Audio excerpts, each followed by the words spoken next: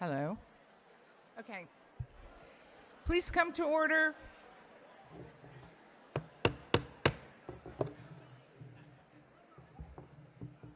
Good morning. Nantucket's 2023 annual town meeting is now in session. The Girl Scouts and Boy Scouts will now present colors. All please rise.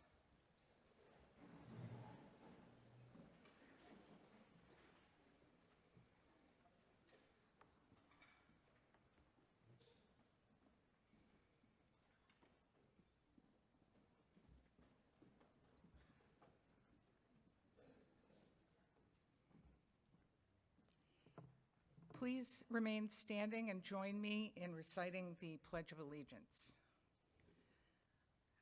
I pledge allegiance to the flag of the United States of America and to the republic for which it stands, one nation, under God, indivisible, with liberty and justice for all. Please remain standing. We'll now sing the national anthem. Okay. How does it start? Oh, say, can you see by the dawn's early light what so proudly we hail at the twilight's last gleaming, whose broad stripes and bright stars through the perilous night o'er the ramparts we watched were so gallantly streaming, and the rocket's red glare bursting in air gave proof through the night, but our flag was still there.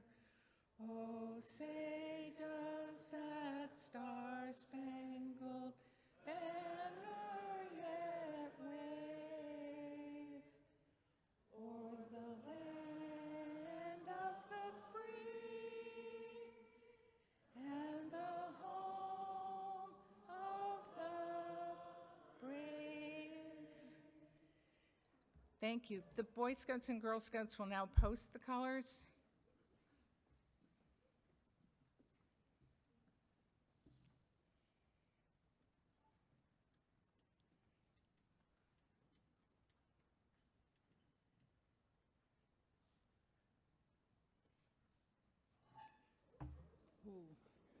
Could you help her? Okay. Little technical issues here, but.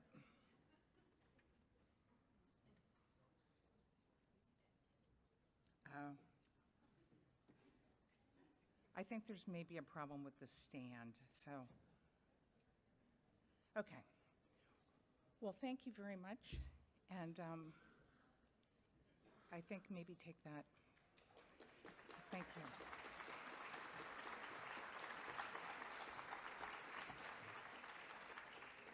It's my distinct pleasure to introduce Reverend Linda Simmons, the recently retired minister of the Unitarian Universalist Church, to give the invocation. Reverend Simmons, thank you so much for being here today. She's leaving the island, so this is kind of a swan song, and I appreciate her being here.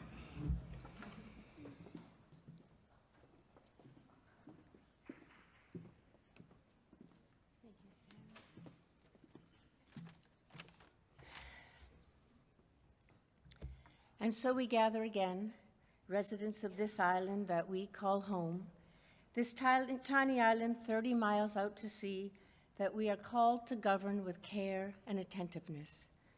This morning, we lift up a prayer that we may be guided by reason, that the vision of who we want to be and what we stand for in our lives shines through our voices and illuminates our way forward. And that compassion and the quest for understanding those who do not share our views accompany us. We who call the rest of the nation America, may we be an example of what it is to communicate with decency, with belief in the worth and dignity of all people, and so lead that other land, the land of our nation, into a peace that can only be created through faith, a faith in one another. Amen. Thank you, Sarah. Thank you, Reverend Simmons. Please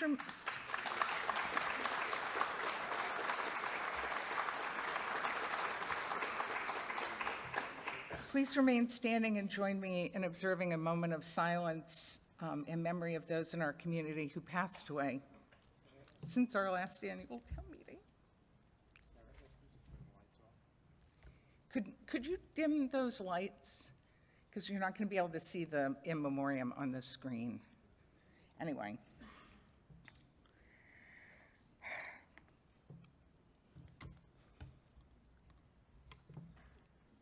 Well, there we go. Okay.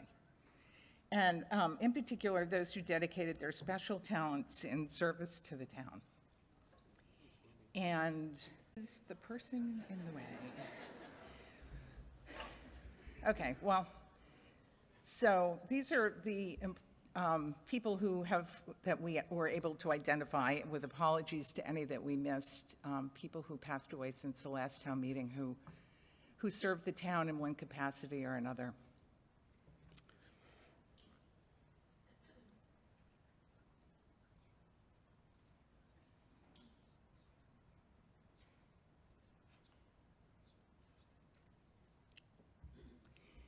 Thank you. You may be seated.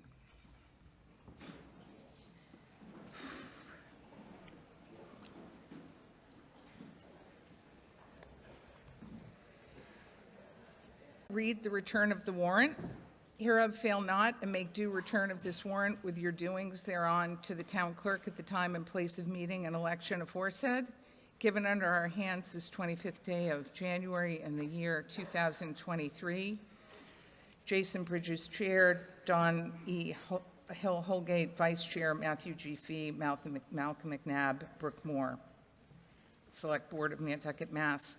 Pursuant to Chapter 39, Section 10 of the General Laws of the Commonwealth and the warrant of January 25, 2023, I have notified and warned the inhabitants of the town of Nantucket qualified to vote in town affairs to appear at the times and place for the purposes within mentioned by posting said notification on March 15, 2023, at the Stop and Shop on Pleasant Street, the Town and County Building at 16 Broad Street, and upon the bulletin boards at the corner of Main and Federal Streets in the Syosconset Square. Sworn to under pains and penalties of perjury, Jerry W. Adams, Constable. Okay.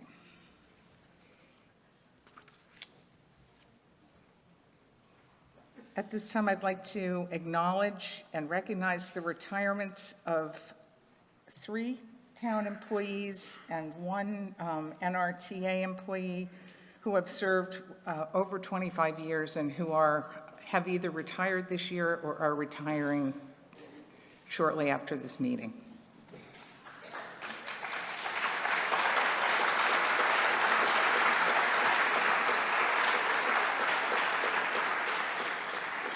We are grateful to them for their service to the town for all those years. The Nantucket Affordable Housing Trust has created an annual Citizens Award as a tribute to the late Dr. Howard Dickler, who passed away March 25th of 2022. And it's my pleasure to announce the inaugural recipient of this award.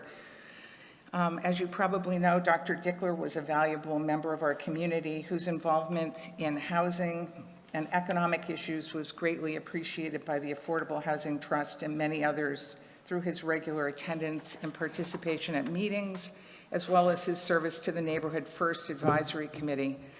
This committee mapped a guide for the Trust's use of funds in its efforts to maintain safe harbor under Chapter 40B, which it successfully has done since 2019. This award honors a community member who best exhibits the spirit of Dr. Dickler on housing advocacy for our year-round community through their dedication, drive, creativity, inclusiveness, and fearless willingness to share ideas. We are pleased to have with us for the announcement Dr. Dickler's widow, Anna Martinez. Anna, thank you for being here today. I'm not sure where you are, but, oh, there you are. Thank you, Anna. This year's winner has gone above and beyond for affordable housing through time, most recently shepherding the 31 Fairgrounds Wiggles Way rental project from start to what looks like to be a timely finish this fall, given the challenges of supply, transport, and rising prices and materials. Not only did this winner personally meet with neighbors regarding the project, but he listened carefully and responded to their concerns. And the project goes beyond being thoughtful. It will also include permanent green space to be managed by the land bank, which keeps the original character of the historically year-round property intact. In partnering with the Affordable Housing Trust, Housing Nantucket, and Remain, Wiggles Way will provide affordable rentals to residents at a variety of income levels and will also offer energy savings to those residents via a solar array over the parking area.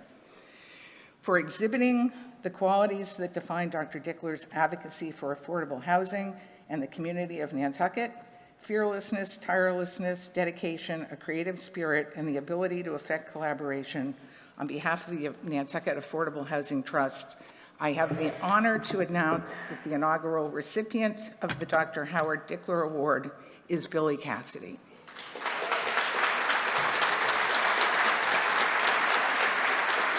And there he is.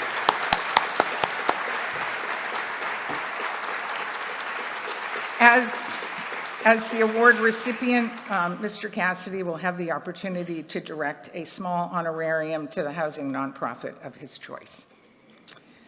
So, thank you all for coming. We have a lot to do, so I'm just going to try to get through some preliminaries as quickly as I can. Try to remember as we go through this that as the voters, you people are a lot more in control of how things go than I am. I'm just sort of facilitating your conversation. So to start, the tables moved around a little bit, so let me tell you who you're looking at. Down here to my right, your left, is the town clerk, Nancy Holmes. I believe the assistant town clerk will be there at some point, Laura Ramo. Then we have the town manager, Libby Gibson, town council, John Giorgio, the select board, Jason Bridges, chair. I want to acknowledge Jason for his service and thank him as he goes out. This is his last town meeting, which is why he's smiling, I think.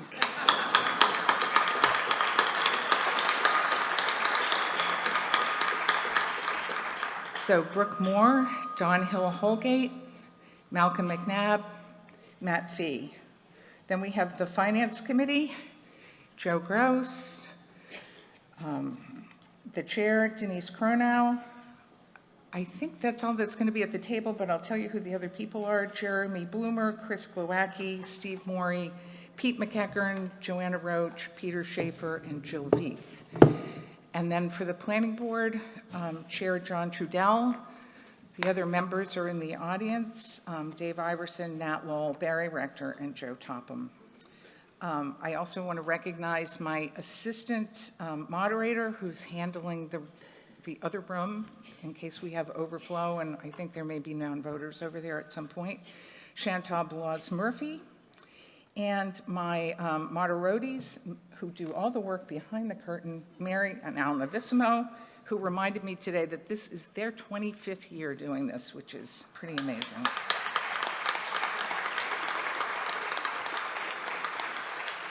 And then I have Jen Carey, an attorney with my office here to assist me. So I hope you all have a copy of Nantucket Traditions and Procedures. It was available out on the table. It is the sort of supplement to town meeting time, which is the official rules under the charter for how this meeting is run. We don't use Robert's rules. We use town meeting time. It's a little bit friendlier.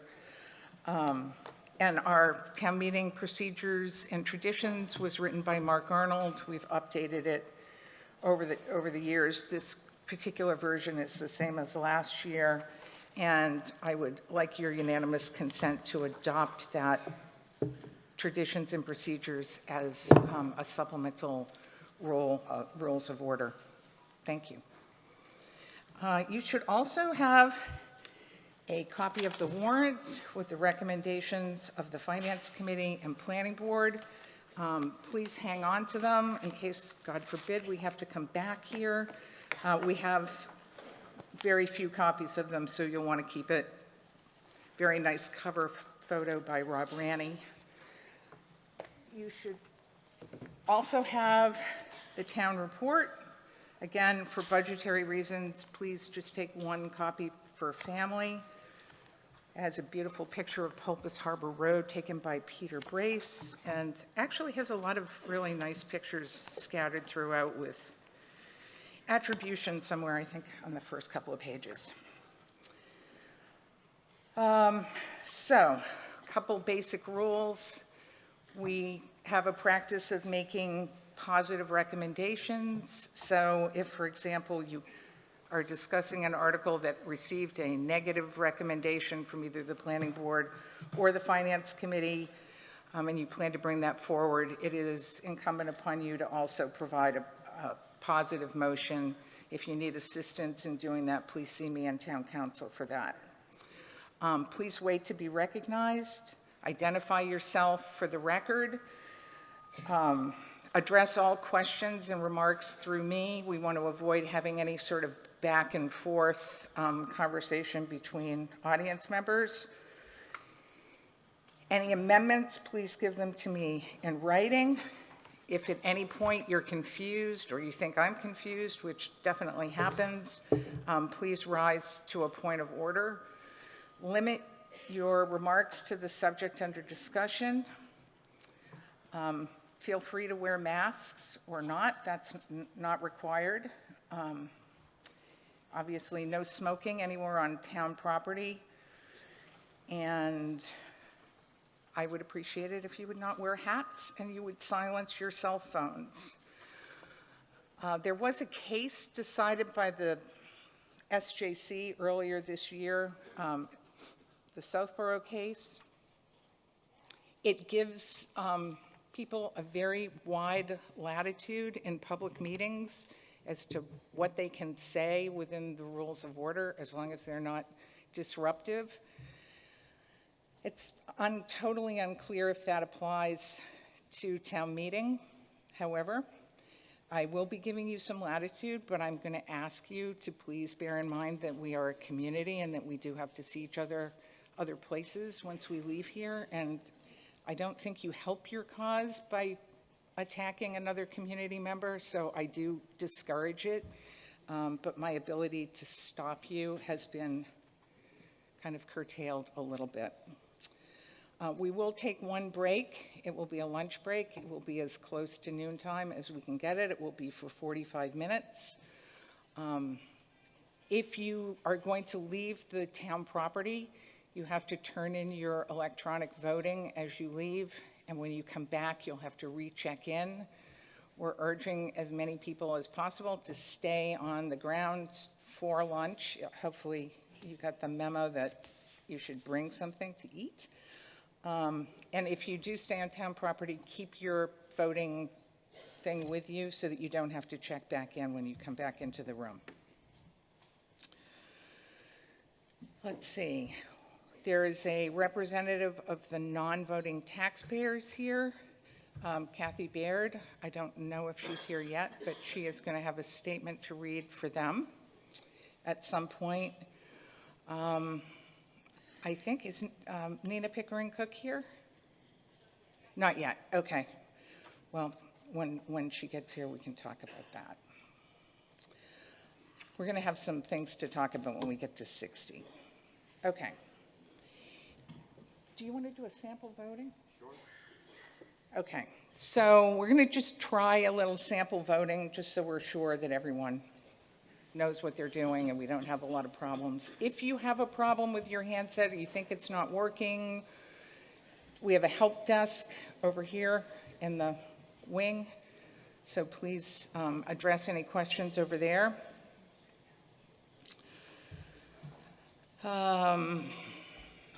Okay, so On your handheld, 1 is for yes, 2 is for no. You can ignore all the other buttons, I think, right?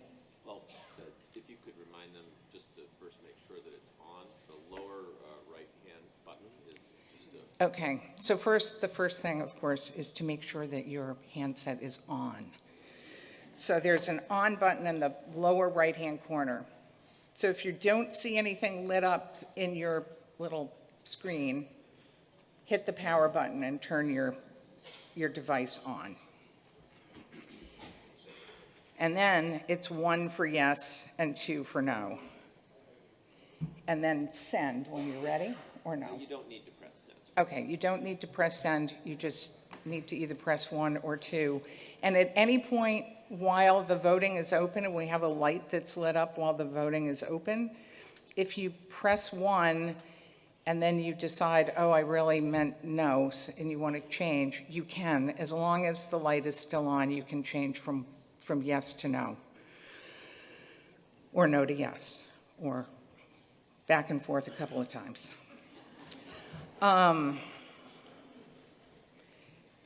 So, question? Normally, I don't know, people do something like, are the Red Sox going to win the World Series or something? Oh, geez. Yeah, all right. So, all right, here's our question. Are the Celtics going to win the championship this year? So that will be 1 for yes and 2 for no, and voting is now open. Yeah, if you could remind them to just wait for the light. And wait for the light, and now that the light is on, it's 1 for yes and 2 for no. Because we have the gym open now, Yeah, so we're going to do 1 minute for the voting window. we are? That's the suggestion. That's Mark's suggestion. We can try to... I think we're going to have to, Okay, I'll try 45 seconds. yeah. We're kind of experimenting. We have the gym open, so we're experimenting with how long we have to leave this voting open. That's fine.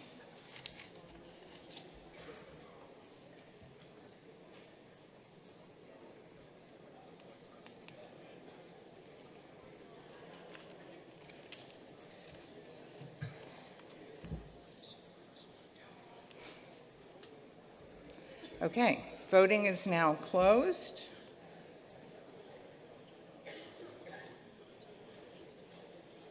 Just take a moment to come up on your monitor over there. Okay. On that motion, or on that question, yes, 482, no, 177. It seems clear the Celtics are on their way to victory. Okay. Did anyone have any issue or problem or question with their voting? Okay, great. So, I have just a few technical issues to correct in the motions on 5 articles that I'm going to read in. The first is on Article 6. We're adding 3 lines at the bottom. Free cash, Special Education Reserve Fund, $450,000. DPW salaries, DPW operating, $139,000. What page am I on? 8.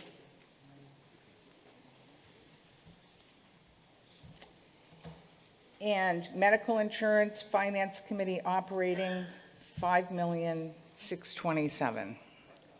I mean, sorry, 5,000. I think big, but no, 5,627.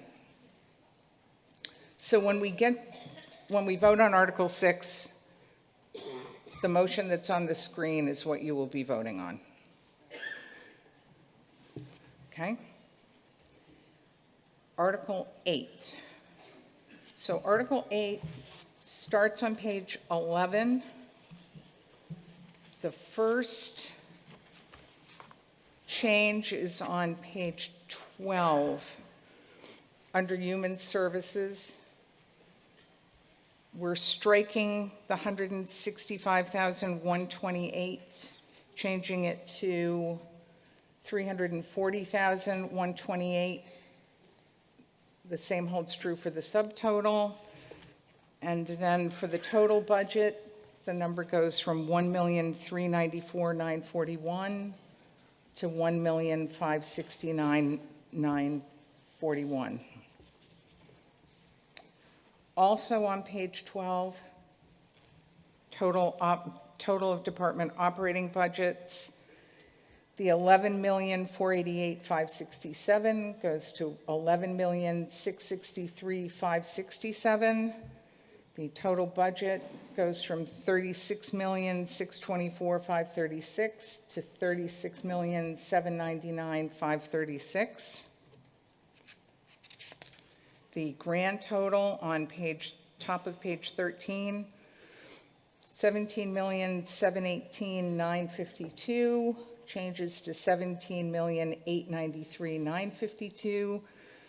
Budget total goes from $74,551,523 to $74,726,523. And then at the very end on page 13, the grand total, the $42,462,842 changes to $42,637,842, and the grand total changes from $116,235,316 to $116,410,316. Article 44. In the warrant, it said that motion would be provided at town meeting.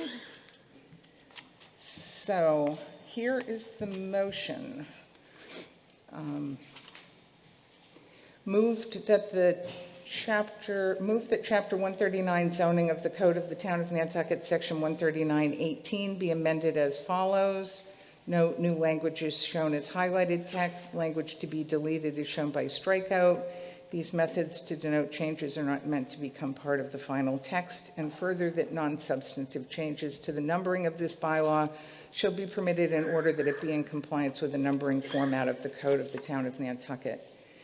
And then on the parking chart, so if you're looking at the chart that appears on page 60, the first line is going to be 0.5 per bedroom. The second line under ROH, SOH, also 0.5 per bedroom.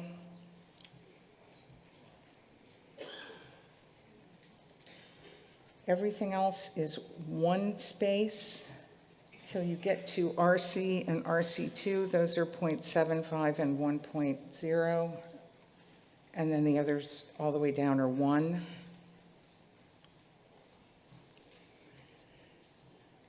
And then in the duplex column on the right, first line is not to exceed, we're adding not to exceed 4. In the second line in ROH, SOH, it's going to be 0.75 per bedroom, not to exceed 4. R5, 0.75 per bedroom, not to exceed 4, and that will carry through R10, SR10, R20, SR20, R40, CMI, CN, CTEC, and CI.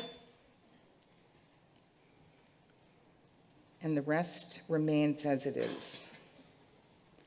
The planning board also determined that the quantum of vote for the passage of this motion qualifies for a majority vote exception pursuant to Chapter 358 of the Acts of 2020, known as the Housing Choice Law, because it will meet the criteria in Mass General Law, Chapter 40A, Section 5, by creating a diminution in the amount of parking required for residential development. So when we vote on Article 44, that's the motion, and it does only require a majority vote. On Article 47, it starts on page 62. On the motion is at the bottom of page 62, and we're adding at the top of the chart, map 66, lot 20, number 1, street Salros Road. This parcel was shown on the map but omitted from the writing. And again, this is another article that just requires a majority vote. And then last but not least, Article 81.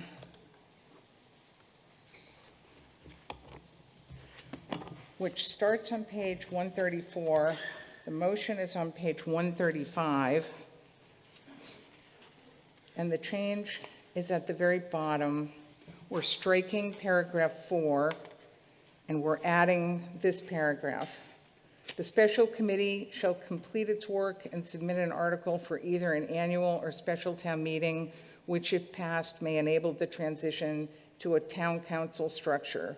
The timing of the submission is dependent on the execution of all necessary steps, including appointing the committee, public hearings, and writing of the article.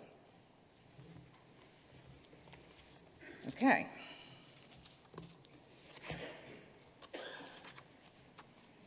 So now we're going to call the articles. Now what that means is we're going to run through all the articles. We're going to identify the ones that we're going to discuss, the ones that we're happy with the recommendation of either the Finance Committee or the Planning Board. We're going to vote as kind of a pot of articles. Anyone can call an article. You don't have to be a sponsor. You do have to be a voter. If you agree with the recommendation of either the Finance Committee or the Planning Board, then you don't need to call the article because we'll just be voting the article in accordance with that recommendation. If, however, you disagree with the recommendation and you want to come up with your own motion or an amendment, then you should call the article. You do have to be here when the article comes up to discuss it. If you call the article and at some point during the course of the meeting, your question is answered or you change your mind or you no longer have concerns, you can withdraw your call of the article. And at that point, I will allow anyone else to kind of step into your shoes. So I'm just going to go through them. Just call out your name in the article when I get there. I'll go through twice, so I'm sure we don't miss anything. Once we've done that and we vote on the uncalled articles, those articles are disposed of and we won't be able to go back to them. So I guess the message I'm trying to send there is if you have any question at all, it's better to call the article and withdraw your call during the course of the meeting rather than letting it go by and regretting it later because you won't be able to do anything about it. Okay, Article 1, 2, 3, 4, 5, 6 with the technical amendment that I read in, 7, 8 with the amendments that I read in, 8, and your name? Megan Perry, 8. Okay, 9, 10, Toby Brown.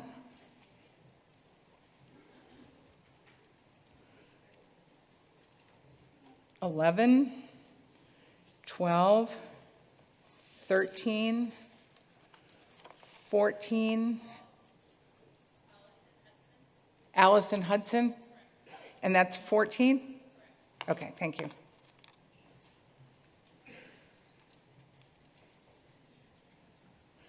$15. Can I get your name? Maria Zoda, okay. 16, 17,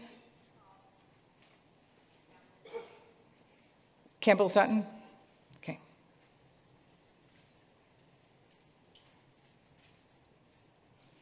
18? Mr. Atherton? 19, 20, 21, 22, 23, 24, 25, 26, 27, 28, 29, 30, 31, 32, 33, 34, 35, Mr. Reed, 36, Diane Coombs, okay. I tried to call you back, Mrs. Coombs, but your phone didn't accept any messages. You need to clean out your voicemail. Okay, 37, 38, 39, Mr. Dutra, 40, Anduez,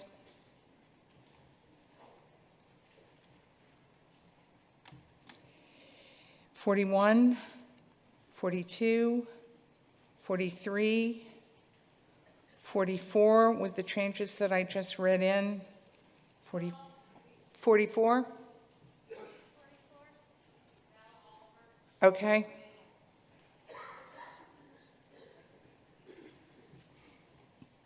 $45, $46, $47 with the changes, $48, $49, $50, $51, $52.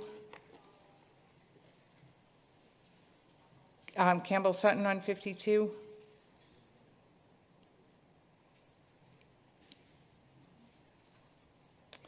$53, $54, $55. Oh, Campbell Sutton, okay. 56, 57, 58, 59, Ms. Williams, 60, Ms. Kilvert? Yeah. 61, Ms. Williams, 62, Ms. Malden, 63, 64, 65, 66, 66, Ms. Malden, 67. Is that you again, Ms. Malden? Okay. 68. Mr. Reed. 69. 70. 71. 72. Okay. Is Mr. Putterman here? Oh, there you are, Mr. Putterman. Okay. So I'm going to put your name on that one, Mr. Putterman. Okay, 73, Campbell Sutton. 74, 75, 76. Who's that? Hallett? Okay, Beth Hallett.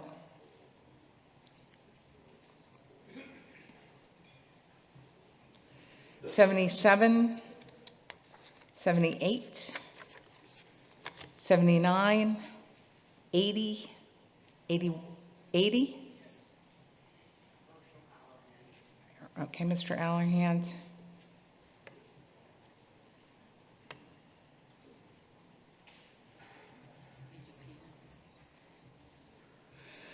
81, Mr. Barnes. 82, 83, Ms. Rayport, or, okay. 84, 85, 86, 87, 88, 89, 90, 91, 92. Okay, Mr. Atherton? Okay. 93, 94,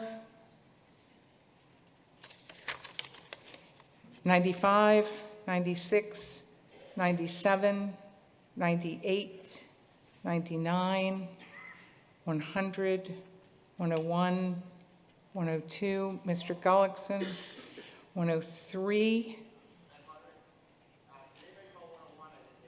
101, no. Yes, Mr. Brown on 101. 102, Gullickson, 103, 104, and 105. Okay, so I'm going to just run through those again, really.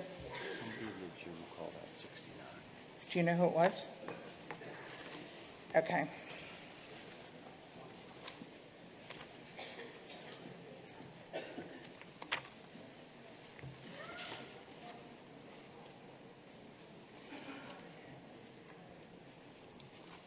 All right. So these are uncalled. So if you want to call them, call out. 1, 2, 3, 4, 5, 6, 7.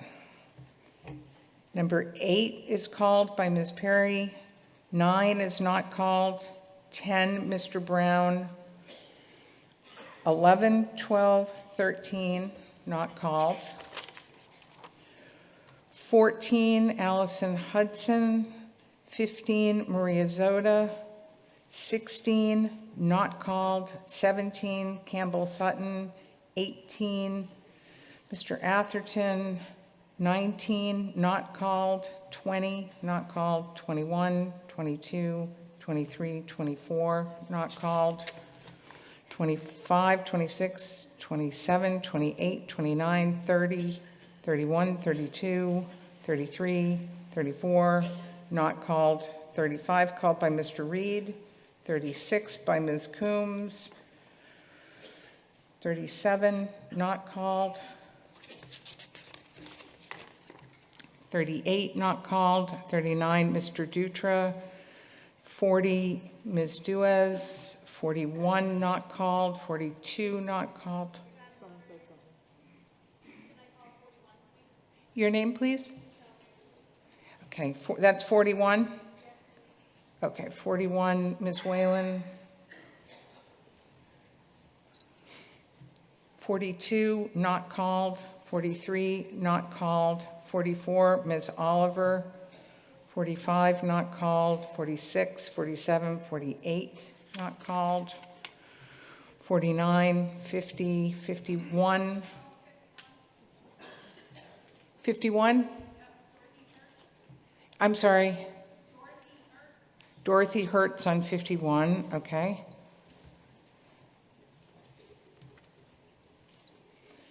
52, Ms. Sutton. 53, not called. 54, not called. 55, Ms. Sutton. 56, not called. 57, not called. 58, not called. 59, Ms. Williams. 60, Ms. Kilvert. 61, Ms. Williams. 62, Ms. Molden. 63, 64, 65, not called. 66, Ms. Molden. 67, Ms. Molden. 68, Mr. Reed. 69 was called by someone in the gym. I'm going to get a name on that.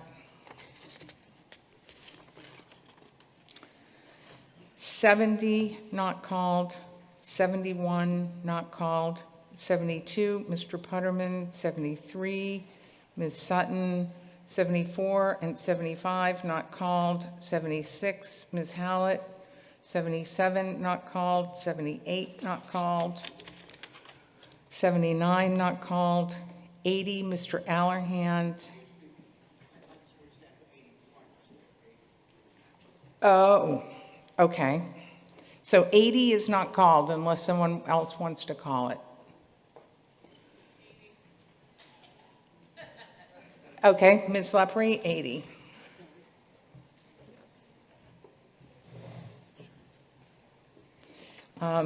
Okay, 81, Mr. Barnes already called it, Mr. Allerhand, so you'll be able to be heard on that. 82, not called. 83, Ms. Rayport. 84, not called. 85. Oh, you want me to put your name, Ms. Raisman? Okay. All right. 83, Georgia Raisman. 84, 85, not called. 86, 87, 88, 89, 90, and 91, not called. 92, Mr. Atherton. 93, 94, not called. 95, not called. 96, not called. 97, 98, 99, 100, not called. 101, Mr. Brown.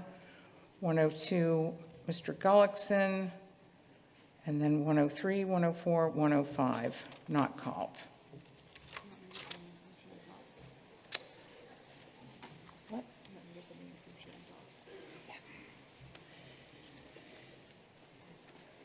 So, now we're going to vote on the uncalled articles.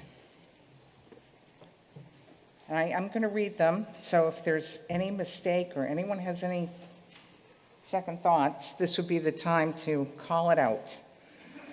So here's the motion. Moved that the following articles be voted as recommended. Yes? I'm sorry, before you go too far, I just want to make sure you guys can hear the people in the auditorium. I'm not giving a response for this. We have a few people over there speaking up. So who has the other end to this block? I do. Just to make sure everyone gets their votes counted. Okay, so who do you have over there? Mr. Boone was 69. I've been radioing it. It's Jeff Boone. Yeah, we just got it. Sorry, we didn't have it before. Okay, so tell me. Jeff Boone is 69. Okay. Anything else? That is all.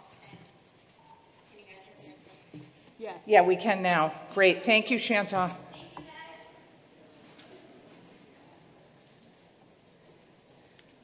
Okay.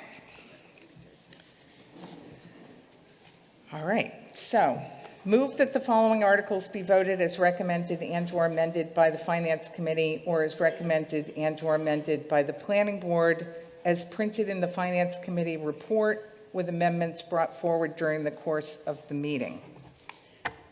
1, 2, 3, 4, 5, 6, 7, 9, 11, 12, 13,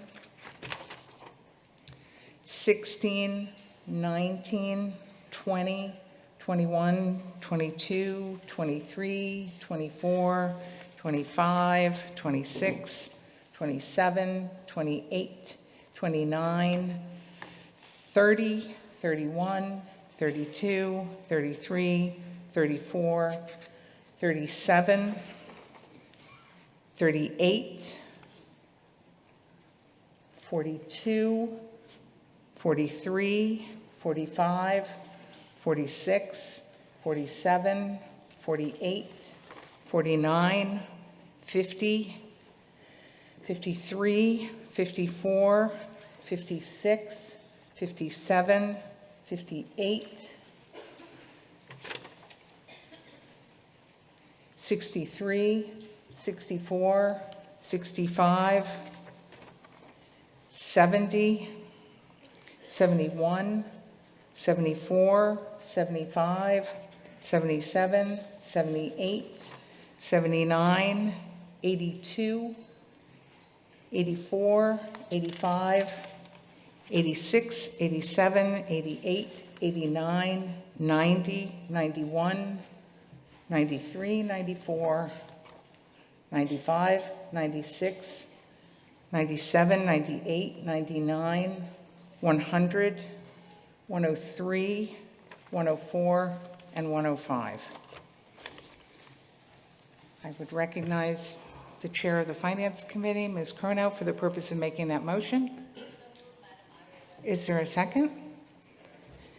Motion is made and seconded. Now, this does require a 4/5 vote because of Article 2. A yes vote will adopt the motion as shown on the screen. A no vote will defeat that motion. You're going to be voting 1 for yes and 2 for no. When the light goes on, the voting will be open. Voting is now open. Yes, 1 for yes, 2 for no.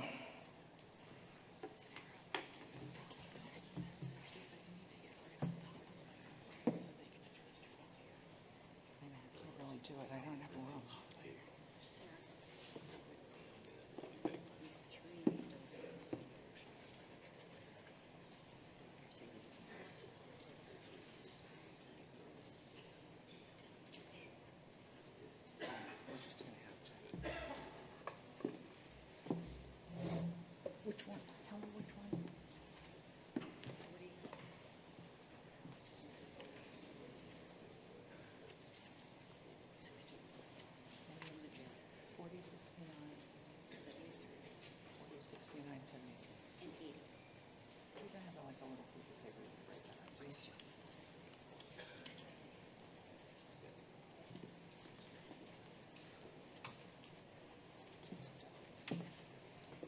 Voting is now closed.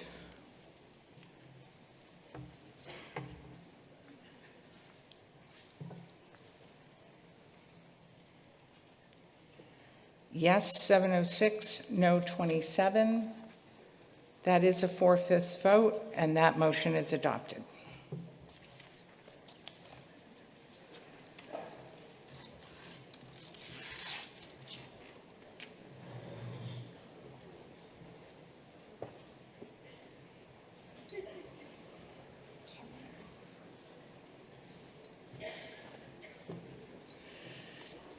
Okay, so a couple of, just one little housekeeping thing.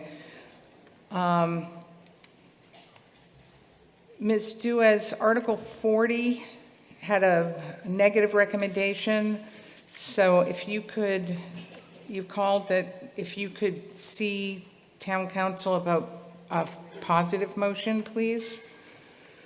Also on 69,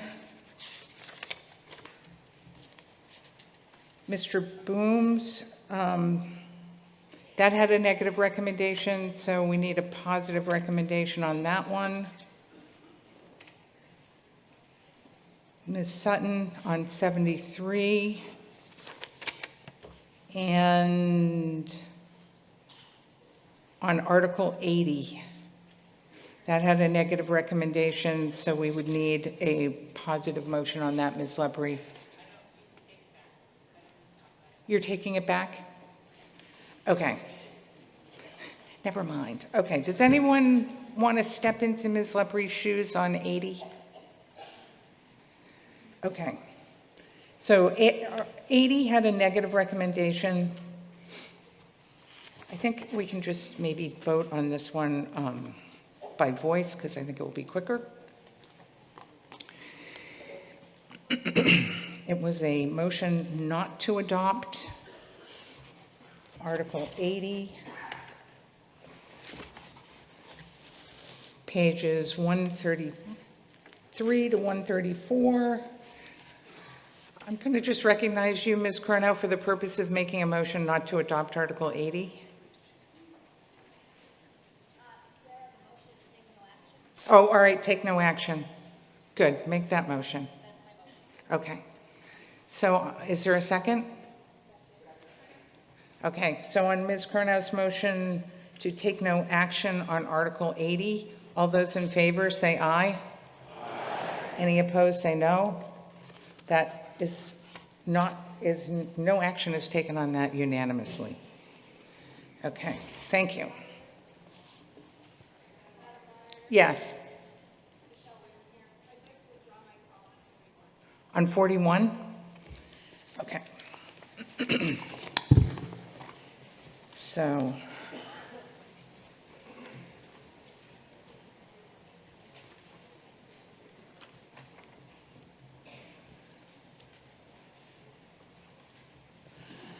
okay, Ms. Whalen has withdrawn her call on Article 41. Is there anyone who wishes to step into her shoes on that? Seeing none, that motion on Article 41 is as printed in the warrant. It was a positive motion by the planning board. It's as printed in the warrant on pages 53, on page 53. The comments which appear on 53 to 54 are not part of what you're voting. I'd recognize Mr. Trudell, the chair of the planning board, for the purpose of making the motion as printed in the warrant. Thank you. Is there a second? Motion is made and seconded. This does require a 2/3 vote, which I am able to declare. So all those in favor, please say aye. Any opposed, no. That is adopted unanimously. Thank you. Yes. Anytime during the meeting, you can just come right down and...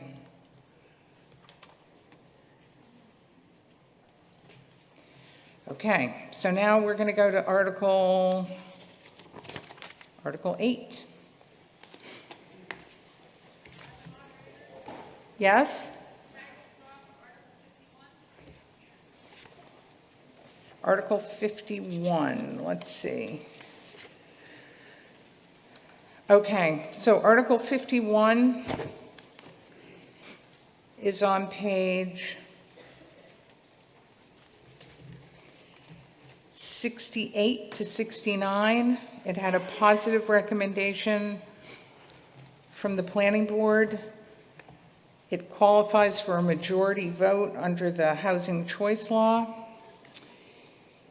Does anyone wish to step into Ms. Hertz's shoes on 51? Can I have your name? David Martin? Oh, Cameron Marks. Okay. Sorry. Okay. So back to Article 8.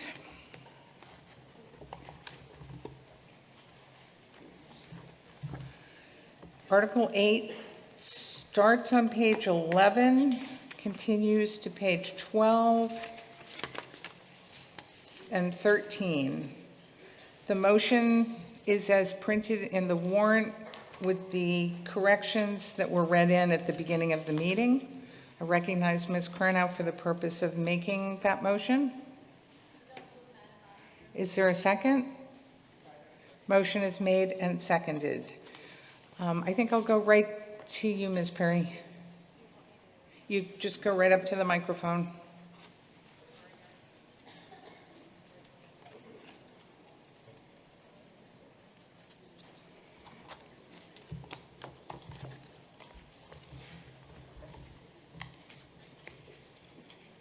Thank you, Madam Moderator. I was just looking to see if am I not? Can you hear me? I can. I don't know if anyone else can. Anybody else hear me? No. All right. How about now? Loud enough? Too loud? Good. Okay. Not loud enough? Okay. I was just looking to move. What do you want me to do? Move your bag, take it off the stand. Is that better? Can you guys see what everyone's saying? Is it better or not? Is this better? Oh, good. Thank you. Sorry about that. I was just looking to move $60,000 so that the ZBA could have independent counsel. So from legal to a section for ZBA to have independent counsel. So you want to add money so the ZBA can have independent counsel. Where do you? From legal, it's not actually adding. I would just like to put it aside so the ZBA can have independent counsel. From legal. Oh, I see.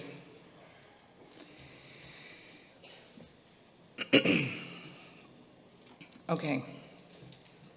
Maybe what we should do you want to have a moment to talk to town council about how to do that? Sure. And we'll go on to Article 10, and then we can come back to this Article 8. Thank you. When you guys have worked that out, because I can't do that on the fly. Okay. Yes? Yes, Mr. A point of order, Yes? do you plan to take more voice votes on this, in this town meeting? Because we can't be heard in the gym. No, I don't. Thank you. Back to the gym. Okay. Feel free to join us here. Oh, Mr. Brown? Are you looking to be recognized, Mr. Brown, or are you just?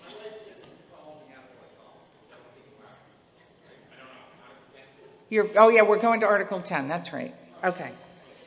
You're absolutely right. So go to a microphone and then we'll do Article 10. So Article 10 is as printed in the warrant. I'd ask for your unanimous consent to waive the reading because it is pages long. Starts on page 15 and goes to page 19. Recognize Ms. Carnow for the purpose of making that motion. So moved, Madam Moderator. Is there a second? Motion is made and seconded. Now, Mr. Brown has 3 separate amendments that he wants. Yes. Okay. So his first one is he wants to strike town administration costs associated with the purchase and installation of 8 EV charging stations with the transfer of $100,000 from free cash into the treasury of the town, and strike that $100,000, which if adopted is going to change all the totals. Is that your motion, Mr. Brown? Yes, Madam Moderator. Okay. Is there a second? Okay, that motion has been made and seconded. Mr. Brown? Yes, thank you, everybody. I'll be very quick. Thank everybody up front and all your hard work with doing the finances. Excuse me? Oh, I'm sorry. Usually I'm really loud. My wife told me that anyways. So, thank you, everybody. Can everybody hear me now? Obviously, this is a really big budget, and we're asking for a 2.5% override. There is really a lot of real good stuff in here supporting our firefighters, town administrators, roads. Totally, we need that stuff. And I think we need to lower this budget here. For instance, this particular item, 100,000 for 8 EV chargers. I don't know, I maybe counted 10 EV cars on this island, maybe there's 100, let's just say. We have way more gas cars. I don't see the town wanting to build gas stations. I researched a little bit about the EV cars. I think they can go maybe minimum 100 miles in a day, some up to 200. I don't think it's up to the town's expense to put them in. Also, probably gonna lose some parking spots.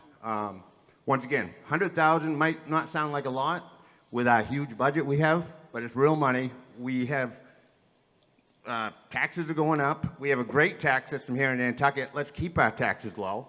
And I would appreciate you just vote for this amendment. Thank you. Please. Is there anything else on Mr. Brown's amendment? Okay. So Yes? Ms. Benz? If you could move to the microphone. Are you speaking on the amendment, Ms. Benz? Okay, good.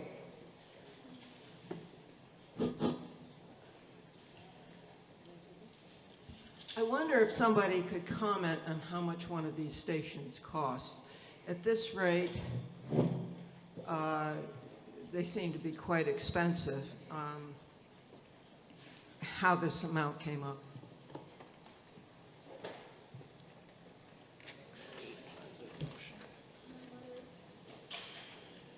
Ms. Gibson?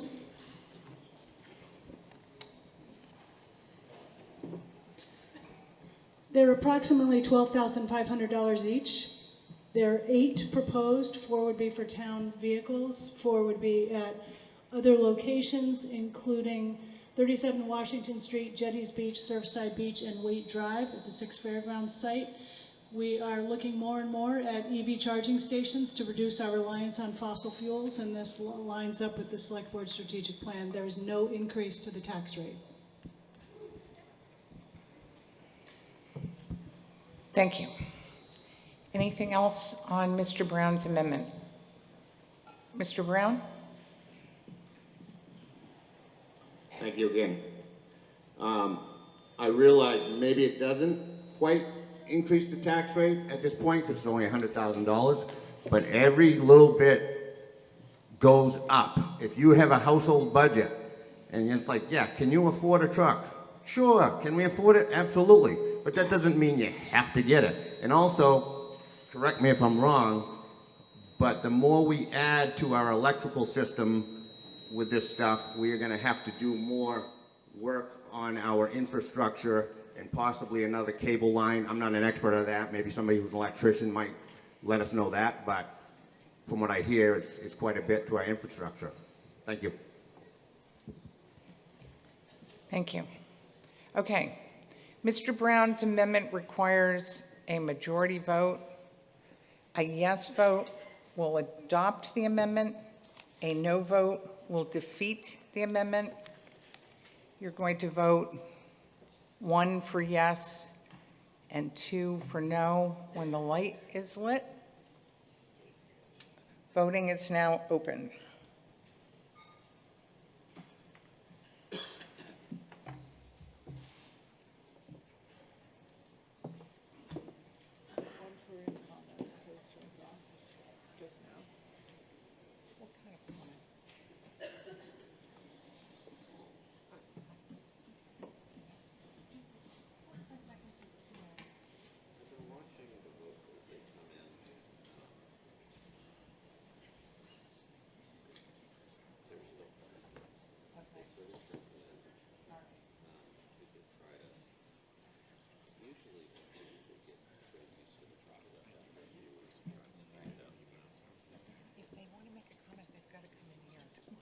Mine, she said. I will let her know. Yeah, if they want to talk, they have to come here.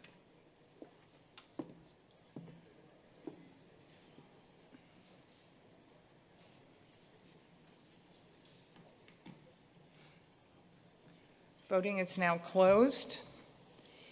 On Mr. Brown's amendment, yes, 249, no, 492.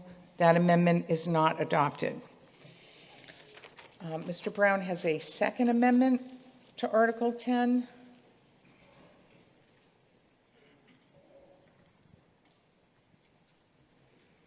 And it is to delete the $1,013,044 for the Affordable Housing Trust and to delete the $4 million also for the Affordable Housing Trust. Is that your motion, Mr. Brown? Yes, Madam Moderator. Is there a second? Motion is made and seconded. Mr. Brown? Thank you again. No hard feelings on that first vote. Once again, going back to the affordable housing thing, I totally think we need affordable housing. I don't know how. I don't think anybody at this point really has a major plan. I've spoken to people actually, I wasn't even going to bring this up because usually I'm totally on the other side of everybody, but I spoke with a couple of people that we tend to argue a little bit on politics and different things, and I'm like, oh, maybe I'm not totally crazy. So it's not that I'm against this, affordable housing. It's also coming up again in Article 18 for another huge amount. I have yet to see any results, and that's coming from people too that have been in this. Once again, I don't pay a whole lot of attention every day to this affordable housing thing, but speaking to people who do, we haven't really seen any results in this, and I think we need to start seeing results. And also, once again, we're at a ton of money here, and if you want affordable housing, you have to keep your taxes down, because if your taxes go up, that goes along to the year-round renters, because don't let people think that, oh, if my taxes go up $500, $1,000 a year, then I'm just going to be like, oh, well, my nice year-round renter, I'm just going to give him that. So once again, all for affordable housing. There's a lot of money in this town warrant with affordable housing, and I asked at least that these two items get struck from this budget, because once again, we need to support our firefighters. Teachers need raises. There's a lot of things that we need to be spending money on, and if we can't get certain bills paid, we got to have the affordable housing. We need to see results first. Thank you. Thank you. Yes, Ms. Moore.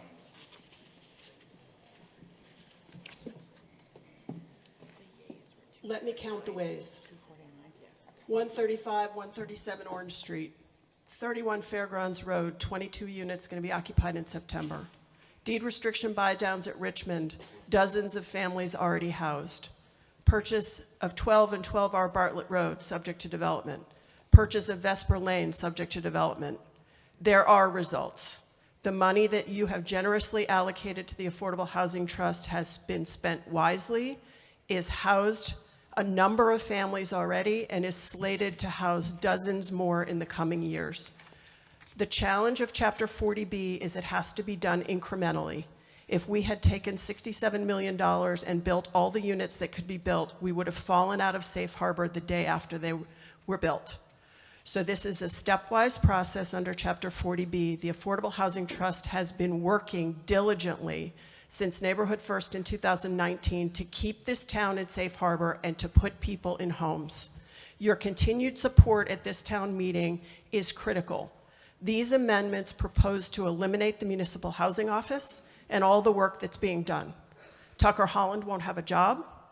We will not have any money to finish out the developments on the land we've already acquired. So you want to stop all affordable housing efforts if you vote for these amendments. Please do not. Thank you.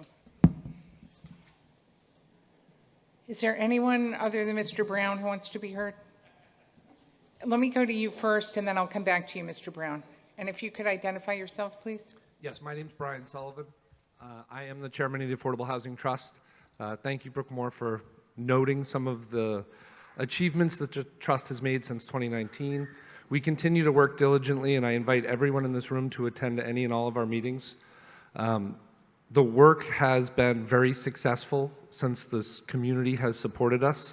Brooke mentioned a couple of the projects. There's this article, and there's many others in today's warrant and things that we're going to talk about for housing. We are basically, the entire tenor leading up to this meeting is about the desperation on Nantucket and housing for people here. One of the last articles, which I believe we already approved, was to raise the affordability limit that the Affordable Housing Trust can work with and up to 240% of area median income. And the goal of that is to be able to work on attainable housing for our community. Where's the missing middle, and how do we help them? And how do we create programs that can help the missing middle that is in this room today and out on the streets working because they couldn't be here or they couldn't find childcare? So again, there's going to be numerous articles, Article 18, Article 35. We're going to talk about housing and how desperate our community is related to Article 59, Article 60. It's been the entire tenor leading up to today. I request all of your support to fund housing on Nantucket through the By voting this amendment down and through the rest of the articles you see through the day, I'm going to make an effort not to get up and speak on every one and draw out our day. So right now, I'm going to ask for your continued support for affordable housing for our community and attainable housing. Thank you. Thank you. Mr. Brown? One last thing, and I'll be very quick. I know it's going to be a long day. I just would like to ask one question to Ms. Moore or Mr. Sullivan. How many islanders, true island, not natives, I am not a native, but that didn't just say arrive here 6 months ago or a year ago, how many islanders, like the little old couple that might need housing that's been here for years that have kids, the single mom that's got kids, not just, and I remember the last town meeting, somebody did mention, and maybe it's wrong, if I'm not correct, you could helicopter into this, on this island and get affordable housing if you got into that lottery. So I just want to know how many islanders you've actually done, and that'll be my last comment on this one. I thank you, everybody. Thank you. Mr. Holland?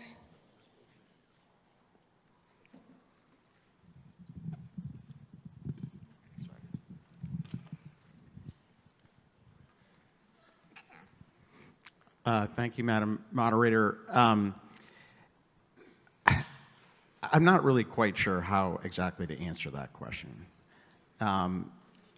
We have to abide by fair housing laws.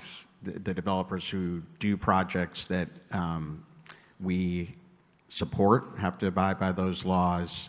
I can give you some anecdotal stories about teachers and small business employees and many others who have been here for quite a while, who occupy the 36 units that already have been created with this money. And this money has planted the seed, as Ms. Moore talked about, for dozens, really hundreds more. We understand that the wait lists at a number of the different projects by Housing Nantucket, by Richmond Development, by others are nearly 99% local households who have applied.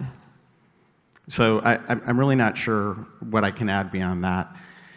With regard to Mr. Brown's last question, I wanted to say one thing that Ms. Moore mentioned. My job is about putting myself out of a job. That is what my goal is. And it's not going to be possible without continued funding. A couple of weeks ago, the average listing price for a home on Nantucket was $6.2 million. We're not going to solve the problem without some funding. Town meeting has been incredibly supportive. We lead the Commonwealth in the work that we're doing here. And I ask you for your continued support. Thank you. Thank you. So on Mr. Brown's amendment, yes, Ms. Benz.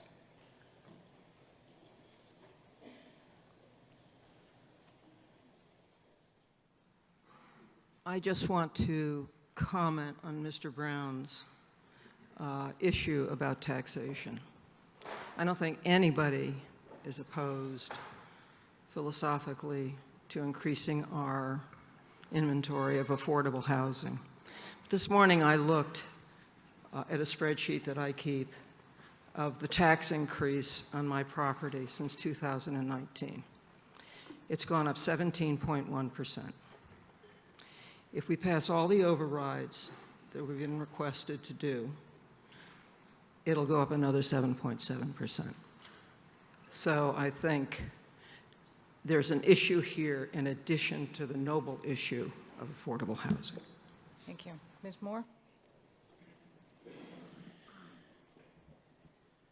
I'm not sure how housing magically appears without us paying for it. And I'll leave that. The other thing I failed to point out is all of the families who are in deed-restricted affordable homes because of the closing cost assistance program, which loans them interest-free $15,000 to cover their closing costs, which we hear over and over and over every time those folks come to our meeting. saying we couldn't afford to buy that covenant house or that deed restricted 80% unit if we didn't have that program. We have a covenant formation assistance program that has yielded a number of new covenant lots by loaning homeowners the money for technical expertise to do the surveying and the legal work to prepare a covenant lot on their property. These are programs that are funded through this part of the budget. They will go away as well. Nantucket's budget grows because Nantucket is growing and because the cost of running this community is growing. As a select board member, I've learned that in a way I never understood before, and I hope you will continue to support our #1 crisis level issue on Nantucket that I don't think anyone in this room would disagree that is the thing that is the game changer for our community, is solving our housing issue. And it will cost money. I'm repeating myself. Thank you. Thank you. Okay, Mr. Brown's amendment requires, yes, up in the back. Is it on? Hello? Yes, it is. Please state your name. State your name and business. Galen Gardner, 1 Rainbow's End. I don't think that Mr. Brown is asking for anything more than a little fiscal responsibility. We've spent millions on housing, and I'm not going to say we don't need it, but I am also going to say that from where I stand in the middle, there's a whole nother piece of this debate, and that is, how do I maintain my position in the middle? I'm a retired teacher, a native. I've worked every kind of job on Nantucket, from landscaping to chambermaiding to restaurant work and catering, served on 8,000 committees, coached children, and on and on. And at this point, I find myself thinking about, okay, we need to house all these people that need housing. And then, by the way, I'm also an evil STR owner, and my parents sent my brother, sister, and I to college by renting summer cottages that my father built. None of us would have gone to college without that. I myself have put my son through college. I'm still putting him through college. He's a PhD student in math. And the way that I've been able to do that as a single mother whose husband passed away due to addiction is to rent my house. Okay, so higher taxes are on my mind, okay? And secondarily, as far as these housing requests go financially, what annoys me is it's all smoke and mirrors, okay? They ask for money, it's all interspersed all over the place, and I don't like that. Be transparent, say exactly how much you need, put it in one article, and don't stuff it into some other article with things like, let's fix St. Paul's Church. So my request is for more transparency, to put all the money in one place so an average voter can say, okay, we need this much. And also remember, there's all these different stratospheres. We have billionaires, gazillionaires, and their needs and wants. We have the unhoused, their needs and wants, and we have the middle, and we also have needs and wants. Thank you. Thank you. Yes, Ms. Roach?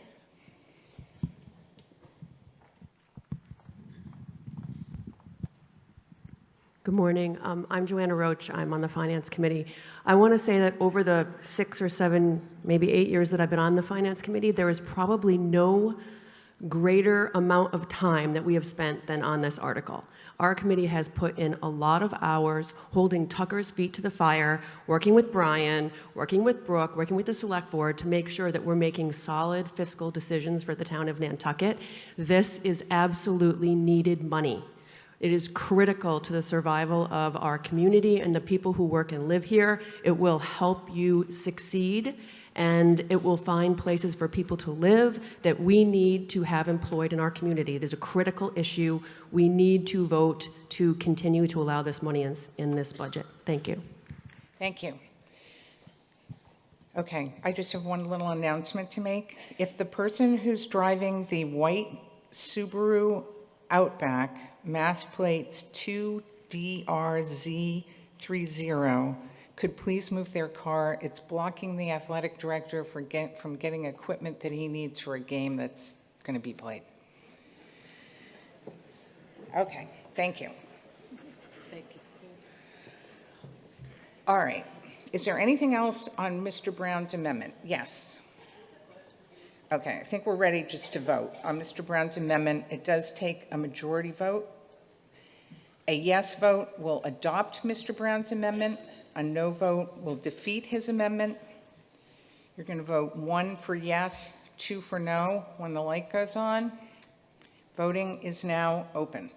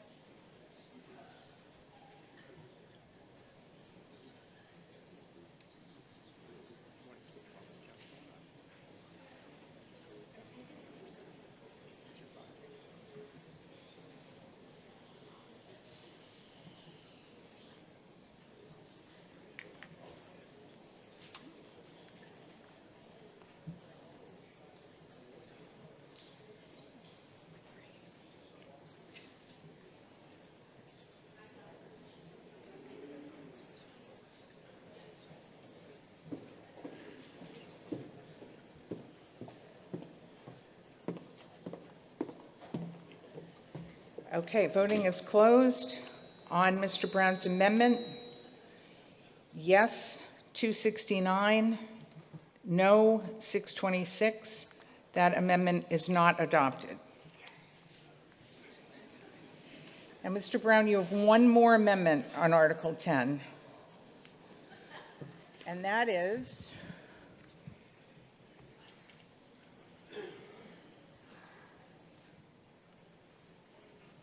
to delete the costs associated with the replacement of town computers, printers, and associated equipment, and a transfer of $69,000 from free cash into the treasury of the town to pay for that. And it's under ISGIS. Is that your motion? Yes, Madam Moderator. Is there a second? Okay, motion made and seconded. Mr. Brown? Thank you again. Last time I'll be speaking for a little while, so I appreciate that. Once again, 69,000. People are probably saying, we got millions. What the heck? 69,000. Well, I brought this up in 2020 while we were all here masked up and whatnot, and supposedly, I think it was about the same number, they had to buy new computers so everybody could work from home.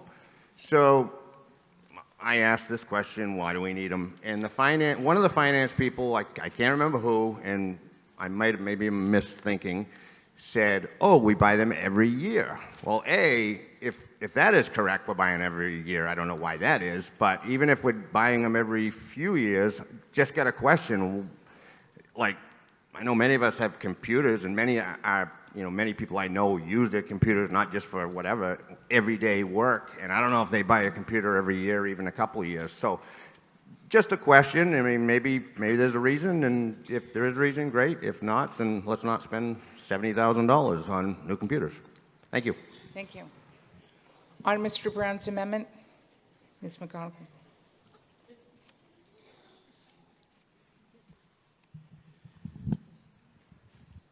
Hi, Kara McGonigal, Chief Technology Officer for the town. First of all, I'd like to mention that we do not buy 100% computers every year. This is a rotating cycle that we purchase a certain amount every year in order to keep our equipment up to date and secure. This is annual funding for desktop and laptop equipment for our town staff. Like I said, to provide up-to-date technology to ensure that they have the ability to access the town resources in a safe and secure manner. Using out-of-date equipment can potentially pose a cybersecurity risk, such as vulnerability to ransomware and other cyber attacks.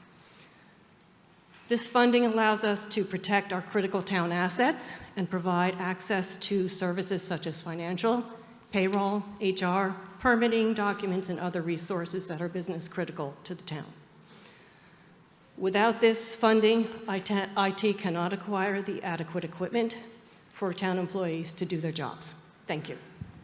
Thank you. Okay. This amendment, Mr. Brown, I'm going to let you have one quick word, and then we're going to go to a vote. She just said I have a chance to speak. Yeah, Thank go you. ahead. Once again, be very short. What it sounds like, it's your typical, every year we throw it in our budget because if you don't use it, you lose it. And that's my opinion, and that's what goes on. And it's not just this town, it's everywhere. It's our federal government, our state government. People need to just look at their budgets, for crying out loud, and not just always just give everything away. And that's why I bring these articles up. I don't care, it's fine that it failed, but at least I brought it up, and at least I did my duty, and so be it. So thank you very much, everybody. Thank you. Okay, on Mr. Brown's amendment to strike the $69,000 from ISGIS for replacement of town computers, a yes vote will adopt that amendment, a no vote will defeat that amendment. It requires a majority vote. You're going to vote 1 for yes and 2 for no. When the light goes on, the voting is open.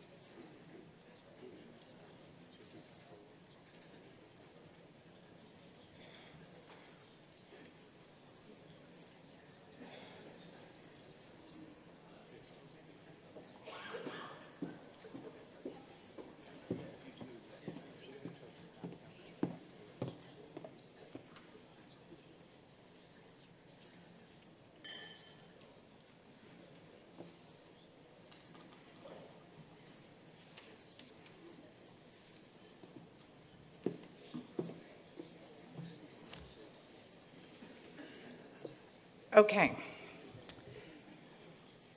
So on Mr. Brown's amendment, yes, 140, no, 645. That amendment is not adopted.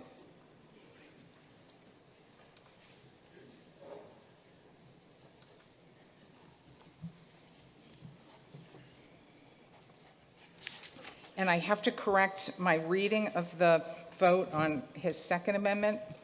I think I said yes 269, and it's yes 169, no 626.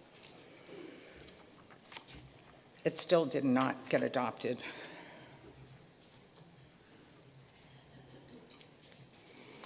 Okay, so on Article 10, as printed in the warrant with the changes that I read in, oh, I guess I didn't read any in 10. So just as printed in the warrant, a yes vote will adopt that motion. A no vote will defeat that motion. Article 10 requires a 2/3 vote. When the light goes on, it's 1 for yes, 2 for no. Voting is now open.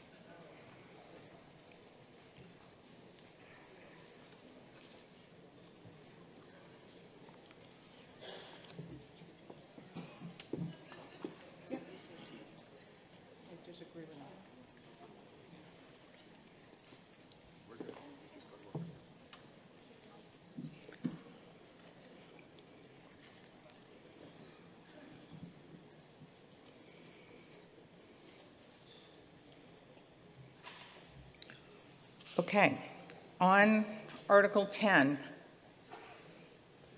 yes, 666. I know, right? No, 103. That is a 2/3 vote. So that article is adopted. Okay, we're going to go back to Article 8.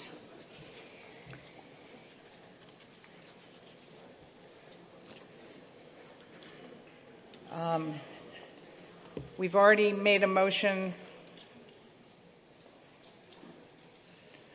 to adopt Article 8. That's pending. Now I have an amendment from Ms. Perry. There was some question as to whether your amendment was within the scope.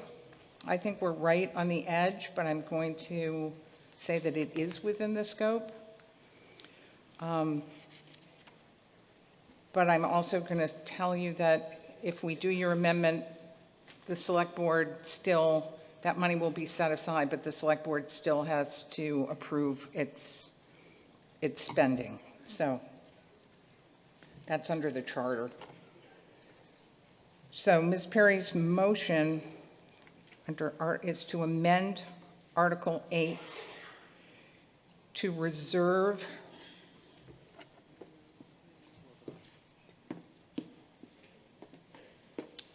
$60,000 of the $401,000 operating legal budget to ZBA, to fund Zoning Board of Appeals legal funds.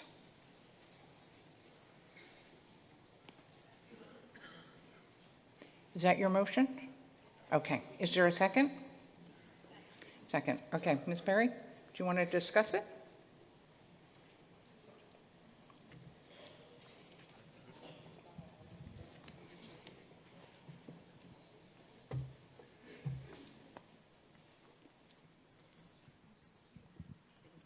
Appreciate it.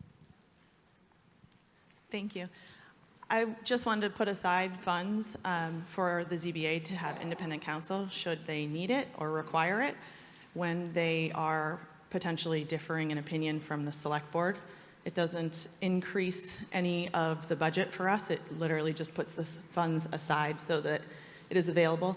It does require the select board to agree upon it. It's very similar to the Conservation Commission needing independent counsel when they were at odds with the select board. So it doesn't cost us any more. It just allocates the funds for the ZBA to have independent counsel should they need or want it. And I think it would be something that we should all do to support our ZBA. Thank you. Thank you.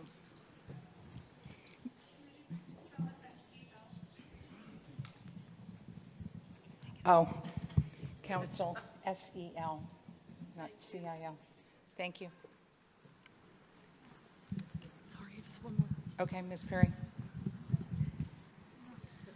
I'm sorry. If for some reason it doesn't get used, it just remains in the general fund. It doesn't like go and sit somewhere and never get used again kind of thing.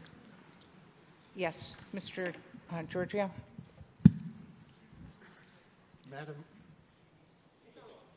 Madam Moderator, through you to the previous speaker, money that is unspent in the budget is returned ultimately as free cash. But the effect of this amendment would be to remove $60,000 from the legal budget that could only be spent on one purpose. And if the select board, whether the select board chooses to spend it for that purpose or not, you are reducing the available funds for the legal budget by $60,000. I would suggest that the more appropriate course of action would be to raise and appropriate a sum of money for this purpose rather than reducing the legal budget. Point of order, Madam Moderator. Thank you. Mr. Drake?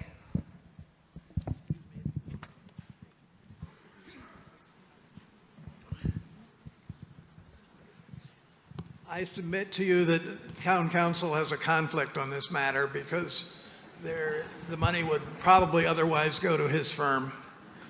Okay, thank you. I think someone came over from the gym and wanted to speak. Yes, please go to the microphone. How are things over there anyway? It's far for me. I'm out of shape.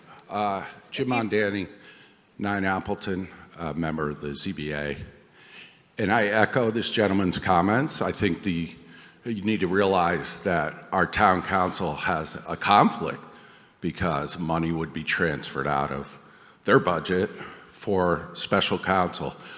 Just by way of background, if you're not already aware, our select board elected to pull out of litigation for Surfside Crossing, which was litigation in which the ZBA is a party.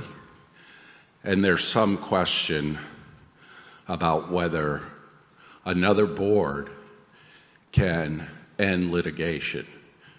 For instance, can an airport commission pull out of litigation by the ZBA? I don't think so, nor does the Board of Selectmen. But that's my feeling.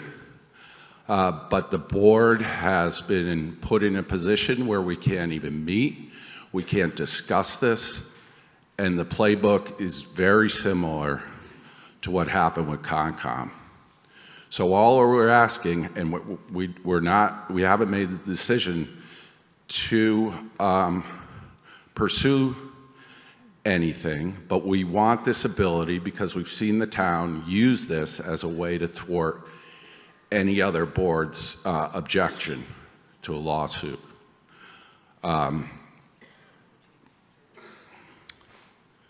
Losing my train of thought.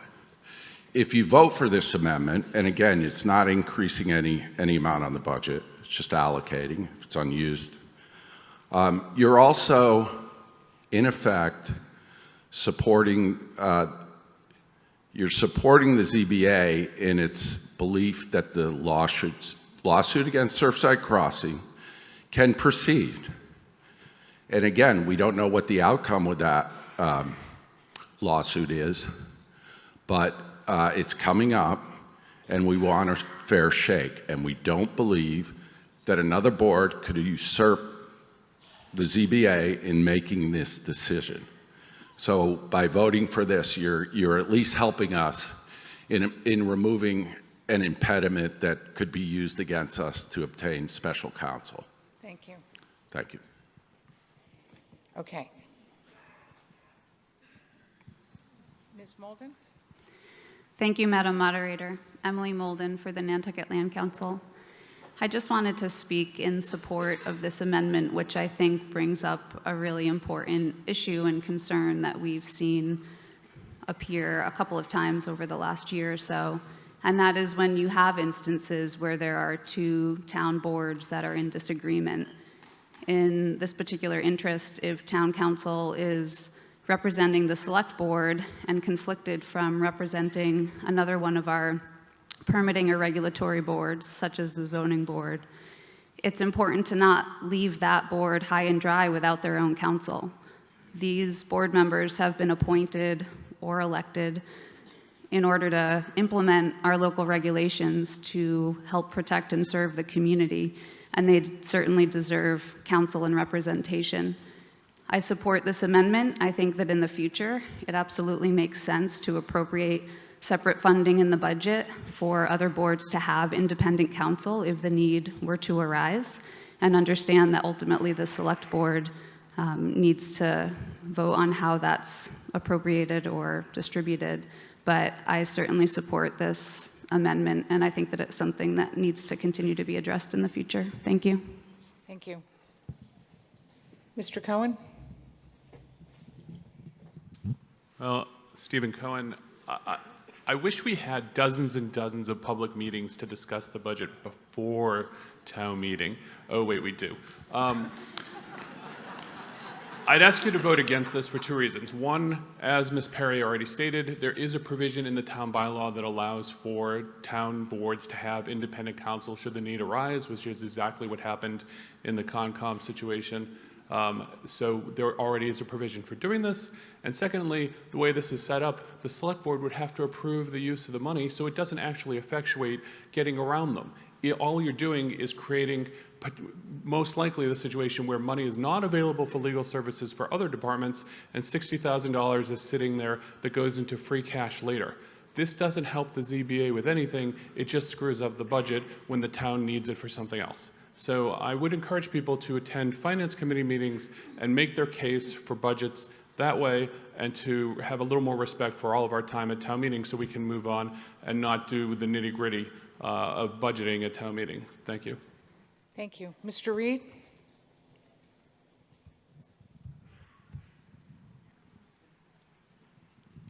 Thank you, Madam Moderator. I assume that the $401,000 figure was in fact the anticipated legal expenses that would be incurred by the town for the fiscal year.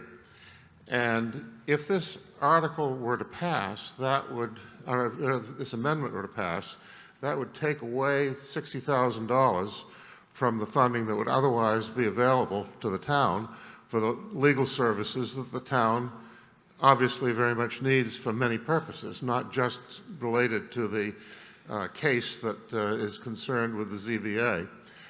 So I would suggest that if this were to pass, and I do not think that it needs to pass for reasons that Mr. Cohen indicated and Mr. Giorgio, I would suggest that it would be necessary and appropriate for there to be a further amendment that would reinstate $60,000 to the town's legal budget so that town council can properly be engaged and compensated for the services that the valuable services that they perform for the town. How about if I come back to you, if it passes, you can make that amendment? Right. Okay.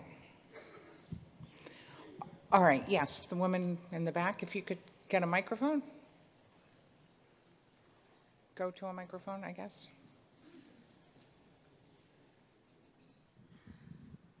I'll ask you to stand on that next, right? Speak directly into the mic. Thank you. Good morning. I'm Maureen Phillips, and I was on the Conservation Commission during the unfortunate discussions with the Select Board about the Concom needing independent counsel because they, on their own motion without any notice to the Concom, decided to, quote, settle, unquote, with the people in Sconset. It was extremely difficult and time-consuming, and took away from the Concom's ability to focus on what it's supposed to do. And it was quite terrible and disrespectful to be blindsided the way we were. And now, unfortunately, the Select Board has apparently decided to do the same thing to the ZBA. I would also like to point out that the entity involved with the Concom litigation was headed up by Mr. Posner for the Sconset Beach Preservation Group, and that the developer involved in Surfside is also Mr. Posner is a principal at that developer. I find it very unfortunate that we have been in this situation, and at least we can take this step to allow an amount to be appropriated. Now, the Select Board made it very hard for the Concom. It limited the amount of money we could spend. It wanted complete control over who we chose. It was a very difficult situation, and I think this is one that should not be allowed to happen again, and this is a small first step towards that. And I should also mention I'm a recovering lawyer, and I respectfully disagree with my brethren who have already spoken. Thank you. Thank you. Okay. This motion requires a majority vote. Mr. Brown? Madam Moderator, if I could respond to Mr. Cohen's Well, comments. you can in a minute, and Okay. if you would remove your hat when you speak, I would really appreciate it. Apologize. Mr. Brown, go ahead. Thank you, Madam Moderator. Oh, sorry for the yelling. I want to respond to Mr. Cohen's comment, and I'm glad he said what he said. We have the right to ask questions at this town meeting about budgets. All of us here work. Many of us can't attend a lot of these meetings. This is what town meeting is for, and people should not be afraid to stand up and ask a question without being saying, "Oh God, you didn't go to any meetings. How dare you?" We all have bills to pay. We all have kids. Many of us have kids, grandchildren, whatever. So unless we change the rules of town meeting, I think it's very rude for people to stand up and say, "Well, geez, you didn't go to a meeting." Oh, well, guess what? That's how this government works. When you vote for president or vice president, whoever, you don't say, "Oh, did you watch every debate?" I do, but I bet you everybody else doesn't. So does that mean they're not allowed to have a damn vote? So I just wanted to let that go. I hope more people are not afraid to speak their mind at these meetings and not be afraid of the bullies because they think they're smarter and whatever. If you've got an opinion, don't be afraid. Thank you. Thank you. Mr. Mondani?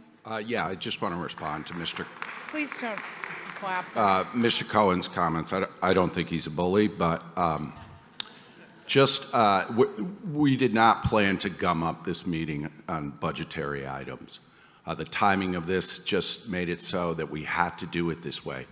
All of this has happened in the last couple of weeks, and this is just one way to remove an impediment that could occur with the litigation.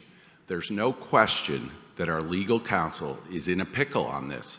They're advising two boards that are in opposition to each other, from what I can tell and from what the minutes say, and we need the help of other counsel. Thanks. Thank you. Okay. So on the amendment, it does require a majority vote. A yes vote will adopt the amendment. A no vote will defeat the amendment. When the light is on, you're going to vote 1 for yes, 2 for no. Voting is now open. They're having issues in the gym of a technical nature. Okay. Well, I mean, if we have to, we can do a voice vote, and they'll do a voice vote in there, and then we can put them together. But I really, really, really, really, really don't want to do that.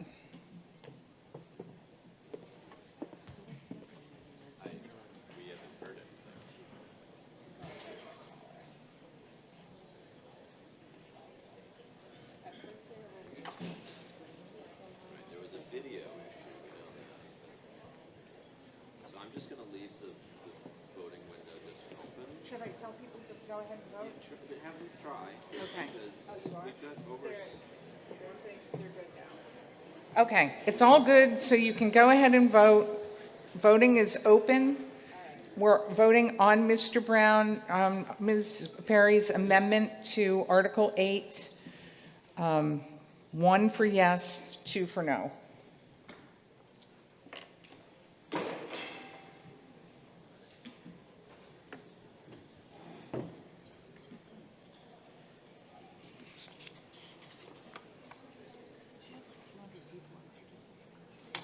How many? 200.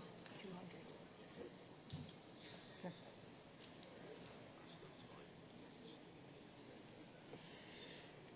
Oh, yeah.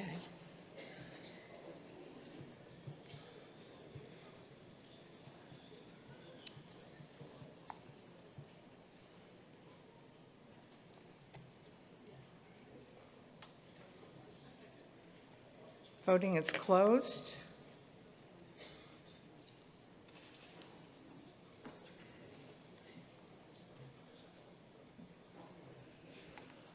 On Ms. Perry's motion, yes, 531, no, 301. That motion is adopted.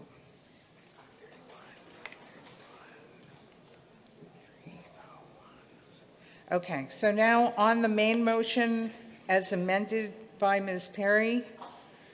The motion is as printed in the warrant with the amendments that I read in at the beginning of the meeting and now with Ms. Perry's amendment. And Mr. Reed, you wanted to make an amendment?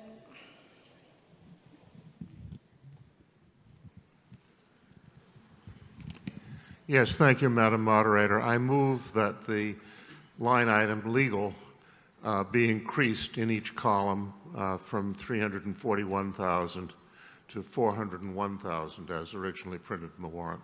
Okay, and then all the subtotals would then be increased by $60,000? Correct. Okay. Is there a second? Okay, that motion has been made and seconded.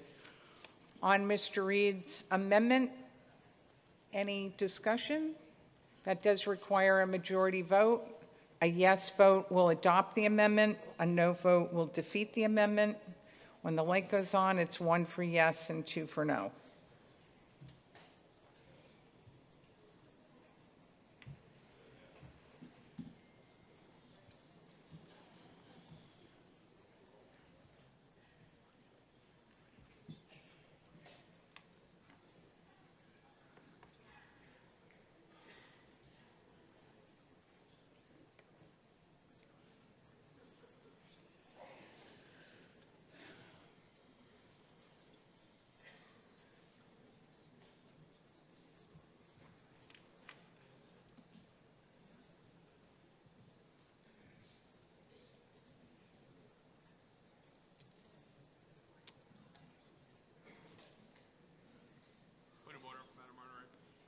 Subtotals have been updated?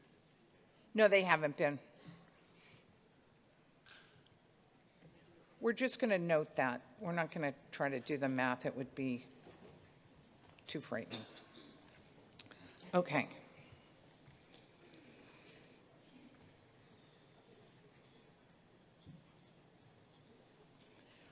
On Mr. Reed's motion to increase the legal back to 401, yes, 438, no, 350. That motion is adopted.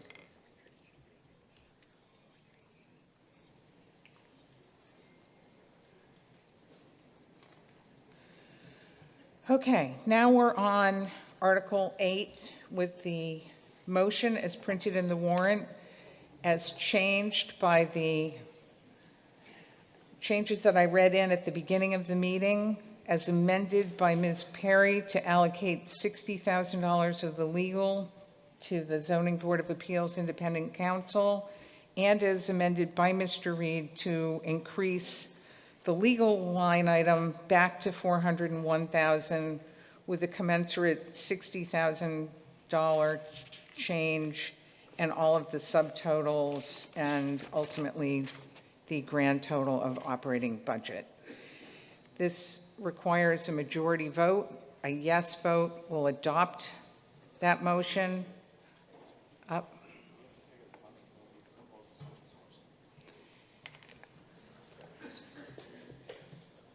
Okay, we have to identify a funding source for the $60,000.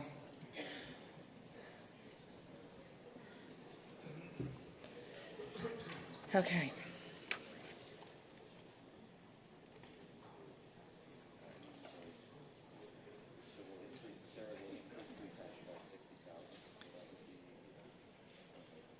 Okay, so we're going to increase free cash by $60,000.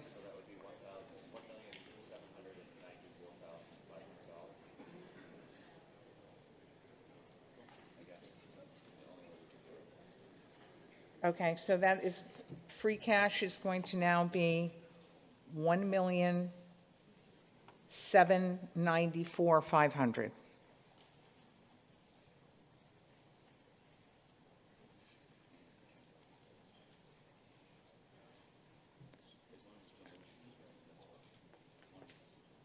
Yeah, okay.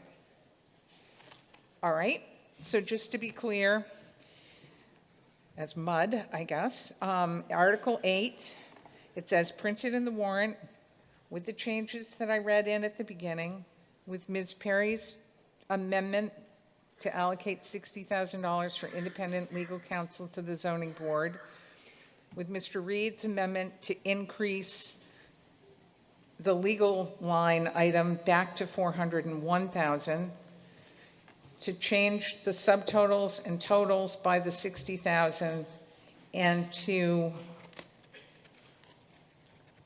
change the amount coming from free cash by an additional $60,000.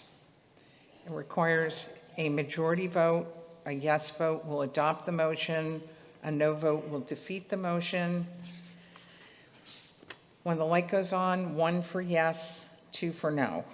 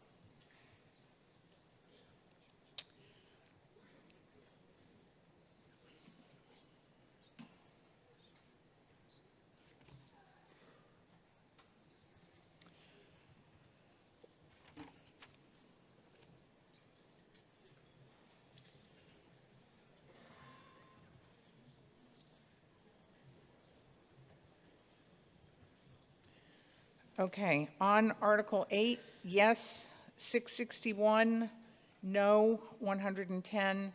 That motion is adopted. Okay, Article 14. Article 14 appears on page 21 and 22 of the warrant. The motion is as printed in the warrant.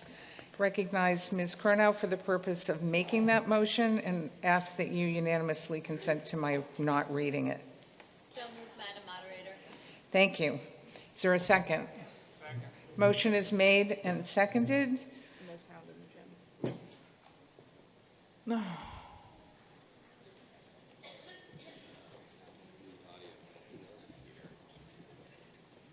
No? She's asking if the motion can be repeated. Okay. They're asking me to repeat the motion in the gym. We're having a little technical issue here. So, okay. So the motion on Article 14 is as printed in the warrant on page 21 and 22 without change. The motion has been made by the chair of the Finance Committee and has been seconded. And I'm going to go to Allison Hudson. If you could get to a microphone, you called this. If you could let us know.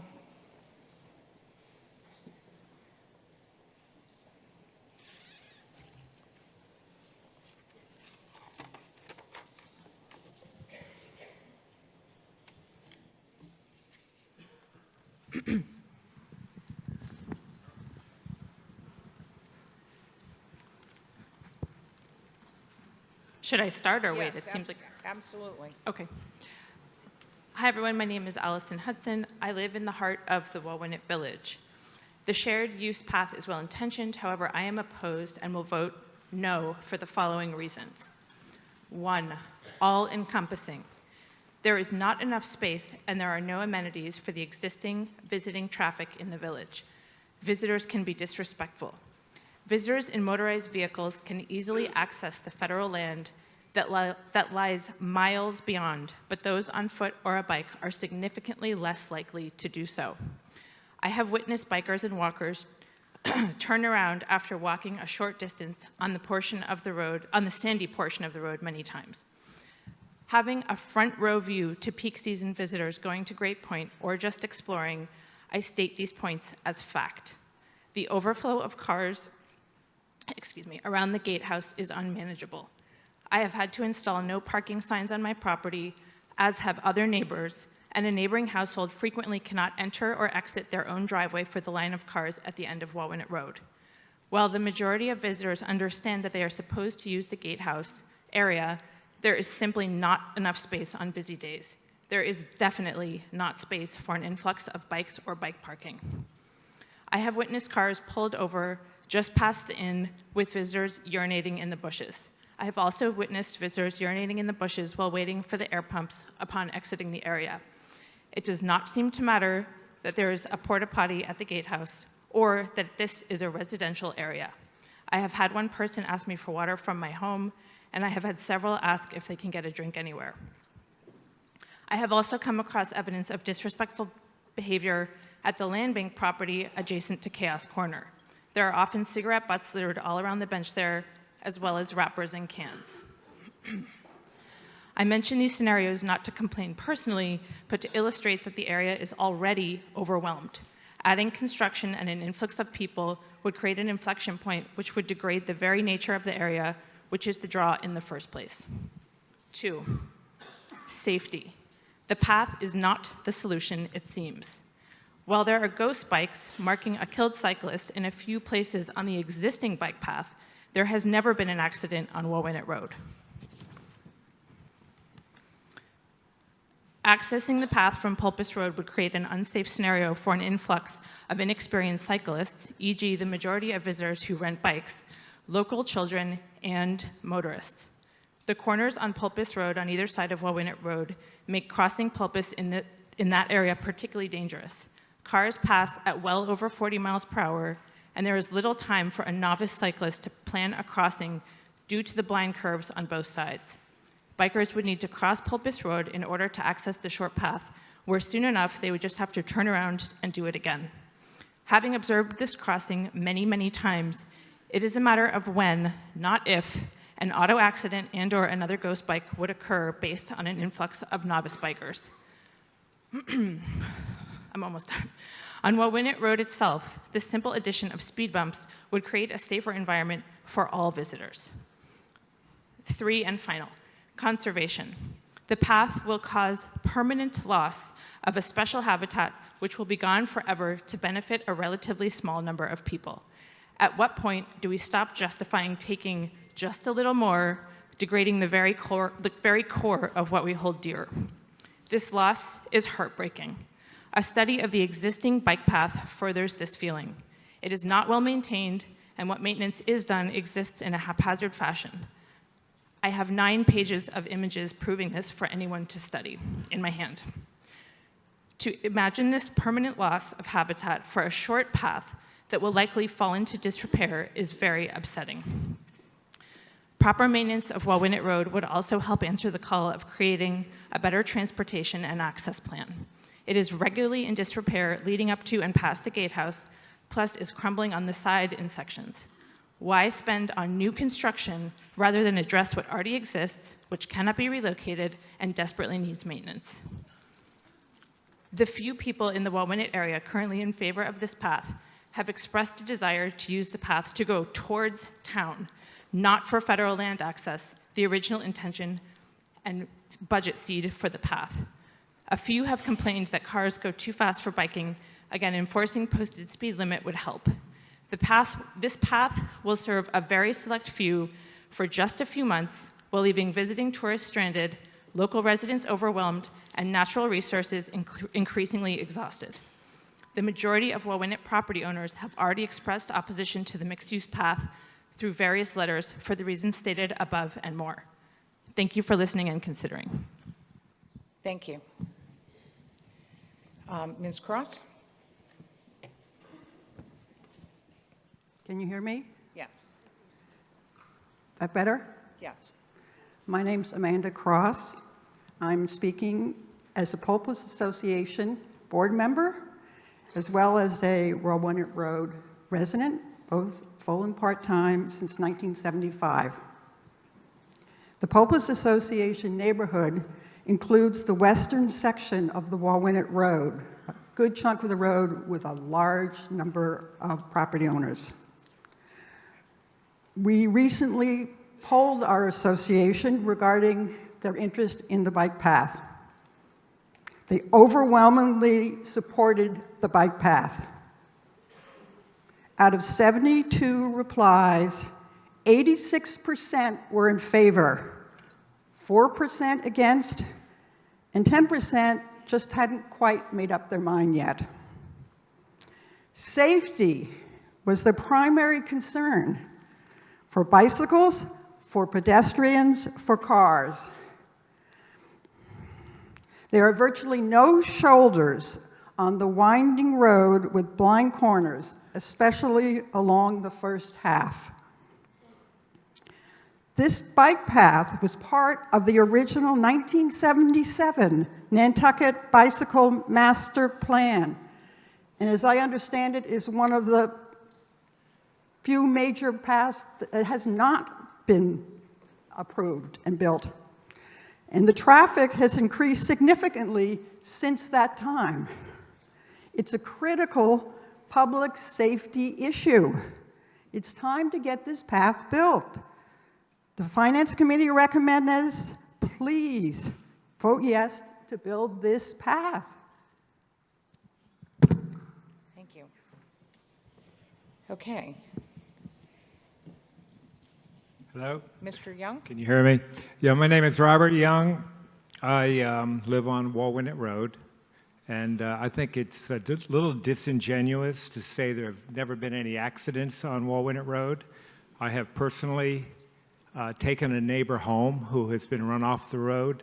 I think other bikers and walkers can recognize the danger of Walwinet Road.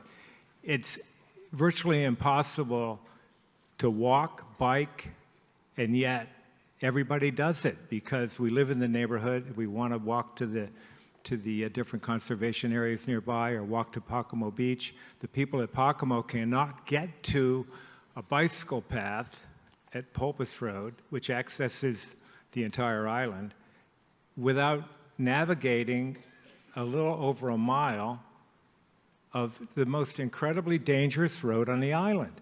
And I understand there's a lot of Jeep traffic now, and it goes into Walwinet, and maybe the Walwinet people aren't happy about that.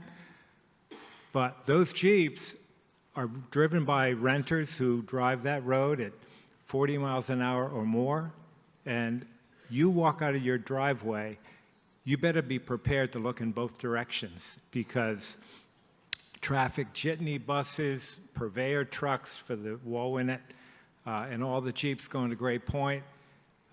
It's a nightmare out there, and I hope that you will support this article, and we need that bike path desperately before there is a really serious accident. Thank you. Thank you. Yep. Up at this microphone. Hi, Jody Patterson, 30 Quays Road. I travel Walwinet Road probably 2 to 3 times a week, going out to Great Point with my family.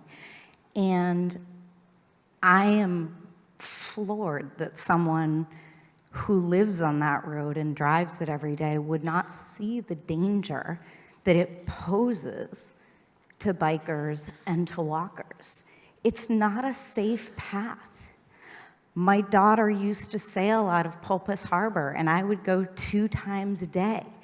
And it always scared me so much to see families riding their bikes with small children. It's not a safe road to ride a bike. This bike path is imperative for that area. It may increase some of the visitorship that some of the neighbors are nervous about, and I understand that. But think that maybe there might be less cars. There might be more bikers that take their bikes out there if it's safe. So you would have less of the traffic that you're worried about.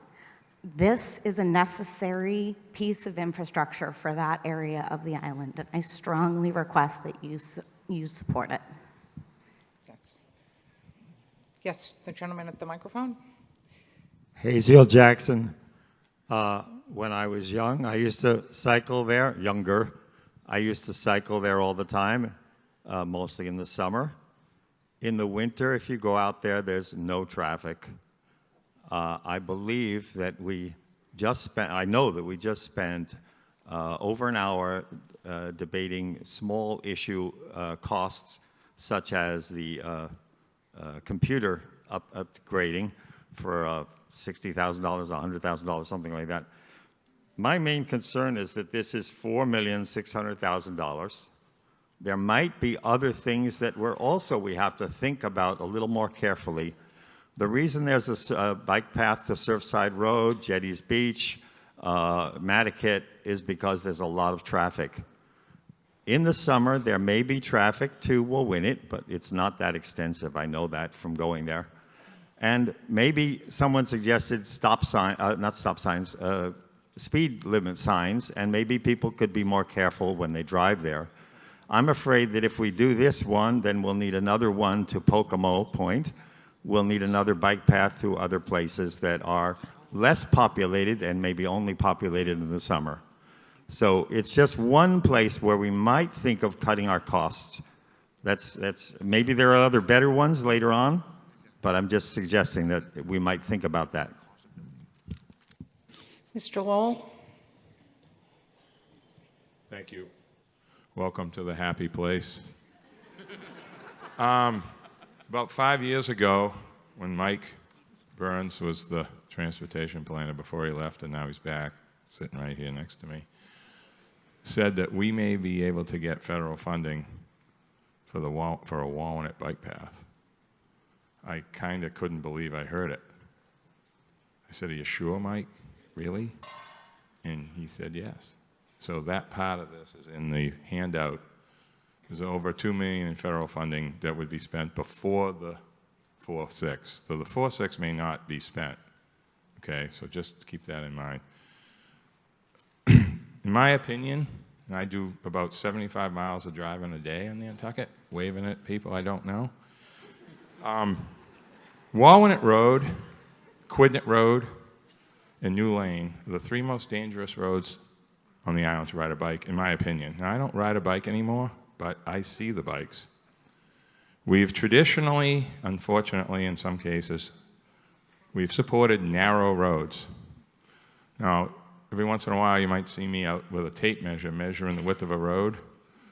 I'm not out of my mind. I do that for a reason, so I know what I'm talking about when I say how wide something is.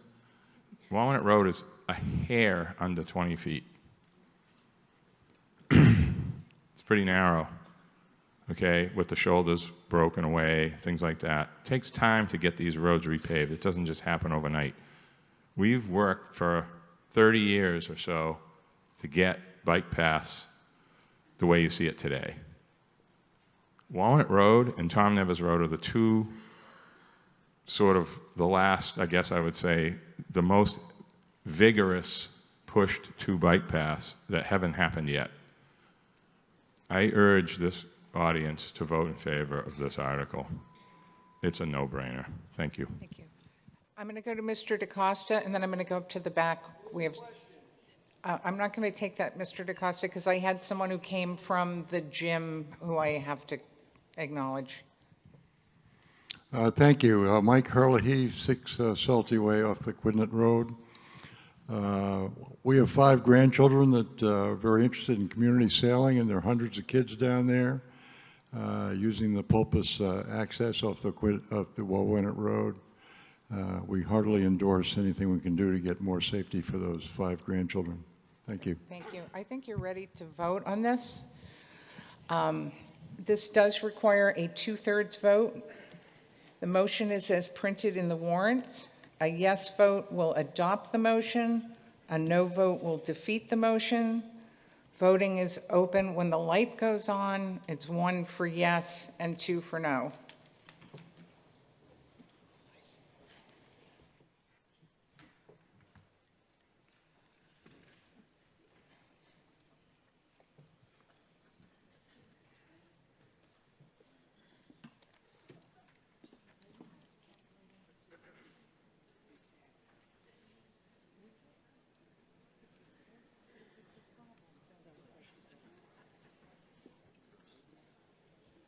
I just know that at a certain point, my mask got is going to fail me.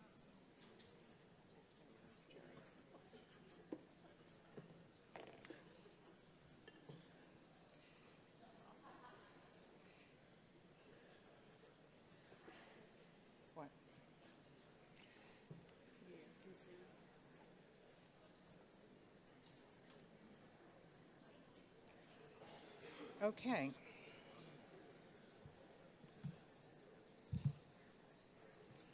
On Article 14, yes, 757, no, 90. That is adopted by 2/3. Okay, Article 15. Article 15 is on page 22 of the warrant. The motion is as printed in the warrant. I'd recognize the chair of the Finance Committee for the purpose of making that motion. So moved, Madam Moderator. Is there a second? Second. Motion is made and seconded. This was called by Ms. Zoda. If you could get up and go to either one of the microphones. And I should have said this at the beginning.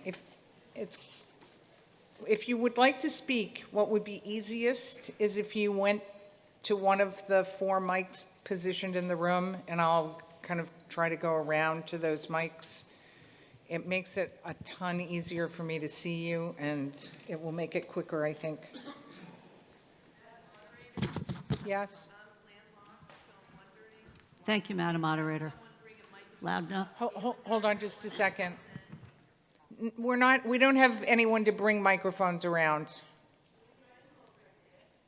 I know, well, yes, she is. But if you want to speak, come down to the microphone. That would be great. Ms. Zoda? Thank you, Madam Moderator.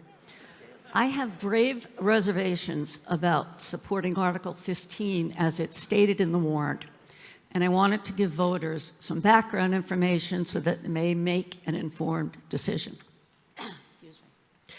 The Nova Deerfield complex was created about 8 years ago with community preservation funds. The town spent $0. It was the town's responsibility to properly maintain them. This did not happen. During a dry spring, the irrigation system did not function, the grass dried up, the soil became compacted. Weeds took over the playing surfaces. The town was made aware of this by many, myself included, as well as many coaches who use the fields on a regular basis. The artificial turf field has never been sanitized or maintained, even though the town purchased the necessary equipment to do this.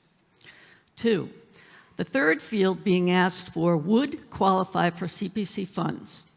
A grant submitted for this could be done in the fall, and that would help defray the cost.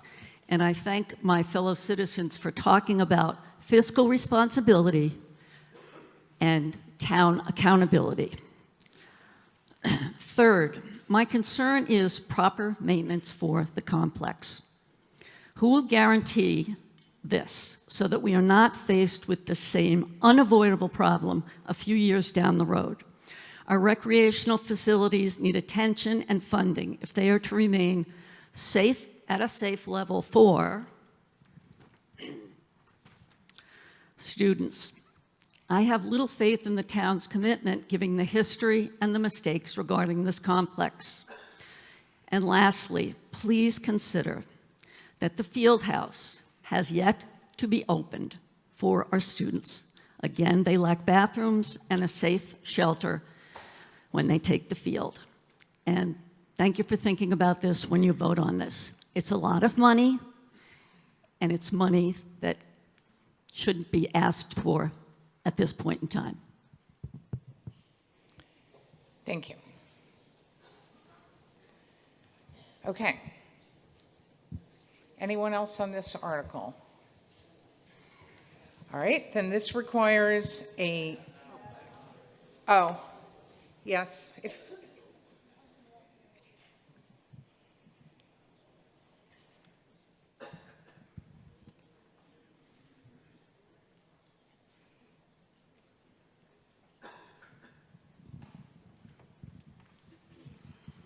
Hi, everybody. My name is Charlie Palaki.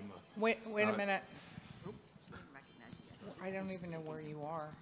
So, stay right there. Madam Moderator? Wait. Who's the other person who has a microphone, and where are they? Oh, right there? Okay, I'll come right back to you. Let me go to Mr., you know what your name is, you can tell them. Madam Moderator, Richard Brannigan, That's thank you. right. Thank you.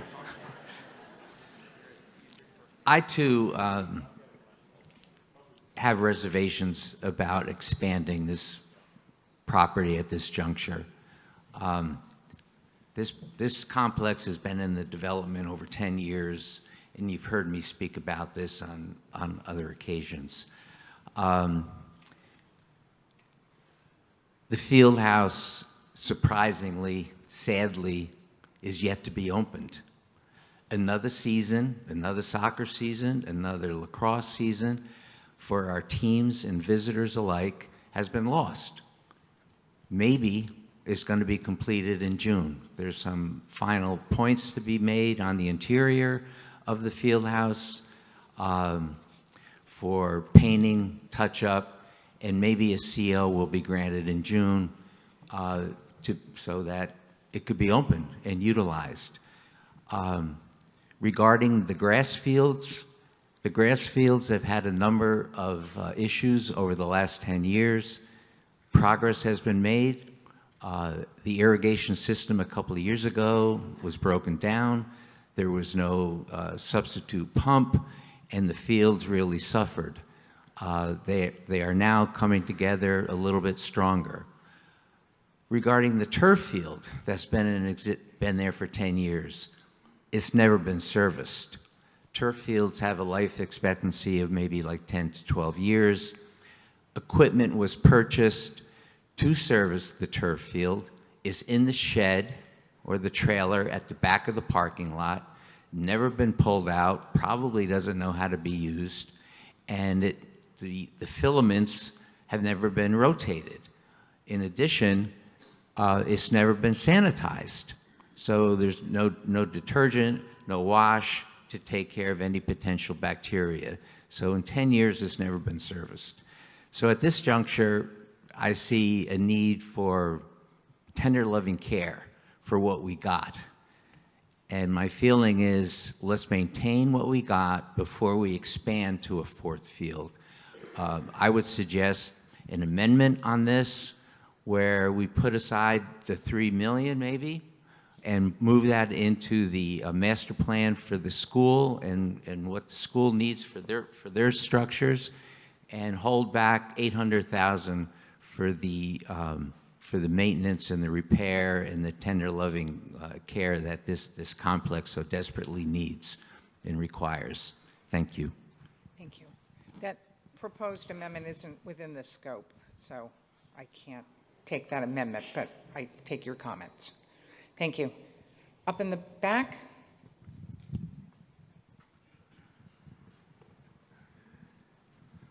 My name is Charlie Palaki. I'm the new Parks and Rec manager for the town. So I'm only about 15 months or so into the job. So we're working on a lot of these problems, and we're working to address them. This additional field is phase one of the Parks and Rec master plan, and it's kind of important to get it put into place so we can move forward with the other phases to follow in probably the next 5 to 10 years. As far as the field house, we hope to have it open by the end of this month. The contractors are coming out to finish work, actually I believe Monday. So we're excited to get that open and in use as fast as possible. Thank you. Thank you. Yes. Hi, Mary Lepre. I just have concerns about building another field when we're going to have to spend millions of dollars to get rid of the turf field that has crumb rubber that our children are playing on and inhaling microparticles into their system, and it's probably putting PFAS into our ground, and we're going to spend millions of dollars to get rid of that I think maybe we should hold on building another field. It also doesn't talk about if this is going to be doing anything for the turf, but the turf probably needs to go first.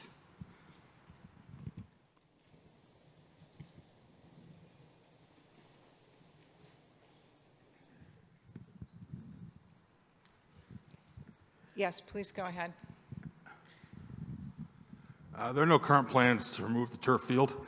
We're going to try to use it to its full extent of its life. We are looking into sanitization items. The field was tested, I believe, 2 years ago with impact. It has the crumb rubber refilled. Not sure, at some point before my time.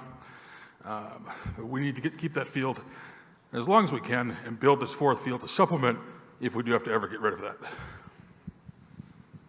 Thank you. Okay, so on Article, oh, yes, Ms. Williams? I don't know how to get over here. There's too much stuff over here. Is it on?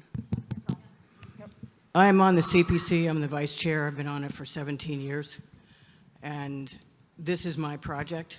And I agree with two previous speakers, Mr. Brannigan and Ms. Zoda, that we have been incredibly frustrated because of the lack of attention paid to the field that had to be reseeded again, and the water was still broken. So I'm not exactly sure what's happening. It's probably improving a little bit. We spent an inordinate amount of time going over the technical aspects of the turf field before we agreed to give the money to the turf field. But there was also a matter of expertise. The person that was supposed to take care of that turf field was supposed to be sent away to be trained on how to take care of the turf field. There was a lot that went wrong with that turf field. We ended up spending a lot more money on the fields, which took the money away from the field house many years ago. And that's why the field house never happened sooner. Then the town meeting a couple of years ago voted to allocate the funds to actually build the field house, which again is not done. But I too have concerns about adding another field before we take care of the fields that we do have. I don't know how to reapportion it, and I think, as you said, it's beyond the scope. But even I, that's on my project from CPC, having a difficulty with adding fields when we can't take care of the ones that we already have. Perhaps dedicating somebody, I know we're short-staffed at the DPW and Parks and Rec, but perhaps we dedicate somebody who's supposed to take over this entire project and not be some sort of a stepchild to all the other needs that are in place for Parks and Rec. But I too have problems with this article. Thank you. Okay. Yes. Charity Benz. Who knew I would be agreeing with Linda Williams?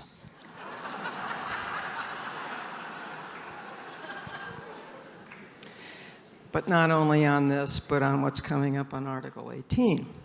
This is pretty much a matter of fiscal responsibility and accountability. If the clubhouse or whatever it's called had been built when the original money was approved, we wouldn't have had to allocate further funds for this. This has been mismanaged from the beginning. And everybody's pointing the finger at everybody else. And I think until they get this sorted out, this should be, if it's not voted down here, it should be voted down on the ballot. Thank you. Thank you. Okay, up in the back. Yes, my name is Richard Moore, and I'm a Deputy Director of Operations at the DPW. To say that those fields have not been maintenance is not the truth. I had a company come out here in 2021 and 2022 to clean those beads off the field and add new beads to it, so that has been done. Thank you. Okay. I think we're ready for a vote on this. A yes vote will adopt the motion as printed in the warrant. A no vote will defeat the motion. It does require a 2/3 vote. When the light is on, voting is open, and it's 1 for yes and 2 for no. And while we're waiting, feel free to get up and stretch and do whatever you want to do. I know it's a long time to sit.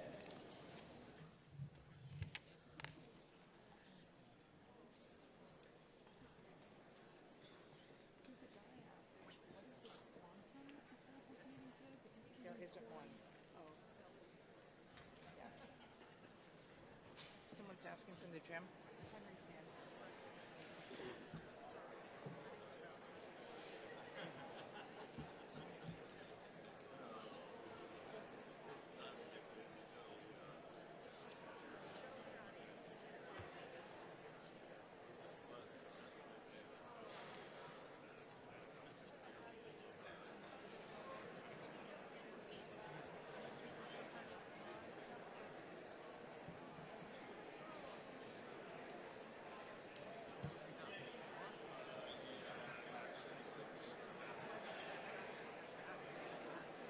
Okay, please come to order.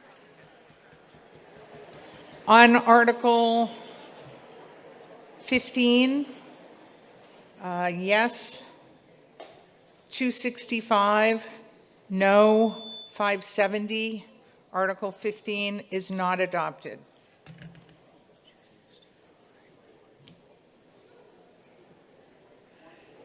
Yes, there's a point of order. Mr. Allerhand.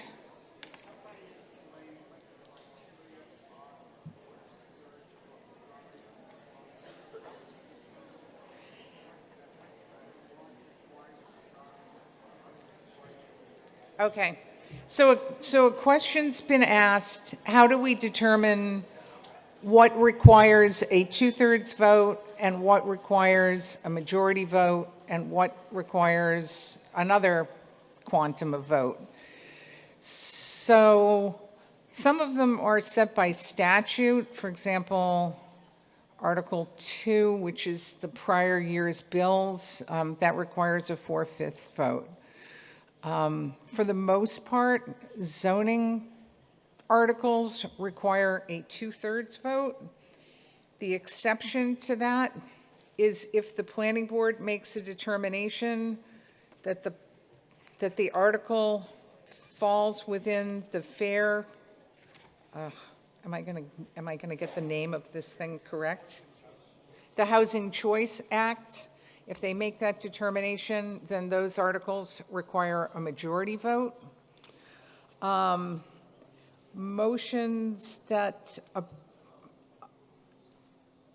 require an override require a, no? What's, oh, any borrowing requires a 2/3 vote to purchase land. And any appropriations to purchase land require a 2/3 vote. And that's all set out by statute. Is that correct, Mr. Giorgio? Yeah, that's all set out by statute.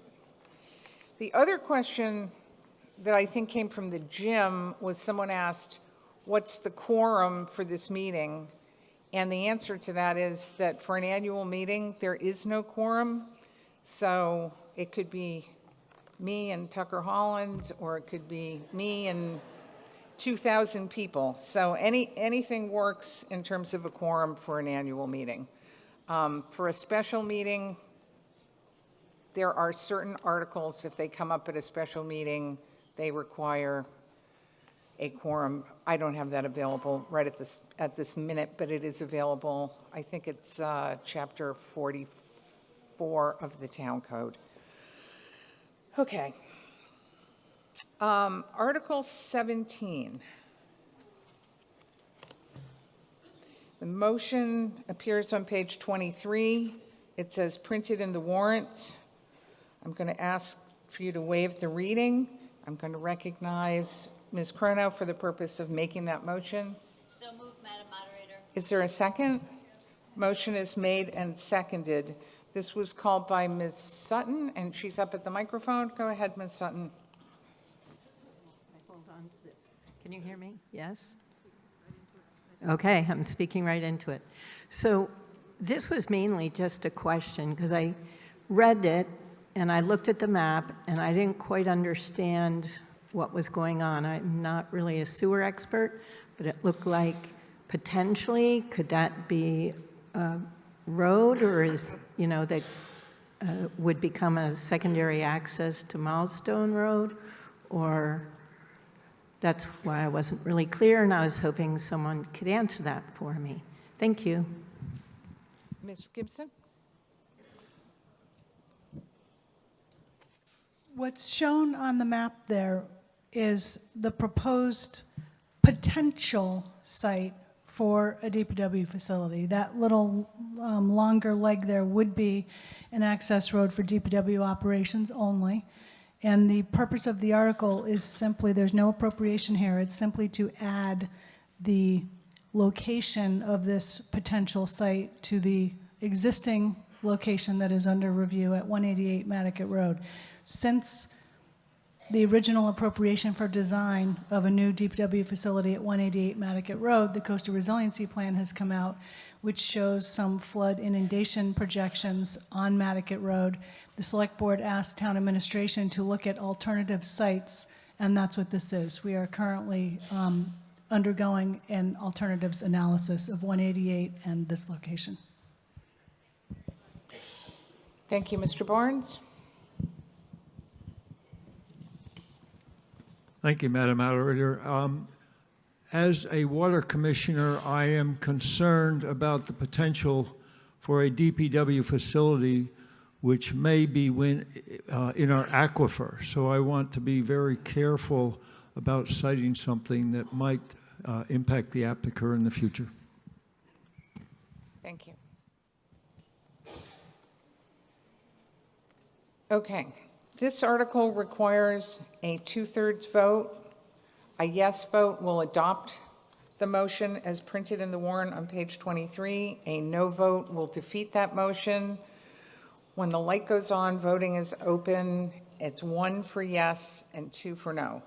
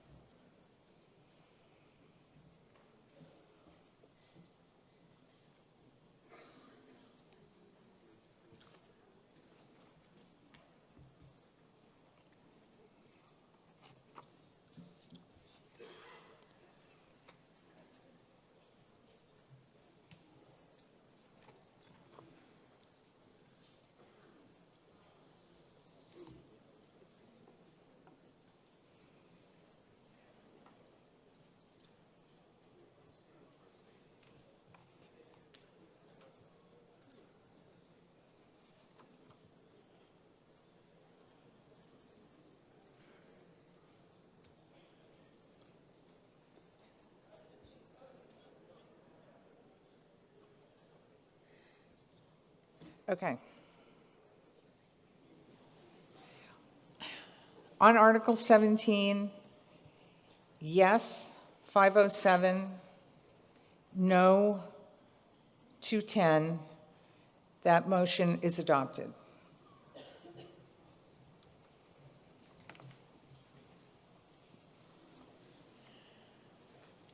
Okay, Article 18 on page 24 of the warrant. The motion is as printed in the warrant. I'd ask for your consent to waive the reading and recognize Ms. Curnow for the purpose of making that motion. So moved, Madam Moderator. Is there a second? Second. Motion is made and seconded. This was called by Mr. Atherton, so I'll go to you, Mr. Atherton. We take it out? Yeah, I'm sorry. Oh, take the mic out up here. I should know about that. Good morning, everybody. My name is Rick Atherton, and I called Article 18 about an article to appropriate $6.5 million for affordable housing. This article is quite different from the other article. I think I'm moving into position for the camera. Sorry about that. Almost can't see Sarah anymore. That's okay. I'm not sure about that. Anyway, it is different from the discussion we just had in Article 10. And that's what I want to be clear about and why I think the article should not be passed at this time. In Article 10, we just appropriated, what, $5 million more? That's on top of the $67 million that's already been appropriated for affordable housing. And I'd like to take the opportunity to point out that the first big chunk of financing this town meeting made for affordable housing came with an article, a citizen article, sponsored by Tobias Glidden and myself. I spoke before you all in 2019 to support that article, and town meeting passed it, and it passed at the ballot. So I come to you with a background of supporting affordable housing, and I still feel that way. But this article is different. It's A permanent override, it will end up in Article 8, the operating budget. I think we just saw how the operating budget comes through individual items that seem to have questions, or citizens may want to explore how the $6.5 million is going to be spent next year or 3 years from now. We'll in effect have to open up Article 8, and that's not an easy task. I think the way we've been doing this by putting the affordable housing allocations into 10 brings all the questions that people want to ask, and they're available to ask them here, in addition to going to the Affordable Housing Trust or the Select Board. But this is town meeting, and I think that's the appropriate place to bring up these issues. I should point out that $6.5 million over 10 years is roughly $70 million. The 6.5 gets increased by 2.5 each year. In 20 years, it's likely to be $150 million.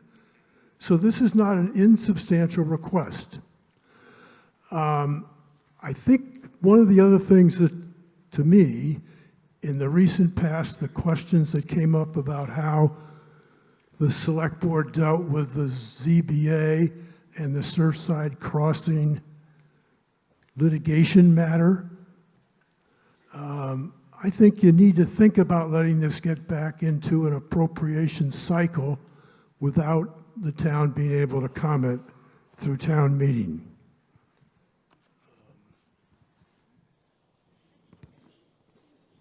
I think it might be worth also pointing out that for some of you who may not follow, but if you read the article itself, it says supporting the affordable housing in the town of Nantucket for fiscal year 2024. But in the paper prepared by the town talking about the articles and what they really say, it makes absolutely clear this is a permanent override. To put it in the context, $6.5 million will be roughly 5% I should say, of next year's operating budget if the operating budget proceeds in a normal fashion. That shows you how significant this is. I think the best thing to do is to set this aside at this point, ask the town and the Affordable Housing Trust folks to tell us how much money is necessary to get to the 10% safe harbor. I think once we reach safe harbor, our approach to the affordable housing situation might change, it might not, but it deserves an open, free, without retribution discussion of the proper course. We're building units, but there are perhaps other approaches the town needs to take and explore, such as zoning and other issues. It's not a one-track problem. And I think appropriating this year gives the money coming right through, and it will become a one-track problem. So thank you for your consideration. Thank you. Yes. Good morning. My name is Peter Hoey. I'd like to provide a little bit of perspective as to how we got here, why we got here, and where we're headed. And to do that, I need to give you a little bit of history. Back before COVID, about 6 or 7 years ago, the state, the Commonwealth, passed legislation that said every town has to provide 10% of its homes to affordable housing. And then they take a look at Nantucket and they said, you are failing miserably because you are below 2%. Now, those numbers may not mean a lot to you, so let me try to give you another number that would probably make sense, and Tucker, correct me if I'm wrong, but to get from 2% or under 2% to 10%, we needed to build or change about 300 homes. And a home could be an apartment or it could be a freestanding house.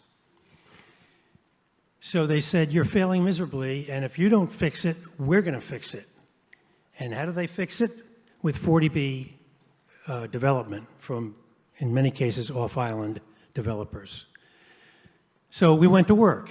We created the Affordable Housing Trust Fund. We hired Tucker Holland. They're doing terrific jobs. And then we passed in 2019 a $20 million warrant article that Rick was a part of called Neighborhood First. And then the Affordable Housing Trust Fund asked a group, they created a committee, which I chaired, to tell them how to spend the money. And we gave them a plan in 6 months. Mr. Brown was complaining about lack of progress. Best way to see progress is to see buildings, to see people in beds. It takes a lot of time to do that. We have created information. Tucker Holland put out a great piece. Libby put it in her monthly article about progress in this area. So the best way to show you progress is to take a look at that. If I ask for a show of hands, most of you would raise your hand when I said, do you remember a Fram oil filter commercial a few years ago, which ended with, you can pay me now or you can pay me later. Median home prices up 71% since 2019. This problem is only going to get worse. We need to address it now. Please pass this article. Thank you. Thank you.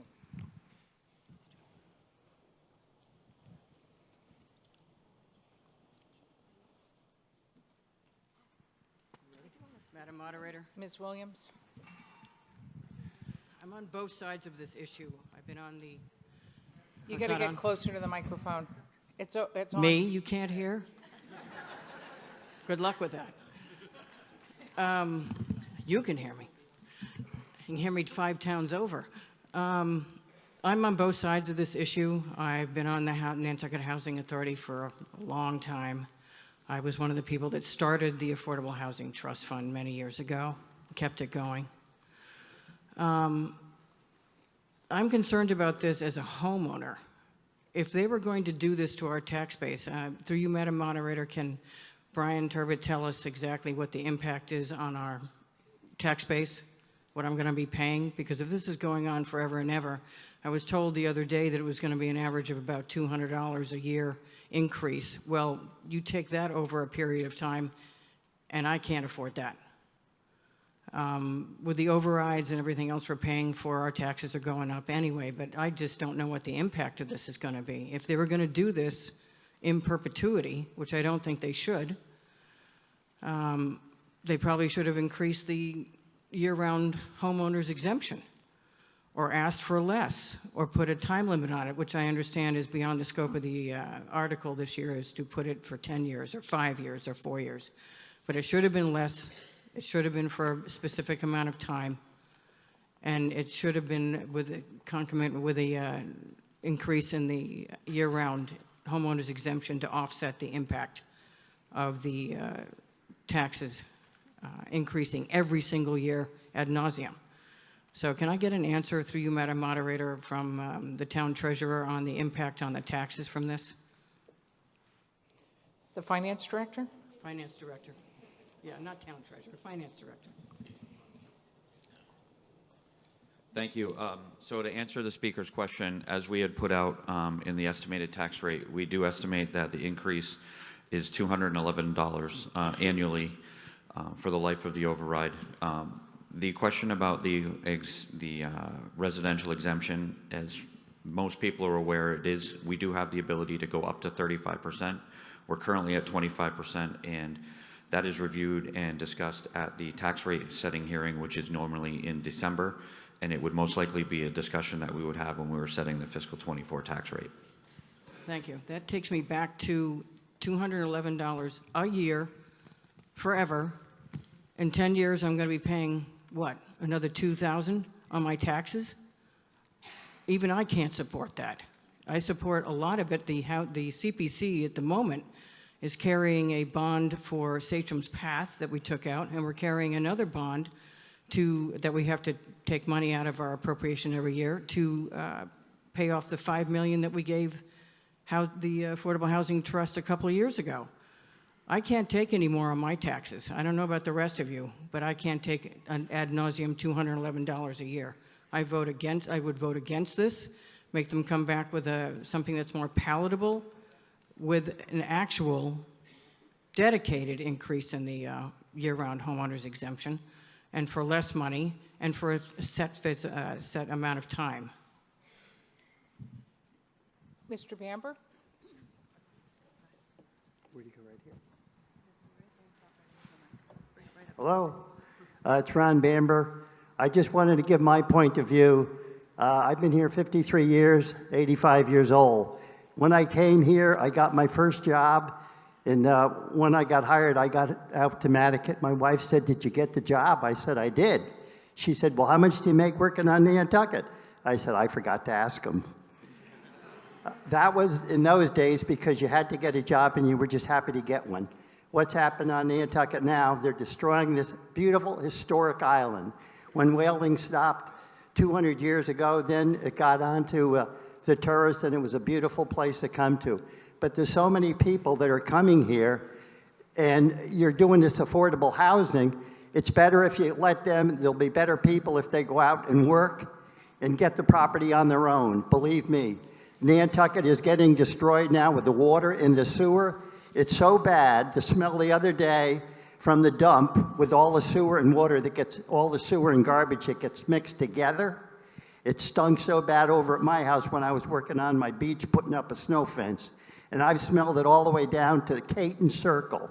So with so much garbage and so much sewer getting mixed together, this island can't take much more of it. And you're still building historical, you're still building affordable housing. It should not be for all the people that are here that want affordable housing. How can you claim it all and you're destroying this beautiful historic island? This is outrageous. Another $6,500,000. You've already spent $70 million, I believe, already. Enough is enough. You've destroyed the island enough already. You people aren't going to like what I had to say, but I'm telling it the truth and the way it is. Okay, thank you. Mr. Williams? Yes. Clifford Williams. This is a big subject. If the state wanted to save or fix the problem, they should send some down to the, some of the money they have in the coffers in Boston. They have plenty. Last year, I, under Article 63, tried to provide 10 houses for $4 million, and I was turned down. So earlier, people talked about transparency and maybe the best bang for your buck. No one's approached me again. That article was shot down. Like I said, they could have had 10 houses for $4 million, and that's the big concern. People don't think they've seen enough for their money. $40 million, $60 million, whatever it's been, and we don't have enough houses. So I think the biggest thing is people want to see more for their money, and not until then, I don't think we should appropriate any more. When it comes to affordable houses and rentals, no one's rented for cheaper than me for decades, but I didn't get any break in my taxes. I didn't get any subsidies from the state or federal government. It's about control when it comes to the SHI list. It's not about whether we have enough affordable rentals, it's whether or not they control the rentals, just like everything else the government does. So I think most of all, like I just said, we need more bang for a buck when it comes to the money we've already put out. So just vote against this for right now until we can maybe be more productive with the money we've given. Thanks. Thank you. Ms. Perry? Thank you. I don't think anybody will be more shocked by this statement than myself. I agree with Linda on what she just said about this article. I also agree with Rick Atherton on this one. And one of my thoughts is that I can't go to a bank and say I'd like $6.5 million forever with no game plan, no documents, nothing showing what I'm going to do with it. So why are we doing it here? It just doesn't make sense. I'd like to see a little bit more thought put into this one. Thank you. Thank you. Thank you, Madam Moderator. Clay Evans. I think when it comes to this article and the issue writ broad of affordable housing, I think we have to think about it as supporting a sustainable population. I mean, we're talking about tradespeople, we're talking about hospitality workers, we're talking about people in retail, people like myself who work in retail, people who are not homeowners. If you own a home, I mean, most people like myself at this point can't afford a home. If you own a home, I would suggest that the increase is a marginal increase. I would say that you can afford to pay a little bit more so that those of us who are wage earners can afford the possibility to maintain a presence here on the island. That's the goal for, I mean, we need to support a sustainable population to support a sustainable economy. That's going to bring in retailers, not just during the summer, but the goal should be to support retail opportunity, trades opportunity, hospitality opportunity beyond just the summer. Thank you. Yes, up in the back. Go ahead. Hi, my name is Berta Scott.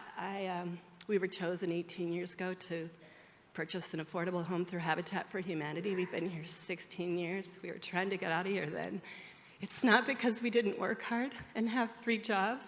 And in 18 years, that's become even harder. So I speak to the heart of the cause. I'm amazed by what Ms. Moore, what I've seen from afar.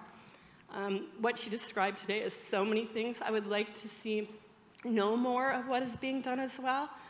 But it's heartbreaking to see people leaving. It is the fabric of our community that this money, and they're $6,500,000. Okay, that's how many average homes? I mean, I feel like, and yes, there was more money, and yes, we need accountability. But I can't say, it's confusing. It's confusing. I'm just speaking to the heart, the gratitude of the cause, and I support the Affordable Housing Trusting Fund. Thank you. Thank you. Ms. Kuspa? Good morning, Ann Kuspa from Housing Nantucket. I'm voting in favor of this for sure. Housing Nantucket is the recipient of Affordable Housing Trust Fund dollars. The $6.5 million the override here, it is a significant amount of money, but in order to address the housing at the levels that we're talking about here, where it's a $2.5 million median home price, you need dollars like this. We talked about, and I heard about, meeting the state's requirement for the 10% in order to keep ourselves in safe harbor, which was the point of our putting our money behind it in the Neighborhood First program, which is great, but the state only addresses below 80% AMI levels. We've talked about here we need workforce and attainable housing, and this body just approved serving up to higher income levels as well. So if we really want to be able to serve those income levels, so essential personnel, teachers, firefighters, etc., you need to be able to have the money to do that. We just honored Billy Cassidy for his work for affordable housing, and at Wiggles Way, we've got 22 units under construction. Those will serve the 80% AMI, but also higher income levels, and I know it's frustrating not seeing the buildings go up as fast as we want, but first you have to buy the land. And then there's limitations on what a developer can do within the parameters of the island, you know, where we are, what resources are available to us. So I also heard that we would be able, if next year we want to talk about the way this money is being spent, we have the opportunity not to fund this line item. So I think this is a great approach, and I encourage everyone to support our work. So thank you. Thank you. Mr. Borchert? Thank you, Madam Moderator. Carl Borchert, 14 Burn Swamp Lane. I have a couple of quick comments on this, right from the heart and right from the soul. I came here when I was 4 years old, over 50 years ago. We built our house, our first house on Burnt Swamp Lane in those days was off Hummockon Road. And I consider myself to be a lucky individual to have inherited a house and a barn and 10 acres of property that was bought by old man Harry Larrabee in 1971. I'm getting 3 to 4 requests of information on affordable housing. I had a gentleman come to my front door and knock on the door a couple weeks ago and hand me a 2-page request for subdividing part of my land so he could buy it and build a house for his family. He's desperate. I went to the post office the other day and the clerk who was waiting on me, do you know anything about affordable housing? Do you know anywhere I could go? I have someone from my church, the UU Church, who's losing his housing at the end of May, and he may have to leave the island. But, you know, I'm getting these requests, and I'm one of the lucky ones. I've lived in my house for over 50 years. I grew up there. I'm blessed, but it breaks my heart to see these people who are working their fingers to the bone to try to make the Nantucket dream a reality for them. This is a steady stream of money for the Affordable Housing Trust Fund. I can afford the taxes, and I think we can because our taxes here are pretty low. I'm willing to do it. I'm willing to pay more in taxes so people can have affordable housing.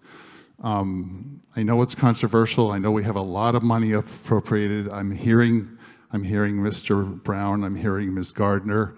I'm hearing other people who are saying no. But please join me in voting yes on this article. Thank you. Thank you. Yes. Okay.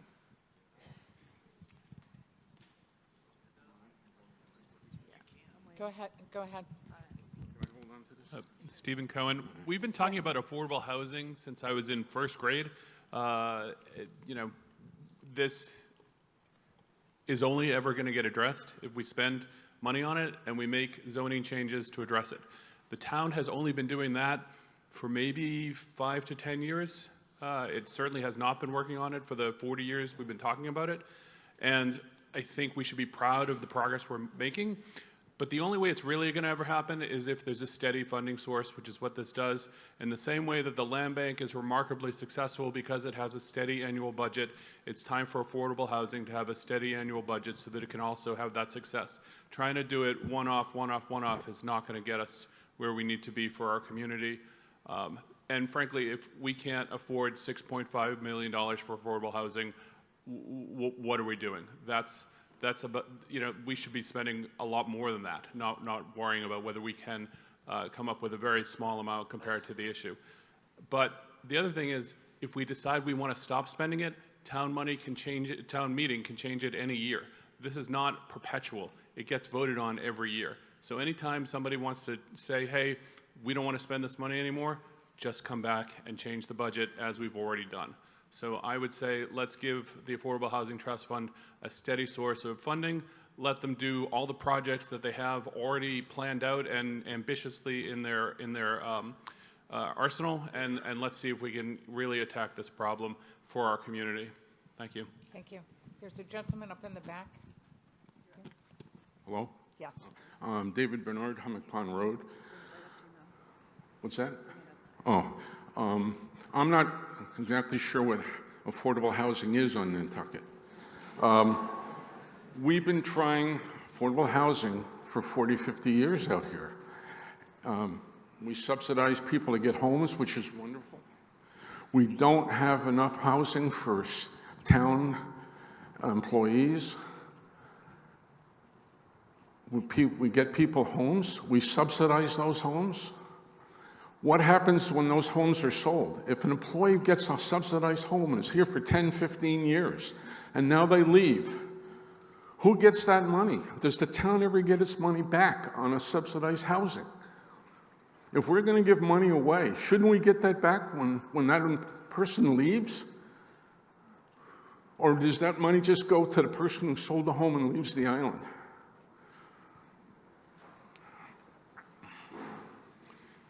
Thank you. I'll go up to Ms. Benz, and then I'm going to come down here, and then I'll go to you, Mr. Holland. Go ahead, Ms. Benz. Thank you. I don't want to sound like a broken record, but I agree with Linda. I agree with Megan. I agree with Rick. If we had deliverables, if we had evidence that the money that we have appropriated was having a successful outcome, I don't think there's anybody in this legislative body that wouldn't be happy to have a specific article come before it, tell us what we're going to be spending our money on, and we would do it. The idea, though, of setting this up as an annual tithing without any specificity is cause for indigestion. Thank you. Yes. Hi, Jerry Keneally, President of Habitat for Humanity. I want to say that there is evidence. Habitat has now built 16 workforce housing homes over the last 20 years. We built 5 over the last 2 years, thanks to the Affordable Housing Trust. The prices of those homes are all workforce, from a teacher to someone who works to take it or leave it, to a hair cutter. These are locals. This is 80%. We built 5 homes, thanks to the Affordable Housing Trust and the push. We have a plan to build 6 more next year. These homes are building at $500,000 a piece. They used to be $200,000 to $300,000, but still less than the $2.5 million, $3.5 million, whatever the average price is. These are locals who are year-rounders. In 16 years, none of our homeowners have ever left the island. They're permanent workers. Please support this article. Thank you. And town CPC, whatever you'd like. Mr. CPC, Mr. Affordable Holland? Housing Trust. Thank you. Thank you, Madam Moderator. And I think I have 2 minutes. There's kind of a lot of ground to cover. But to answer the gentleman's question up there about, does somebody who receives some sort of subsidy with regard to housing take it with them? As far as monies from the Affordable Housing Trust go, the answer is no. That money is going toward buying down the affordability in perpetuity so that it benefits the community and the year-round population over time. I have to take issue with the idea that there's no plan. There has been a very well-considered plan ever since town meeting originally appropriated the $20 million that Mr. Atherton and Mr. Glidden, whom I thank for bringing that forward, approved back in 2019. When that was approved, the Affordable Housing Trust and I recognized that that's $25 million. There was a separate $5 million CPC bonding that same year. That is an incredible amount of responsibility. And we established the Neighborhood First Committee to advise on how best to deploy those funds. Mr. Atherton originally, when proposing the article, had thought they should go to buy and construct 24 units around the island in an effort to put us into 1 year of safe harbor. The committee evaluated that, and they have been able to stretch those funds considerably further. The Affordable Housing Trust has proven, in my estimation anyway, to be very good stewards of your money. As I mentioned, there are 36 households under roofs today because of those original funds, and there are approximately, the foundation has been laid for approximately 200 more households to be able to be under roofs. A lot of the money that's required to do that has already been voted, but we need these additional funds. These particular funds can be used in a way that the other money that has been approved cannot. And I would mention that down payment assistance ownership for middle income, which is something we heard about earlier, folks like our fire department, police department, school, etc. If we want to be able to have longevity in folks who contribute tremendously to our community in all kinds of ways beyond their day job, we need to be able to provide ownership opportunity.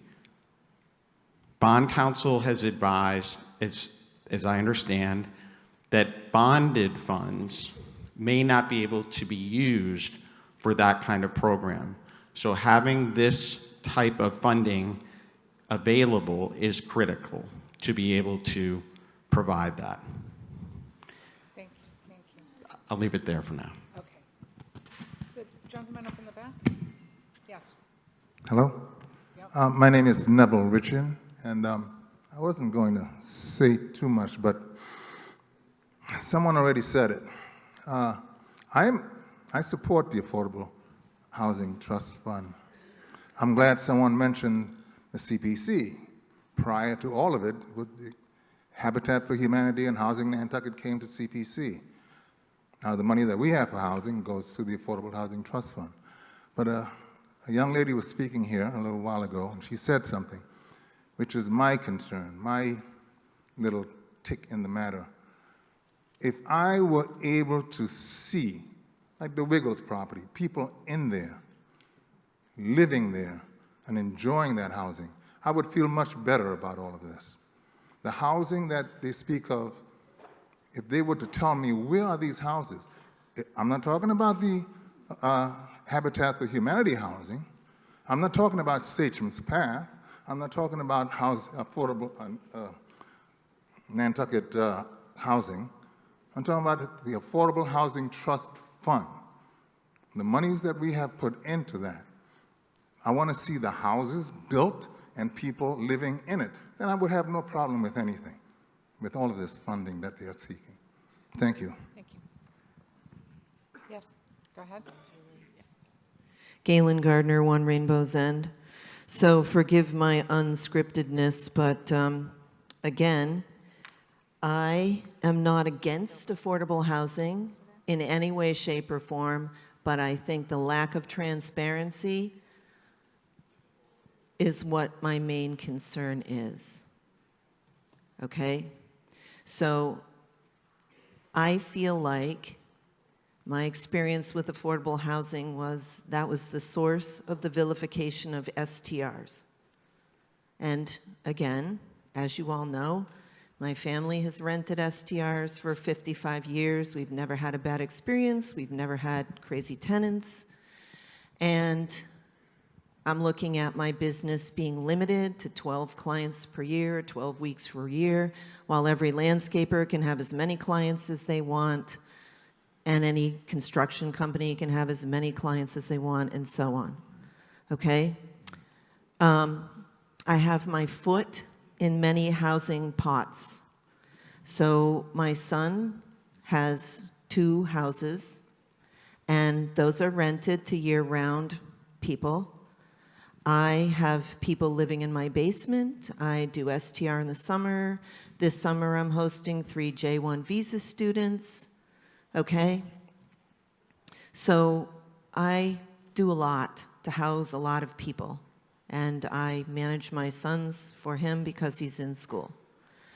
I am also now entering the years of being a senior citizen. And I still work 3 jobs. And when I look at affordable housing going to the state saying we want, the same thing as the land bank.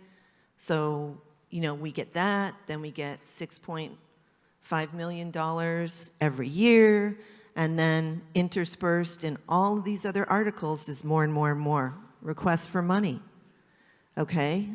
So please don't misconstrue and think that I'm against it.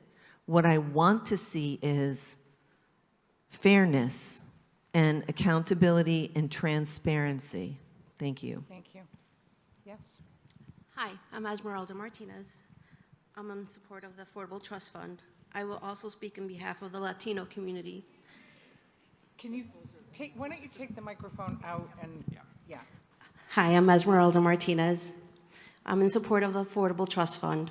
I will also speak on behalf of the Latino community, your gardener, your landscaper, your painter, your roofer. Because of the Affordable Trust Fund, I was able to get assistance to buy my home. I live in one of those affordable houses. I was able to secure housing for my family and I. I wear multiple hats in this community. Because of it, I'm able to stay on this island and serve local government. I'm also a liaison to this Latino community. I understand transparency is the key, but we need this, and it's desperately. Thank you. Thank you. Go ahead. Yeah, my name is Peter Schaefer. You know, I have a lot of friends who live in affordable housing, and they're not lazy. They don't, contrary to Mr. Bamber's ridiculous statement, they don't sit home and read the newspaper all day or watch television. They work, and they work hard, and they work for all of us in this room. You know, and so to say that is just demeaning and a little bit ridiculous. But I also want to say that one of the reasons we can't have long-range plans for affordable housing is because you can't buy land on this island. It's not like we can buy, you know, the land bank could say, here's 10 acres, do what you want. We don't do that. We can't do that. If we could do that, it would make a big difference. You know, 20 acres of land could solve our problem for a long time. But we don't have 20 acres of land. So it's bits and pieces. We find a piece of land, Tucker comes up with an idea, or whoever comes up with an idea, and we get something built, as long as it might take to get something built. Don't forget, on this island, getting somebody to do contracting work these days is very difficult and very expensive. But I really think if we start, maybe we have to start thinking again about the amount of conservation land we have, and maybe allocate a little tiny bit of that to affordable housing, and that would probably go a long way to solve the problem. Thank you. Thank you. Ms. Moore?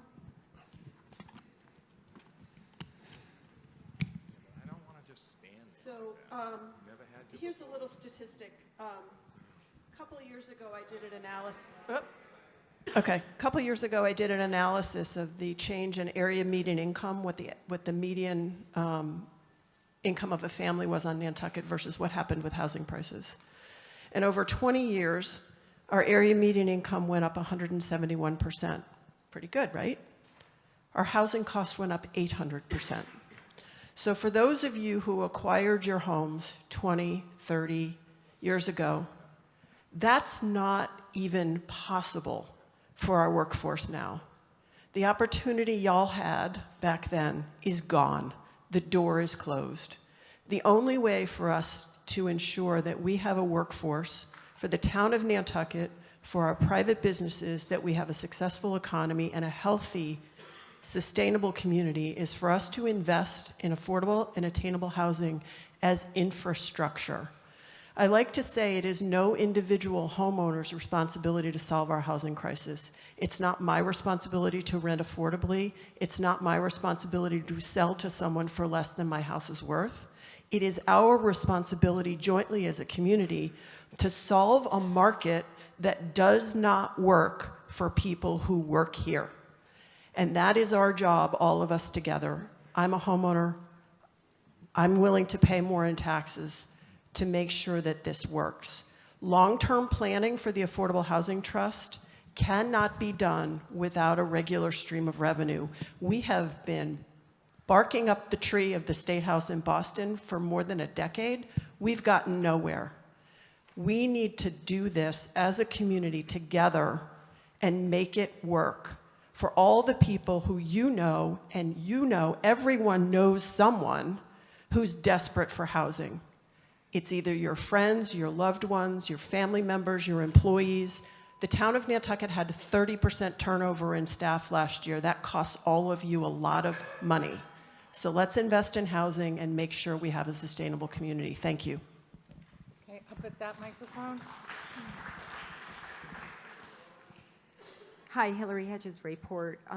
So I think we have an extremely generous community that's proven that it's wants to continue to be generous with housing. And I think we've actually done a great job building a lot of affordable housing recently, and that needs to be continued.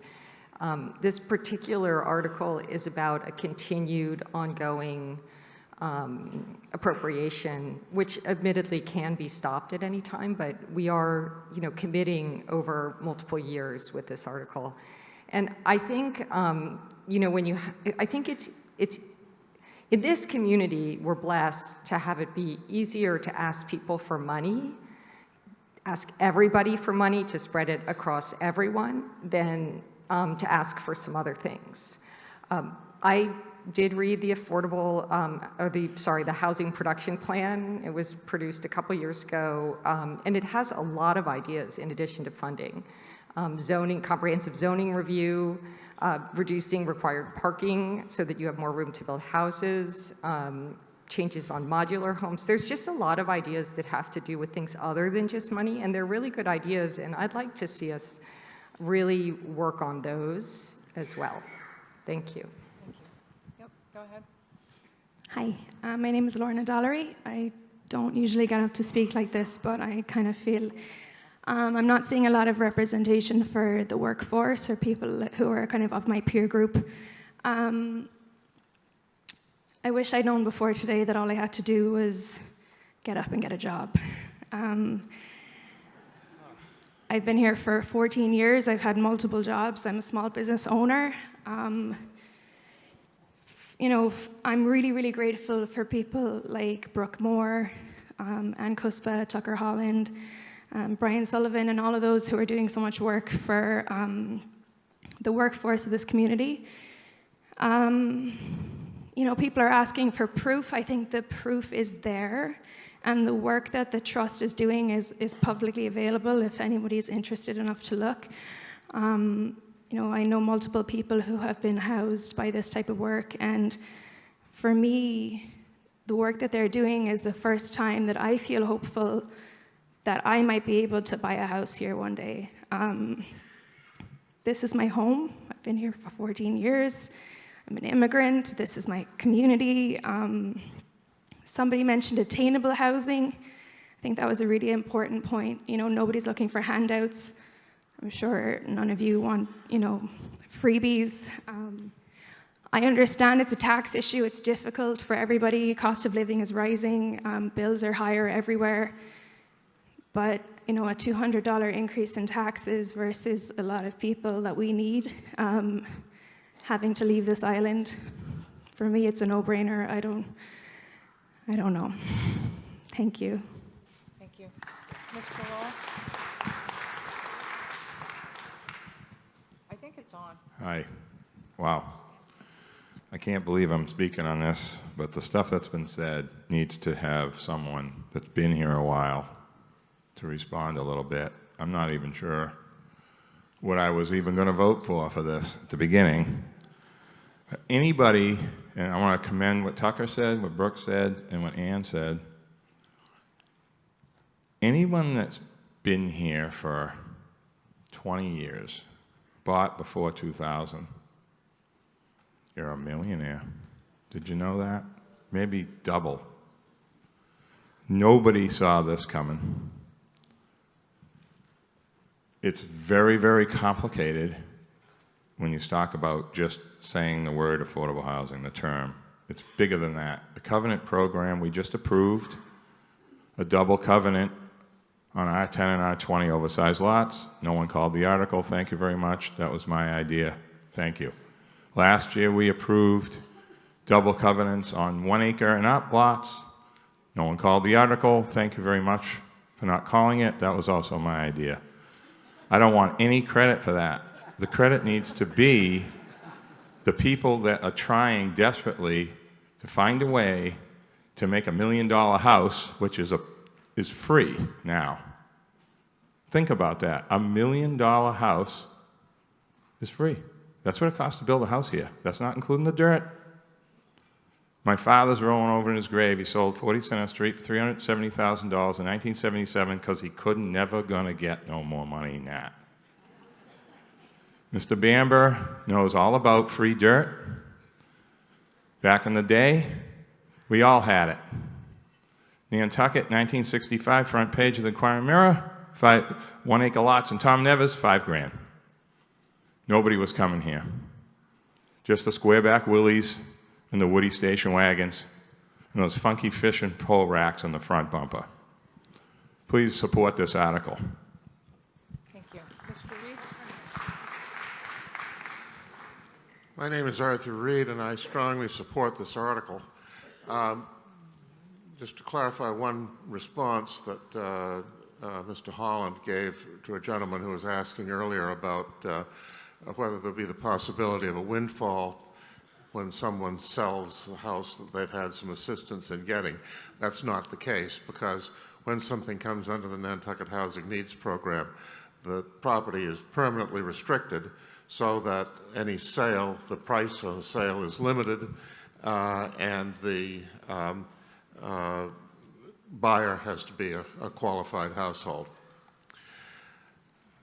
The other point that I would make, which has been made to some extent earlier, is that this is not just a question of our maneuvering in whatever way is necessary to stay on the right side of the shy list, the safe harbor requirement, because again, that only applies to the lower level, 80% or less of median income.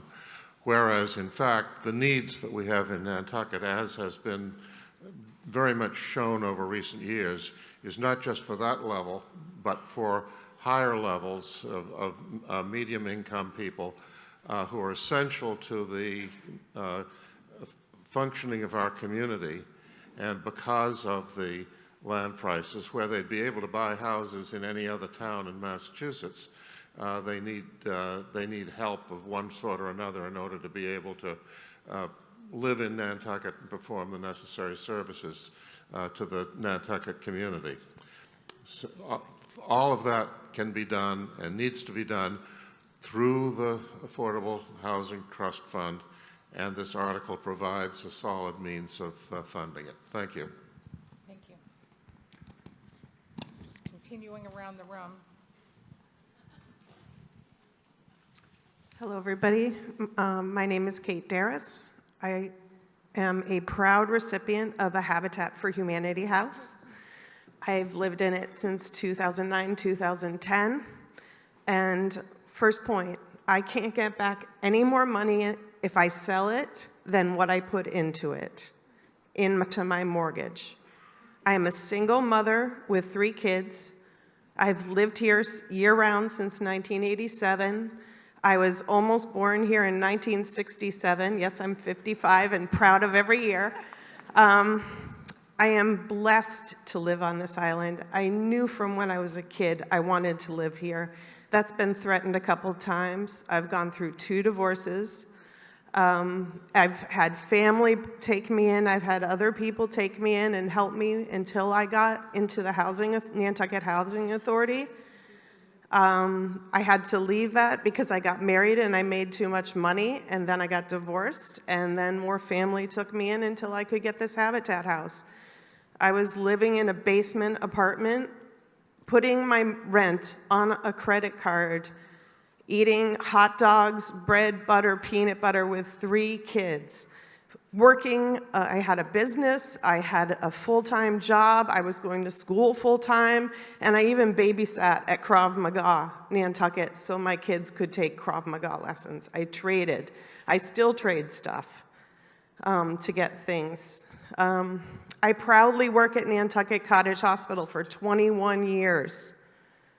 I work with a great team. I've been able to grow from a cook to a registration person, to a supervisor, to a manager of the emergency room registration staff, to the current job I have now of clinical business analyst and training lead. I've been able to work up and grow in that in the hospital. I'm just very proud. I support this, and I hope you do too, because there are a lot of people out there who live week to week like I do on our checks, and we're doing the best we can. And we love this community. Thank you. Yep, go ahead up in the back. Mike Herlihy again, 6 Salty Way. First, I have to say I'm humbled. We were asked earlier to be able to see some of these situations where people are living in these homes, and the speakers that have come up are really humbling to me. I just want to make a quick comment on transparency. I'm quite interested in this issue, and we'll vote for the funding here. We're seasonal residents. I've been coming here since I was 9 in 1956. We've been owned a home here for the last, and land here for the last 40 years. I've sought and spent time with Brian Sullivan and Tucker Holland. I've corresponded with Brooke Moore. I trust these people, so all the concerns about transparency, in my view, we trust when we have in charge of this issue, and I urge you to vote for it. Thank you. Mr. Rector? Thank you, Madam Moderator. I'd like to move the question. I think we've had very healthy debate here. Okay, thank you. So the motion to move the question requires a 2/3 vote, but if you're ready to vote, we could just go to a vote. Let's just do that. Yeah? Okay. So we're voting on Article 18. It's as printed in the warrant. A yes vote will adopt the motion. A no vote will defeat the motion. It requires a majority vote. When the light goes on, voting will be open. It's 1 for yes and 2 for no.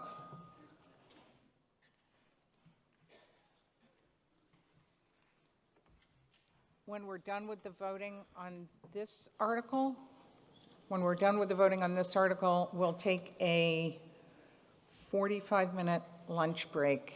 And again, I just want to remind you, if you're leaving the school grounds, you will have to drop off your handheld voting thing and check back in when you return.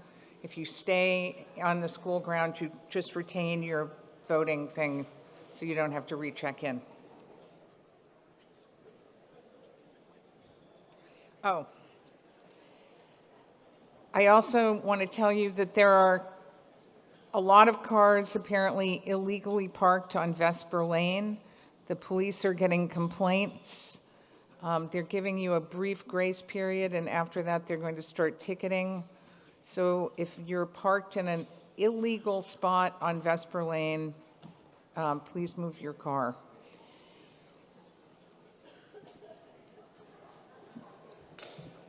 Okay, the vote on Article 18. Yes, 607, no, 226. That is adopted.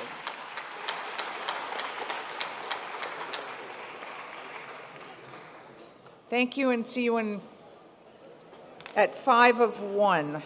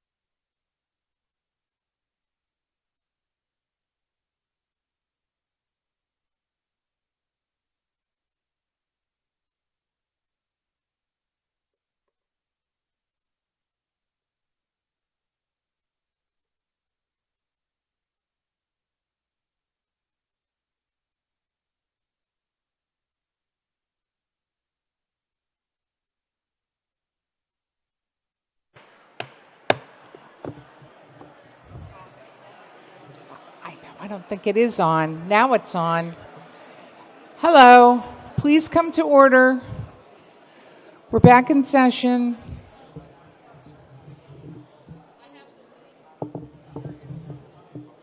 If you have amendments or motions that you need help with, please come down and see Town Council during the course of the meeting.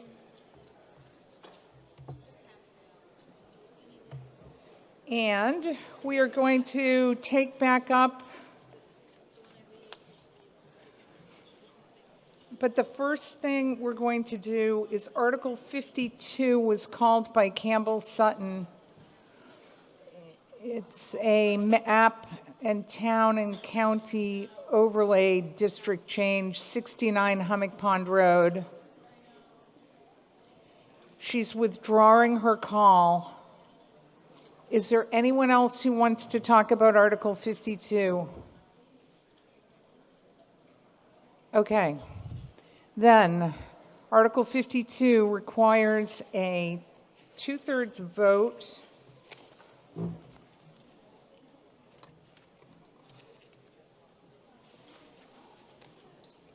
It appears on page 69 of the warrant.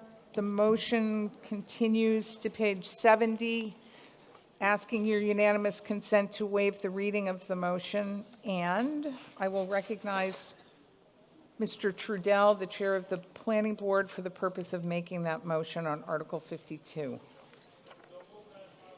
Thank you. Is there a second? Motion is made and seconded. This does require a 2/3 vote. When the light goes on, voting is in process. It's a 1 for yes, 2 for no, requires a 2/3 vote.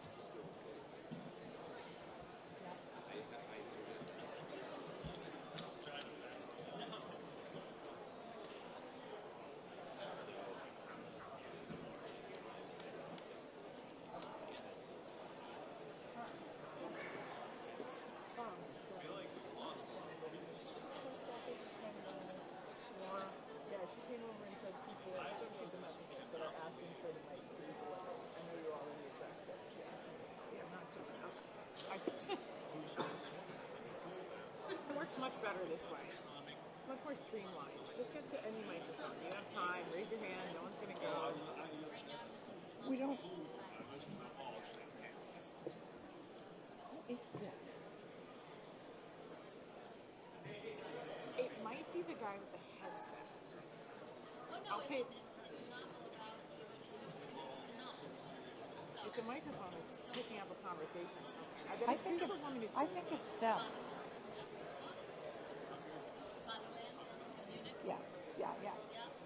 Yeah. Who? It's the chair of the finance committee. Yeah. You want me to tell her? Or no?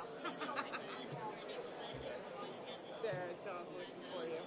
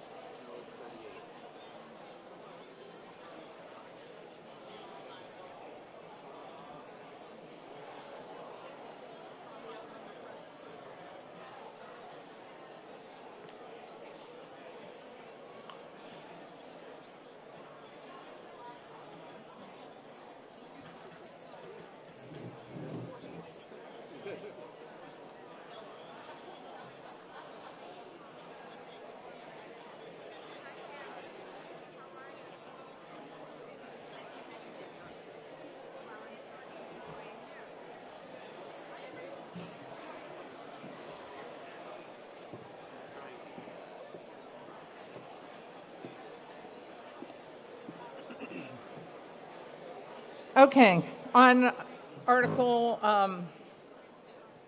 52, yes, 229, no, 38, that is adopted.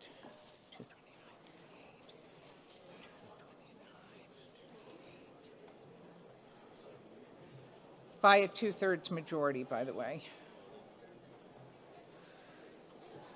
Okay.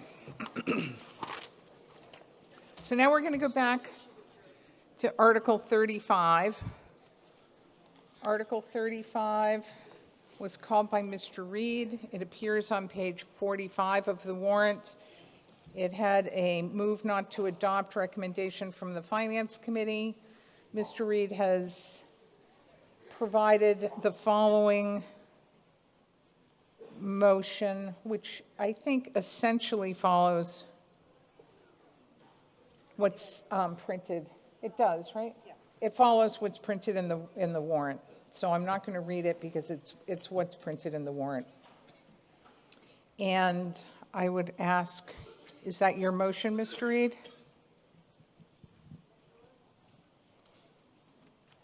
Actually, Madam Moderator, is now my plan. It's on, just hold it closer. I was holding it pretty close. In any event, it's now my plan. Article 18 passed. I strongly supported Article 18. In the light of that article having passed, I now wish to withdraw my call of Article 35, with the point being that Article 18 requires an override at on the ballot at the town election. And in the event that that does not pass, it would be my request that the Select Board place an article substantially to this effect upon the warrant for the special town meeting this fall as an alternative, since that can be passed at town meeting and does not require the override. In any event, with that explanation, I now would request that Article 35, that my call of the article be withdrawn. Okay, thank you. Is there anyone else who would want to discuss Article 35, or are we okay to just go to a vote on the motion not to adopt? Okay. So I will recognize Ms. Curnow, Chair of the Finance Committee, for the purpose of making the motion not to adopt Article 35. So moved, Madam Moderator. Okay, thank you. Is there a second? Motion is made and seconded. Now, this is a little opposite because we normally have a positive motion. So you know, if you vote yes, you're voting not to adopt the article. If you vote no, you're voting to adopt the article. So a yes vote will not adopt the article. It will adopt the Finance Committee's motion not to adopt.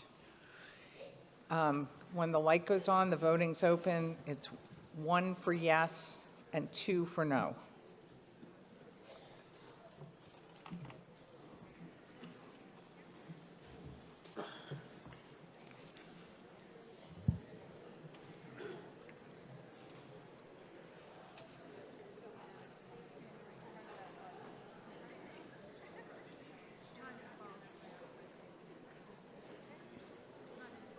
After Article 35, we're going to Article 36. Is Mrs. Coombs still here?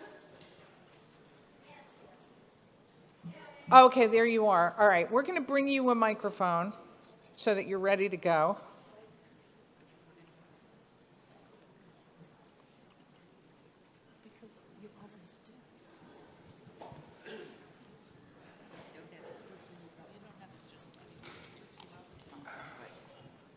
I'm all set, Sarah. Okay, great. We're just going to get this vote done, and then we'll go right to 36.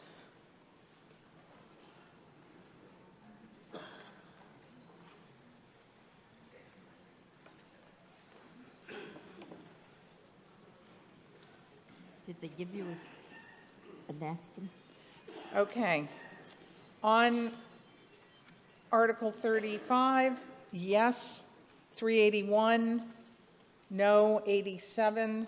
The motion not to adopt is carried. Okay, Article 36 appears on page 45 of the warrant. It did receive a not to adopt recommendation from the Finance Committee. We're providing a positive motion that's just the same as what's printed in the warrant. Move that the town direct the town administration, et cetera. Because it's a direction, I want to point out it is a non-binding direction. And is that your motion, Ms. Coombs? Yes, yes. Okay, is there a second? Second. Motion is made and seconded. Mrs. Coombs? Okay. I'm Diane Coombs, and I have been on the HDC since 2010. And I live in the Old Historic District, and I'm very active on the HDC. I may look like I'm in a wheelchair, but I get around. Just for everybody's knowledge, is that the commission reviews all the construction on Nantucket, and it's comprised of 5 elected commissioners and 3 appointed. The meetings are recorded and videoed, and it is a completely transparent commission where you can watch everything and get reports of how it was done. This article is asking for an independent administrator that we do not have at this time. We have got 2 major staff members who are very, very good, and this article has nothing to do with them. I want to make that clear because I have heard a lot that they're worried, and the 2 of them are very, very good, and the other 2 guys that work for us, with us, are good also. But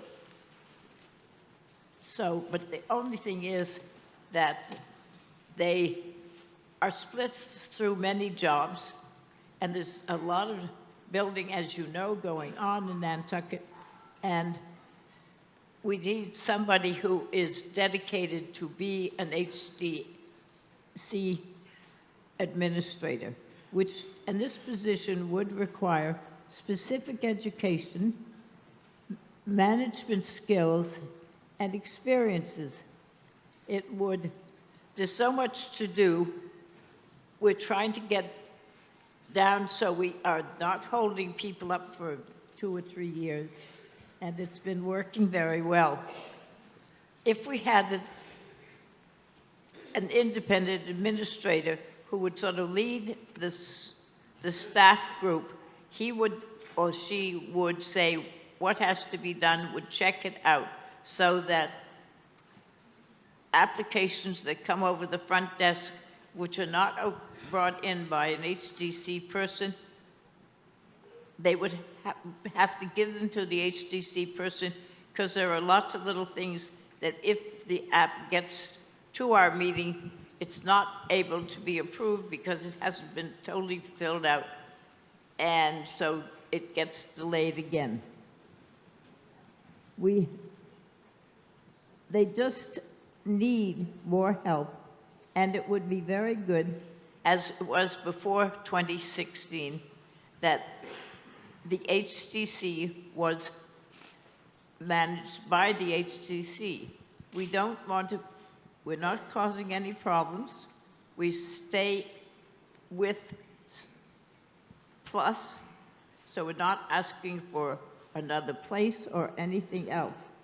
But it is felt that to have the application, which I mentioned, accepted by a dedicated staff would make the commissioners more able to be effective and rapid with okaying the applications. It's not asking for much.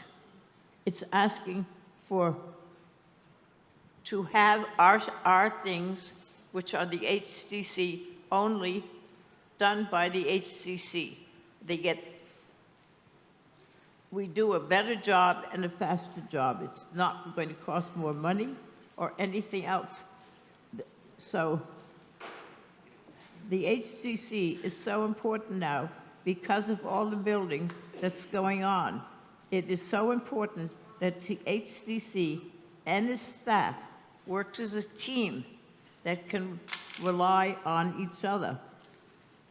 And the HCC, as I just mentioned, before 2016 was a self-sufficient commission, and it worked very well. So you're being asked to give this team a chance again. The HCC is partly governed by the federal government and is designated a historic island. And it's very important that we maintain other areas in the HDC, the old historic districts, because we remain a tourist location, so that the amount of money that the tourists bring is quite a lot, as shown recently on the result of the turbines. And it is very important financially, because they issue grants, which we use all the time, and also educational grants. So to have a working team that supports us, I think, is what we really need. I think there's a lot of stuff that I'm not going to go in tonight, because I'm sure you're all aware what's been going on recently. So I would like to keep it as positive as I can. But that's what we're asking you for, just to have the leader of the staff and the help with us to do our job and to do the job for you. Thank you. Town Council asked me to point out that because no funding source and no amount was provided, this article is not raising or appropriating any funds. But it is directing the town to reestablish and fill the position. Is there anything further on this? Yes, go ahead.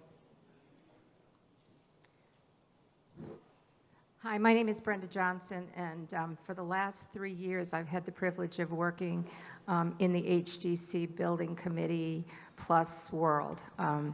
For those of you who, first of all, I want to say Diane and all the other commissioners and the board members for all the committees in the town, thank you for all your hard work. I've never, ever seen anybody work harder at the expense of all of us. You know. So that being said, I have spent 46 years at hospital and administration and other areas of healthcare in the town. And I've noticed that the team at the HDC is a great team. It takes a long time to learn what they do. And Diane's correct. They've got a lot of applications, sometimes 100, 150 a week, but they're not all for the same thing. Some might be for fences, some might be for color changes. And Holly and some of the other department, Esme, et cetera, have asked the select board for a consultant. And a consultant, do they need something? They need a consultant that knows how to do HDC work and help it flow. Do they need process change and flow? Yes. Are they working on process? Yes, they are. I know that they are meeting regularly to tighten up their process and move it forward. Are there areas with other pieces of the HDC? Yes. I mean, right now we've got one of the guys doing ZBA work, because with Terry, the note taker, I don't know what her name was, but Terry, when she left, those duties fall on the HDC staff, which takes them away from their other duties. So do they need help? Yeah, they need support, but they also need to have somebody evaluate how they do stuff. And after that, if that's the case, then we should reconsider Diane's article. Thank you. Thank you. Madam Moderator? Yes? Ms. Backus? Yes. If I may, Holly Please. Backus, for the record, Town's Preservation Planner. This article is a non-binding article, and this is not the way to create positions. This article was not endorsed by the HDC, the select board, but by select members instead of going through the proper channels, which is how you request a position. Is not recommended or endorsement by FinCom or select board. There is no need for a one person to administrate the Historic District Commission. We're no longer in the 1960s when the Historic District was created in 55. The article is a slap in the face to existing staff who work tirelessly in every day for this Historic District, myself included. I hold a bachelor's degree in Historic Preservation and Art and Architectural History, along with a graduate certificate in Historic Preservation, and I am the town's first preservation planner. There is no unicorn for HDC. There's not one person who can handle this position. This is a multiple staff level of going through applications, reviewing applications, doing inspections, assisting the commission. It's also working with additional staff within the Plus department. We are a cog in a wheel that functions for this town. There will be an independent review of the HDC by the National Alliance of Preservation Commissions. They have the professional preservation background to determine if such a position is actually warranted. Again, this is a unicorn position. I've been quoted in the paper. It is. This person doesn't exist. This function, not one person can do this. Staff, we all do this together. So please do not support this article. Thank you. Thank you. Ms. Camp? Thank you, Sarah. I serve on the board with Diane. I think the HDC would run a lot more smoothly if we had our own administrator. As an example, last summer we were told to our much-needed advisory boards that they were to cease and desist. Since that time, the HDC has been under a lot of scrutiny. It's taken a lot of time to get the HDC back on track. Please give the HDC an opportunity to be independent from Plus and run our own commission. Please vote yes on 36. Thank you. Thank you.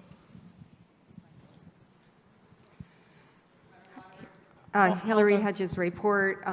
So I'd like to support Diane Coombs in this article. I've been talking with her and helping her. She's passionate about this issue, and it was also signed by 3 members of the HDC. I want to point out, of course, we don't, they're entitled to change their mind or speak in any way, but at the time it did come into the town clerk's office with the support of 3 of 5 members of the HDC, at least to bring to town meeting. Back in October so I've been watching the meetings along to see how this is going, and it's really offered to help. It's not offered to criticize. Diane brought this and briefed her fellow commissioners in October, and at that time it was agreed that it would be able to be discussed. She waited. She brought it up again after she had to file it as a citizen's warrant because there was no discussion. She was told it would be discussed. She brought it up again, and this was not endorsed by the HDC, but it was also not dismissed by the HDC. It was simply never moved by the chair for discussion. And I think it's important that everybody knows that. And I also think this is an issue of management. You're not looking for one person to do everything. This is a town department.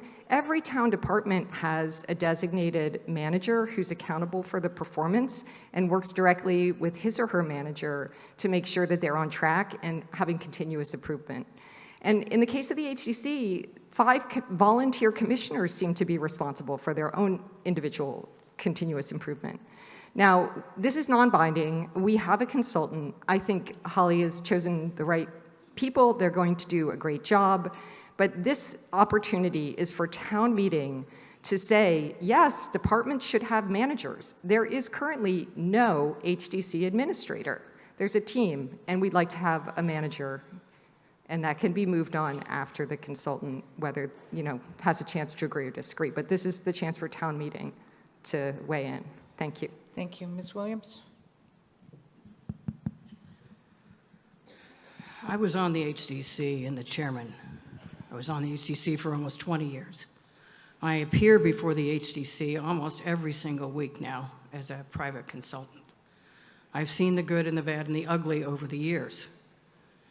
The staff in Plus is large, and they're all cross-trained. There isn't just one or two people. If Esmeralda's not there, Adrian's not there, Holly's not there, other people pick up the slack on the paperwork. The paperwork is astronomical. The number of cases they hear every week is astronomical. It is not the staff. It is the process. It is the paperwork. It is the fact that the HDC is behind. It is not the staff. The charter, this is not part of this article, would have to be changed because the administration of these departments is changed in the charter some years ago, 2007, I think. They report to the town manager. There was an agreement with Plus that Plus, all those zoning board, HDC, planning board, planning commissioner, all under the auspices of Plus at the building department office at 2 Fairgrounds. They work very well. It's the process that has a problem. And I don't think you should support this because all the independent department head managers, which I was one for the zoning board for 25 years, we're not there now. They're all under one auspices, and they all report to Libby, vis-a-vis the head of Plus. So trying to create a renegade department that does not fall under the charter, that does not fall under its own budget, that does not fall under every other thing in the charter and the town hierarchy administration by itself does not make any sense, and it would not make this run any smoother. So I ask you to vote against this. Thank you. Okay. Is there anyone who hasn't spoken? No. Okay, so I'll let you have a follow-up, Ms. Rayport, and then I think we're going to go to a vote. Okay, thanks. I just want to clarify that this non-binding request to support the HDC to have a manager to manage their department doesn't take the HDC staff out of Plus. That decision is made by the town manager. So this person would be, in the Plus department, accountable to the manager of Plus.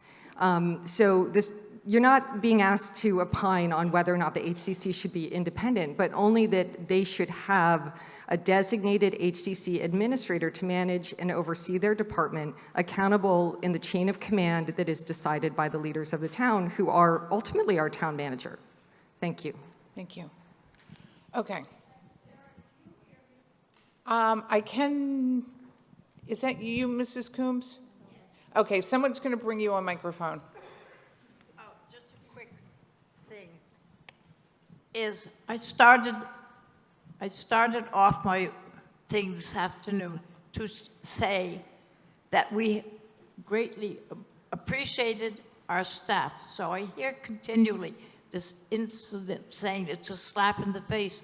We have no question that they remain with us and want them. And I don't think it's fair to the HDC to say that we are slapping them in the face, because we are not. The second thing is, when this act was originally proposed, we had 3 signers of the article, and going through it and getting it over to the Finance Committee and the rest of it, it was chosen that I do it. So that's number 1. Number 2, Hillary did not enter this article and should not have been said so by Linda Williams, because she did not. I did from the very, very beginning. And second of all, I am not vice chairman. I was at one time, but we tried to have everybody have a chance. And Stephen Welch is now vice chairman, and before Stephen, there was Abby Camp. So we are not trying to push anybody out. We are trying to have a person there who knows what's going on, plus using at least 4 staff members as we have on occasion. We are trying to become more efficient, quicker, and covering more fields. And I think it's really important for you guys to listen to that. I am not trying, we are not trying to put plus in their place or anything else. We're just trying to pull the HTC together to do what it should do with the amount of building that's going on. Thank you. Thank you. Thank you for listening. Madam Moderator? Yes, Mr. Welch? Good morning, thank you. Good morning, everyone. My name is Stephen Welch. I serve as the HTC Vice Chair in my 36th year here on Nantucket. I'd like to thank Diane for her long, dedicated service, and kudos to Billy Cassidy. Job well done, bringing it over the finish line. I just want to cover a handful of relevant points before the buzzer, if I can. Number one, HTC has never voted to support this article. It was brought to us after having been submitted to the warrant. I'm not going to get into who's behind it or why. I don't know, but that's never been clarified for us. I will mention COVID was a very difficult time for us all, not just the HTC, for all of us as a community. For HTC, due to the nature of our reviews, our transition to Zoom was a bit of a double-edged sword, and HTC fell behind as applications stacked up from week to week. At one point, the HTC's backlog became the primary talking point for the article before you. On merits only, happy to share that the HTC is currently caught up. We're processing last week's applications, which is the most recent set of applications we can process. Our catching up was due to the HTC asserting itself. As a newly elected member and chair of the HTC's Organizational Focus Committee, we at the Organizational Focus Committee were able to put forth a set of best practices addressing commissioners' day-to-day operations. Late last year, the HTC unanimously adopted those practices, and in a span of a few short months, we cleared up a substantial backlog. Just to clarify, that backlog has never been 2 or 3 years. At a publicly noticed meeting, the HTC Organizational Focus Committee interviewed commissioners to determine the effect of having this position, which is an independent administrator, created. The unanimous consent was that primarily applications would be better managed at time of submission. Primarily applications would be better managed at time of submission. It seems a complete overhaul of one of Nantucket's most important institutions to in effect accomplish better organized applications, that this is a little bit of a strong step. Instead, the same can be accomplished by tweaking existing process. The HTC simply needs to make the request to suit its needs. One last final important point. A new administrator position doesn't control how or when the HTC asserts self-management, nor does it create or sustain the HTC's independent nature. The HTC's Enabling Act establishes the HTC's range of authority and independence. In other words, HTC independence and good self-management cannot be provided by the HTC abdicating responsibility to a town employee. It requires elected members to assert the responsibility each week. That type of process is now in focus. Thank you for hearing my points. I hope you'll vote no on this. We can all move forward, put this matter to rest. It has been a discussion point at HTC meetings, taking up tens, if not more, person hours away from other business that we could be focused on. Thank you. Thank you. Okay. Ms. Sutton? Yeah, I can't hear myself when I'm in this. But anyway, so no, before Mr. Welch spoke, I was just, as I'm listening, I was just really thinking that, if really paperwork and process, as Ms. Williams pointed out, is the issue, then sometimes having someone in that isn't swimming in the pond but is able to oversee and see where efficiencies can be made is not always a bad idea. And that's what that's sort of the way I saw this as potentially playing out, is to help the process and improve process from a view that isn't in the process. So, thank you. Thank you. Okay, so let's go to a vote. Yes, go ahead. I just wanted to respond to that. That is the exact reason why, as Holly mentioned, the select board voted to approve this independent review to go over the HDC process and by someone independent to make these recommendations. So this is extremely premature, probably completely unnecessary, as we have highly qualified people doing this work. But yes, there are ways that the entire process can be improved, and that's what we're working on. And this is also coming from someone who served 12 years in the HDC. So thank you. Thank you. Okay. So on Mrs. Coombs' motion, a yes vote will adopt the motion, a no vote will defeat the motion. It requires a majority vote, being non-binding. When the light goes on, voting is open. It will be 1 for yes and 2 for no.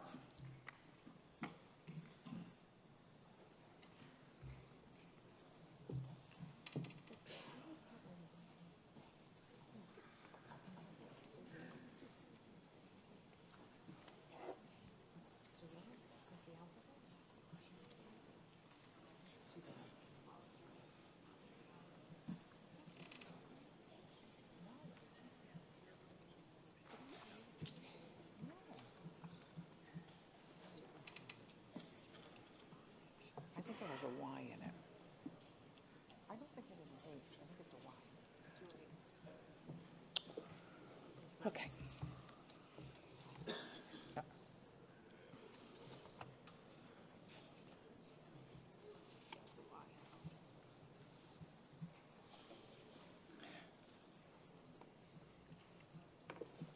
Okay, on Article 36, yes, 244, no, 457. That is not adopted.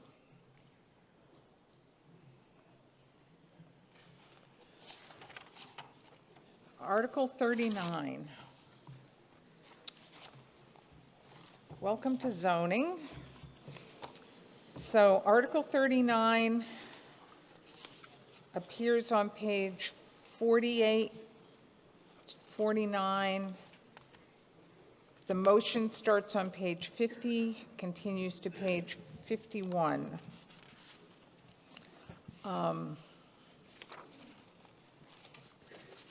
Because it's so long, I'm going to ask for your unanimous consent to waive the reading, and I'm going to recognize John Trudell, Chair of the Planning Board, for the purpose of making the motion on Article 39 as printed in the warrant. Is there a second? Okay, that motion has been made and seconded. And I just want to mention while I'm thinking about it, the comments that appear at the end of the motions are not part of the final motion and not part of what you're adopting. I just want to make sure that that's clear. Mr. Dutra called this. So moved, Madam Chair. He's at the microphone. Excellent. So he has a motion to amend, and he's basically changing in subparagraph 1 under the 3 types of residential, recreational, outdoor water features that may be permitted. He's changing 75 square feet of surface area for a hot tub spa to 100 square feet of surface area. Is that your motion? Yes, Madam Chair. Okay, is there a second?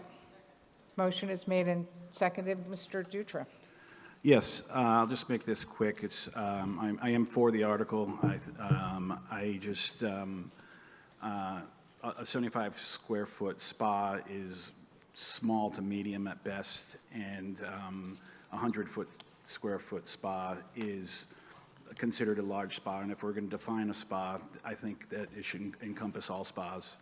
And so just a minor housekeeping thing that I'd like to change, and I appreciate the planning board for putting the article forward.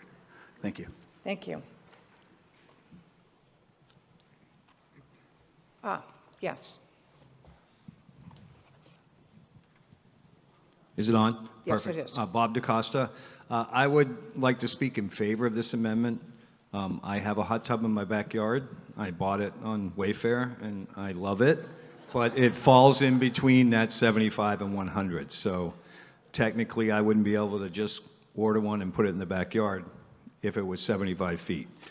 But it's less than 100, so, but it is in between those two sizes. So to me, this seems like a small alteration to an article that was very well thought out. Thank you. Thank you. Okay, the amendment requires a majority vote. A yes vote will adopt the amendment. A no vote will defeat the amendment. When the light goes on, 1 is for yes, 2 is for no. This is a majority vote.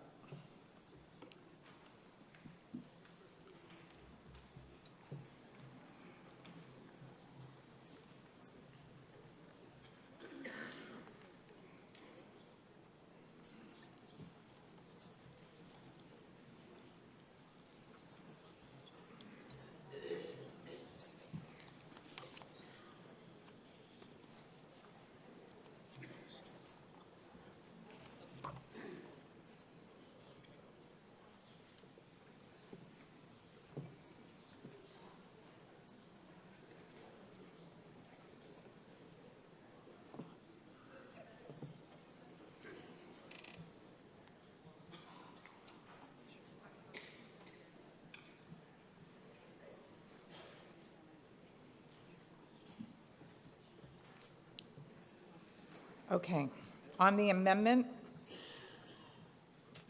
526 yes, 262 no. The amendment is adopted. So now we're on Article 39 as moved by the Planning Board, as amended by Mr. Dutra. Is there any discussion? Okay, not seeing any. This does require a 2/3 vote. A yes vote will adopt the motion as printed in the warrant, as amended by Mr. Dutra. A no vote will defeat the article. When the light goes on, voting is on. 1 for yes, 2 for no.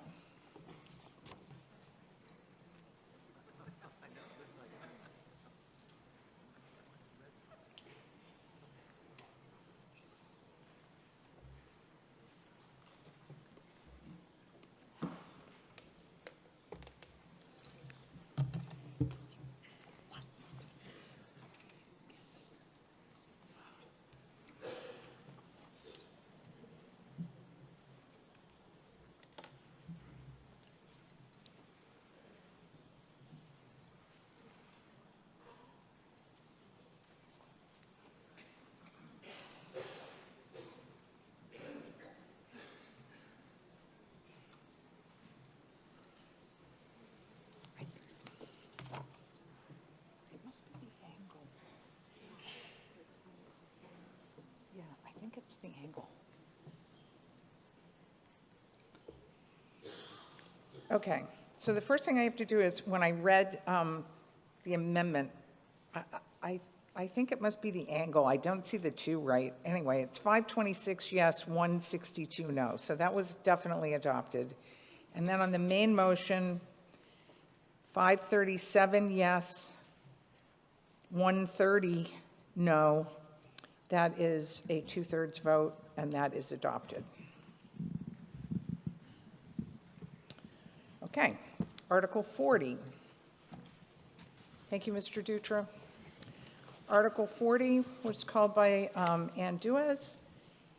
It appears on pages 51 and 52 of the warrant. The planning board motion was not to adopt.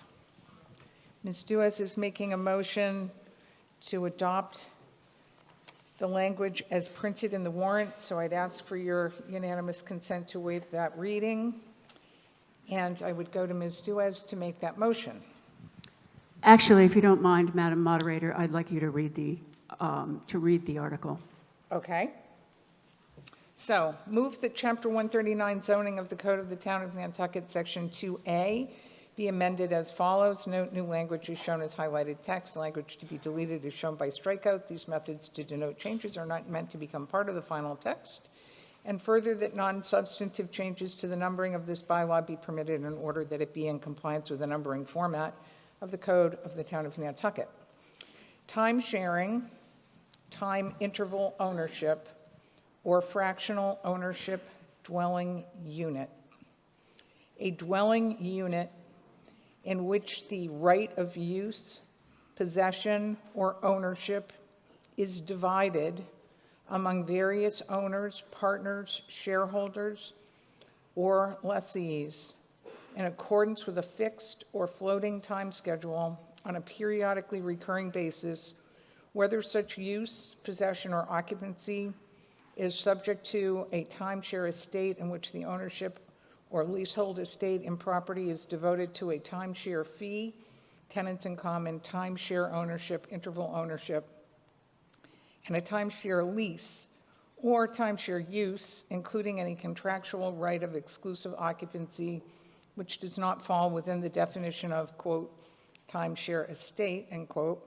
including but not limited to a vacation license, club membership, limited partnership, or vacation bond, the use being inherently transient, or fractional ownership, which shall include any form of ownership where more than one owner without a familial relationship shares an ownership interest in a property, and where the maintenance responsibilities for the property are shared among such unrelated owners and managed by a third party, individual, or entity.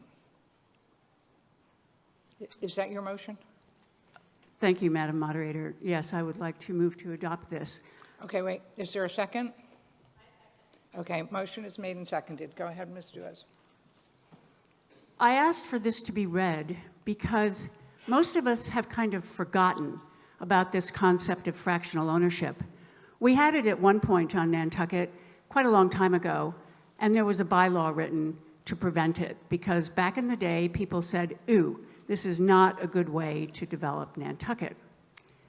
Article 40 was a last-minute addition to the warrant by the Planning Board in response to a very specific situation. The situation was one many of you probably read about in the local press in January. The appeal to the ZBA of the zoning enforcement officer's rejection of a plan by a California-based company that sells fractional ownership in houses. The company, Picasa, claimed that the prohibition against fractional ownership we have in our bylaws didn't apply to their particular structure. Their team of lawyers must have made their argument quite forcefully because the ZBA made the rare decision not to uphold the zoning enforcement officer's decision. Article 40 was meant to plug the loophole Picasa exploited. If ever we needed to plug a loophole, this is one. Pretty much all of us decry the morphing of Nantucket real estate into an asset class only hedge fund investors can now afford. So why wouldn't we take advantage of this opportunity to snip off one head of the multi-headed hydra that is the corporate takeover of Nantucket real estate? I will be interested to hear why the Planning Board decided not to bring this article forward. I can't think of a reason why, other than perhaps to try to lump it with the STR stuff and kick it down the road, by which point Picasa and its copycats will own a few more houses. In the absence of a compelling reason for pulling this article, I ask you to vote in favor of Article 40. Thank you very much. Thank you. Mr. Cohen? Hi, Stephen Cohen. I am, I guess, that forceful team of lawyers that was so compelling. I represented that one company in the purchase of their one house here, and I would urge you to vote against this article, but not because I think that fractional ownership should continue, and I'm not speaking on behalf of that client or that company. I'm just giving you some perspective on this article. The reason why it was written and by the planning staff and then recommended by the planning board to not move forward is because it was requested at the last minute and it was written hastily, and it was later determined that it likely doesn't solve the problem and likely actually causes other problem and includes situations that it shouldn't. So the idea is not that fractional ownership should be allowed. The idea is that it should actually be written in a way that would effectively, if you want to do that, that it should be effective, and it shouldn't drag in other kinds of ownership that is not intended. So the problem here is that we shouldn't go forward with a poorly drafted article that doesn't solve one problem and causes others as a way to move forward. And if people want to try to address the business models that are not covered under the current interval ownership, then the staff should be allowed the time, not the 6 hours that they had to work with. They should be allowed the time to properly investigate how these businesses work and what the proper way to regulate them would be. And so I would encourage you not to move forward with this article and to allow the staff and whoever wants to move forward on regulating this to do it in a way that would be effective if that's the intent, not to do it in a way that would be ineffective and cause other problems that are not supposed to be covered here. So thank you. Thank you. Ms. Snell? Thank you, Madam Moderator. Leslie Snell for the Planning Board. As Mr. Cohen just said, the Planning Board inserted this article as a placeholder for discussion, but after a lot of consultation with Town Council, after thinking more about the impacts of this article, it didn't address what was intended, and we did think that, the Planning Board thought that it should be postponed until we have more time to consider it and more time to see how the short-term rental issue is dealt with. I'd also like to correct the record. The zoning board appeal was withdrawn. They did not overturn the building commissioner. So I would ask for you all to stand with the planning board and vote against this motion. Thanks. Thank you. Are you headed to a microphone, Ms. Sutton? Okay. Hi, okay, so. Campbell Sutton for the record. Campbell Sutton for the record. So I had read this and I was in favor of it, and I still am, though I'm hearing what you're saying. So some references had been made by Mr. Cohen and Ms. Snell about unintended consequences, and I'm wondering if there was a way that you could be more explicit about what those might be, because otherwise it feels like we're just sort of voting towards an unknown. So if you could share some of the unintended consequences, that'd be awesome. Thank you, Mr. Cohen. Okay. So Mr. basically, Cohen? basically if anybody were to own a property, maybe you and your two siblings own a property and you happen to own that in an LLC and you happen to have a caretaker, you're in violation of this. So is that what we're trying to do here, and have two siblings not allowed to have a property and a caretaker? I don't think anybody's talking about that. The point of what's intended here is not covered by the language that was prepared, and therefore it should be properly done if that's what people want to do. I'm not telling you let's have fractional ownership. I'm saying let's have something that actually addresses fractional ownership if that's what you want to do, and not something that would get involved with family properties that happen to have multiple owners that have a caretaker, which could get swept up in this. Thanks. Thank you. Ms. Duez? Thank you, Madam Moderator. I've had a number of texts on my phone asking me to ensure that the audience here understands that Mr. Cohen is the lawyer for Picasa. They said it was not clear at all. So there is obviously an inherent conflict of interest here. Okay. All right. The other thing that I wanted to say is that this talks about unrelated people. Sisters and brothers who own a house, as the last time I looked, are related. So I'm not sure why that would be an unintended consequence. And I would submit also that if we were to approve this, that if there were some things that needed a bit of tweaking, that would be a perfect task for the November special meeting. Thank you. Thank you. I'm going to spare Mr. Cohen the need to get up. He did actually, when he spoke, he said that he represented those people before the ZBA. He also indicated that he's not representing them in his comments today. Okay. So, seeing nothing, this does require a 2/3 vote.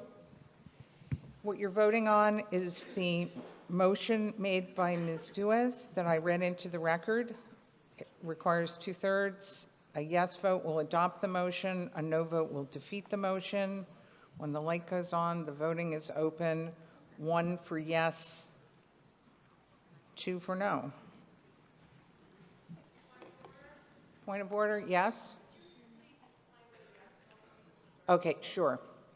So a yes vote will adopt Ms. Dewis's motion, which will mean that the definition of time-sharing, interval ownership, et cetera, will be amended as shown on the screen. A no vote will defeat that amendment, will leave the bylaw as it currently stands.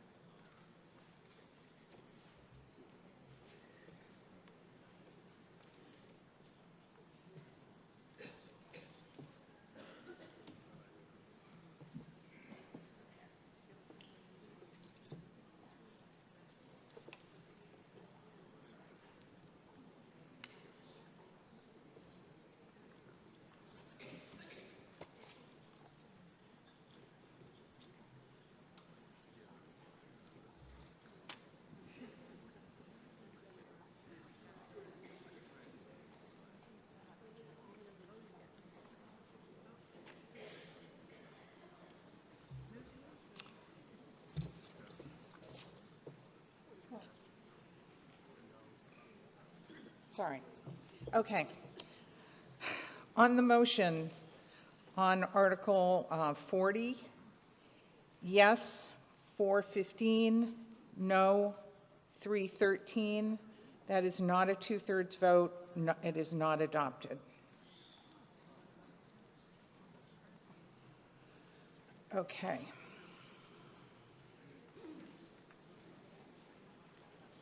Article 44.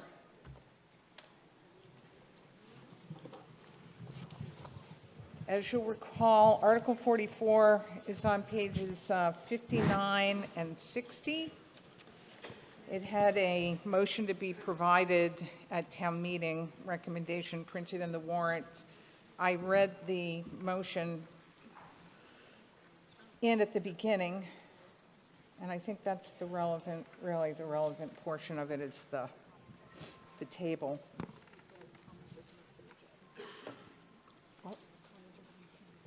Okay. I'm going to ask that you waive my reading it again, and I'm going to recognize Mr. Trudell, Chair of the Planning Board, for the purpose of making that motion. Is there a second? Motion is made and seconded. Ms. Oliver, this was called by you. Please take Yep. it away. Yep. It's really more, I'd like some more information. Okay. So previous Article 41 passed without discussion to create more housing in previous zones where it was not allowed. It's a clever idea to create more units in areas other than where they are now. This article, however, is a response to that zoning change, which is actually requesting to reduce parking requirements. Everyone on the planning board knows I'm a pain in the butt when it comes to planning, parking, and cars. And I've questioned the metrics of how these are decided.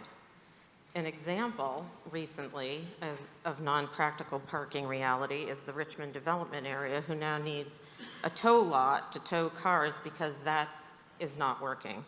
Mid-Island is already gridlocked, and people are parking on the shoulder of the road or putting sticks up so you can't park on the side of the road.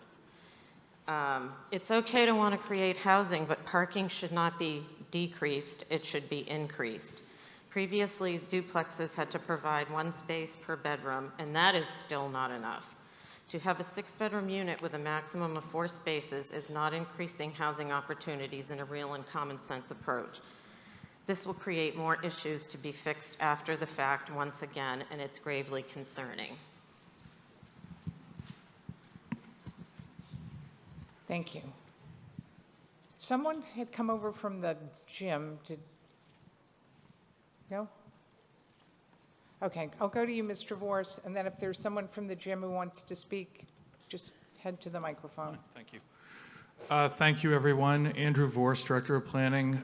This article was inserted by the Planning Board, and it's an outgrowth of the Housing Production Plan. I think we heard a reference earlier about how reducing some of the parking requirements actually encourages more housing. Remember, a parking space is 9 by 20, add in aisles and other things, and you get quite a bit of area devoted to housing cars. The point here was that there are duplexes with family bedrooms, children's bedrooms, and this is, remember, this is a minimum, not a maximum. So there were cases that we were encountering where duplexes were being discouraged. The parking isn't equivalent to a single-family home, for example. Single-family home parking isn't driven by bedroom, it's driven by the units. So what we're doing here is aligning this for two types of common affordable housing, garage apartments and duplexes, to make it equivalent to what we require for single-family homes. This is a national movement in some states, including our northern I guess relatives of New Hampshire and Vermont have actually adopted that towns cannot require excess parking because it's commonly used to discourage housing production.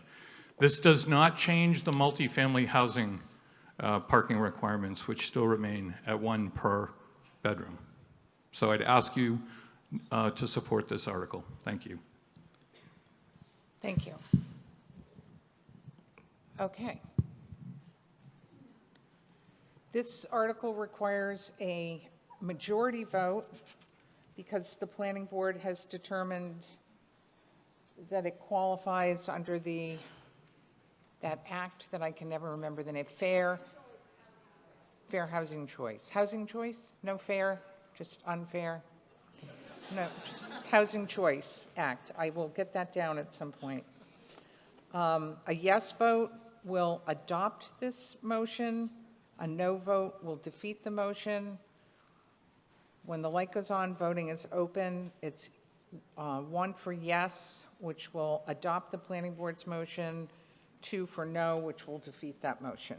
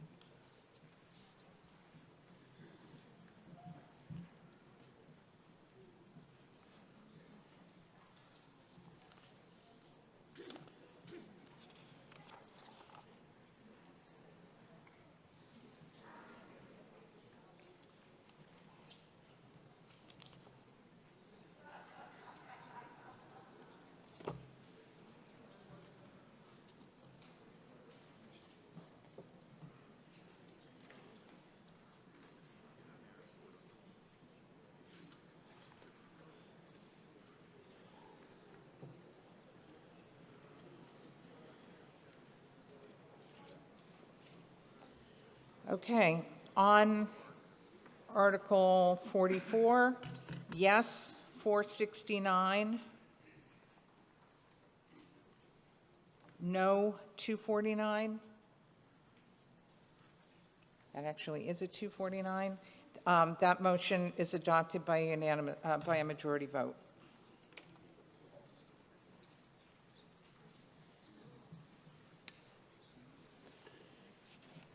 Okay.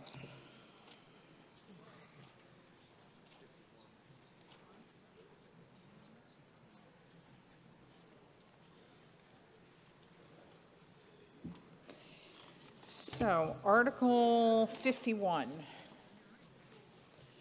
Article 51 appears on pages 68 and 69 of the warrant. The motion is as printed in the warrant. I'll ask for your unanimous consent to waive the reading and recognize Mr. Trudell for the purpose of making that motion.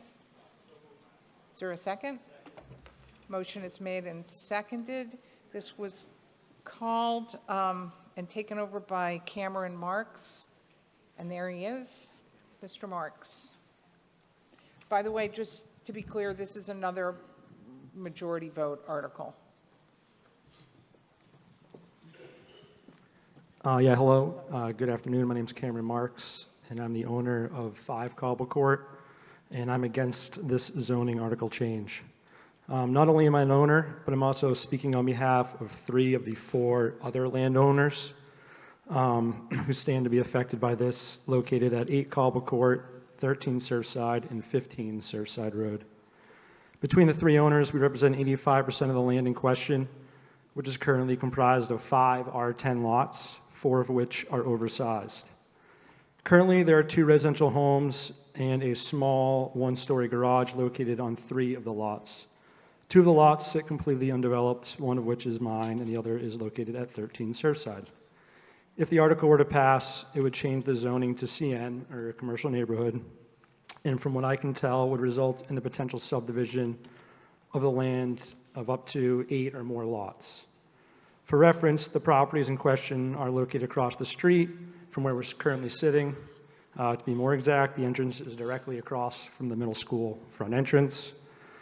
The land is set back 1 row from Surfside Road, and it's accessed by 2 roads, which are really just 10-foot wide driveways, one of which is cobblestones and the other gravel. For those who might not be aware, CN requires 7,500 square foot zoning versus the R10 10,000 it currently is. CN would allow for multiple use of the property, including commercial. Some examples, but not all, are retail sales, convenience store sales, alcohol sales, supermarket, health spa, guest house, timeshare and interval properties, taxi cab business, and motor vehicle parking lots or structures. It is also my understanding, as evident in the article description, that it would allow for multifamily housing based on the housing choice law. While this does prevent, or could potentially provide more housing, it also has its negative side with the commercial land use. One of my biggest concerns with the article is the obvious and not so obvious changes inherent when changing from residential to commercial. My biggest concern would be the access to the properties, as well as changing my potential lot from a residential home to commercial. The amount of cars that could potentially increase use of this area, I think, is not worth it, having to cross the bike path right in front of the school. Despite the personal financial benefit of changing the zone to myself and the other owners I mentioned, we are opposed to it. Seeing as how CN requires 7,500 square foot lots, and 4 of the 5 are oversized at 15,000 or more, we stand to gain significantly if this article were to pass. However, we value the current state of the neighborhood over the monetary gains. For reference, a similar article was proposed at town meeting 2 years ago when we were under the tent on Bacchus Lane. We voted it down 60-40, and I hope you will join me once again today in voting this down and preserving our little gem of a neighborhood. Thank you. Thank you.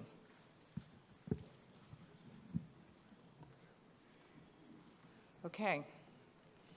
This article requires a majority vote. Are you going to a microphone? Yes. Please go ahead. Hi, I'm Carl Otison. My wife Susan and I are in attendance today. We happen to own one of the lots involved in this article. The land has been in my wife's family for 4 generations. We want to go on record to say that we support Article 51, and we feel very strongly about this. The 5 lots under consideration in the article are presently enclosed on three sides by land that is currently in the CN designation. To put it another way, the remaining lots are basically the nonconformity in this area, and certainly not the majority.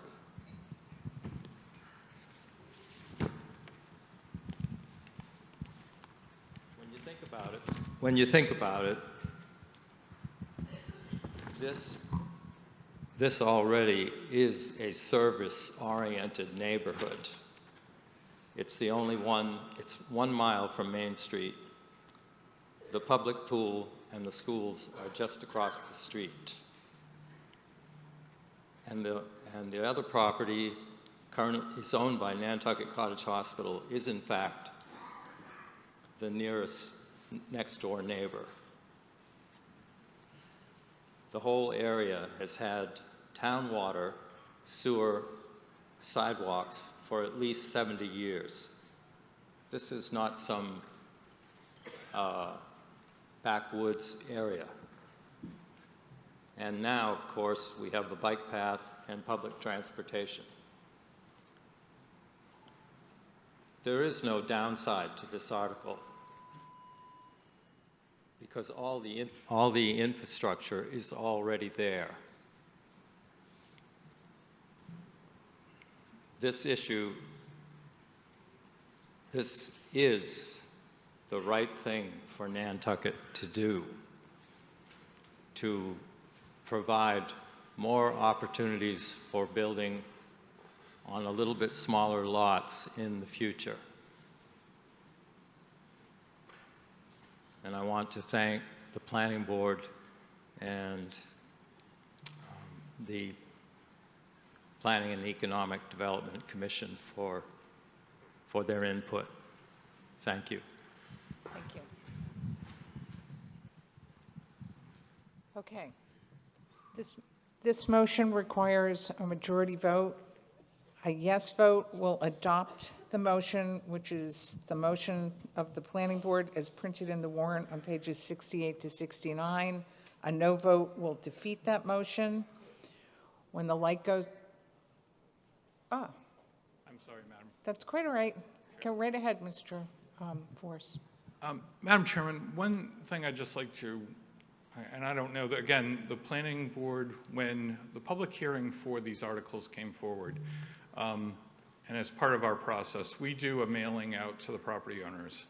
And I will say that when the board heard this, they had no input from the other property owners. So that information is fairly new tonight. I just want the record to be clear, too, is that when a single property on here, number 3, I think it is, Cobble Court, came before the town meeting in 2020, this received a majority vote in favor, not opposed. So again, I think if we had received the information, one of the possible outcomes would be that the property owners that did not want to be included would have been removed from the article, and it would have been reported out for the property owner who did want to be included. So I don't know if that's a possible amendment or not, but I just want to raise that. Thank you. If someone wants to make a motion to amend to strike properties, this would be the time to do it. Mr. Marks? Yeah, hi, thanks again. I'm not looking to make any changes. I just don't want to see any of them go. I think to correct, in 2020 when we voted, it was just a do lot 3 Cobble Court, change that to CN, and we voted it down 60-40, not in support of it. If it was in support, it would be currently CN, which it's not. I think what happened, and correct me if I'm wrong, but it received a majority vote, but wasn't adopted because we didn't have the Housing Choice Act at the time, so it didn't pass because it didn't get the majority vote. I mean, it didn't get the 2/3 vote that was then required. But I don't have the vote here in front of me, so I don't know. But that's kind of my memory, was that it passed by a majority, but was not adopted because we didn't receive the required 2/3. Madam Moderator? Yes. I have a different memory of that day than Okay. Mr. Marks. It didn't receive the 2/3, just as you said. Okay. However, it was well above the majority vote. Okay. Madam Moderator? Mr. Trudell? I see this as being fairly easy. The Planning Board does not have any agenda. As Madam Moderator suggested, Cam, you can make an amendment to have your property removed, and then this gentleman can have his, as we had expressed in our opinion. if that's a problem, you're looking for an all or nothing, and we don't necessarily adhere to that. We had meetings, we spoke about this. There was ample opportunity for anyone, neighbors, to speak on this.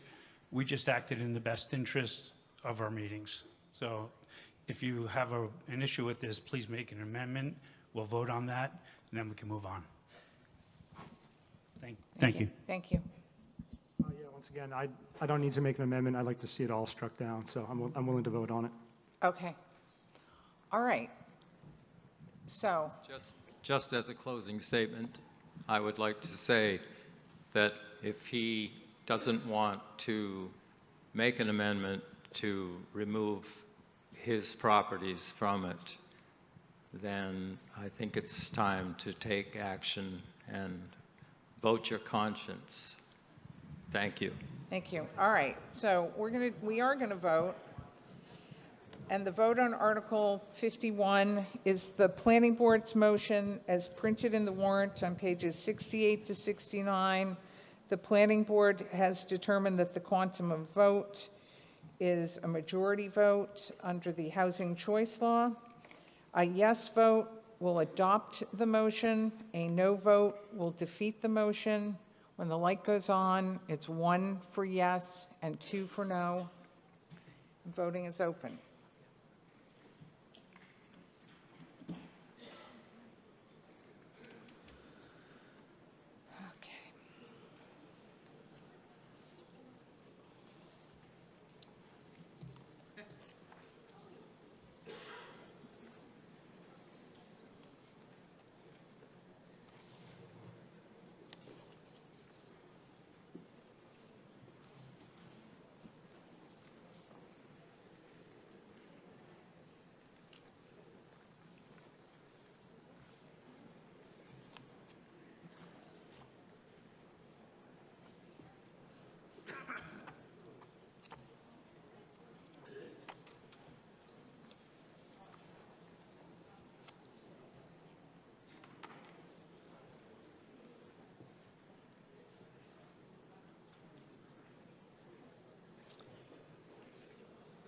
Okay, so on Article 51, yes, 278, no, 485.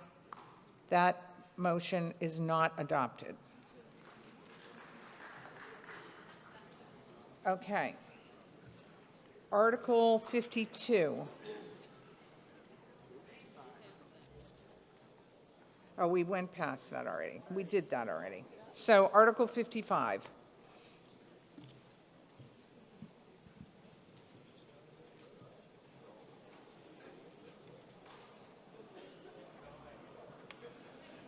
Article 55 appears on page 73 of the warrant.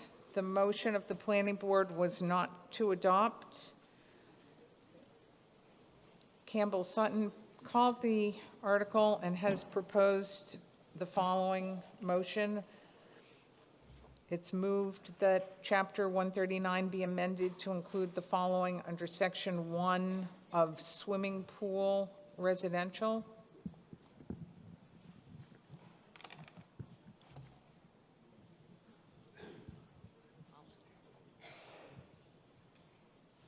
I don't think that's the right section. Am I crazy? Am I supposed to talk now? Hold on.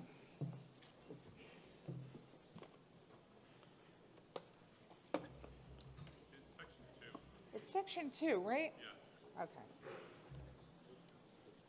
Section 2? It is it's section 2.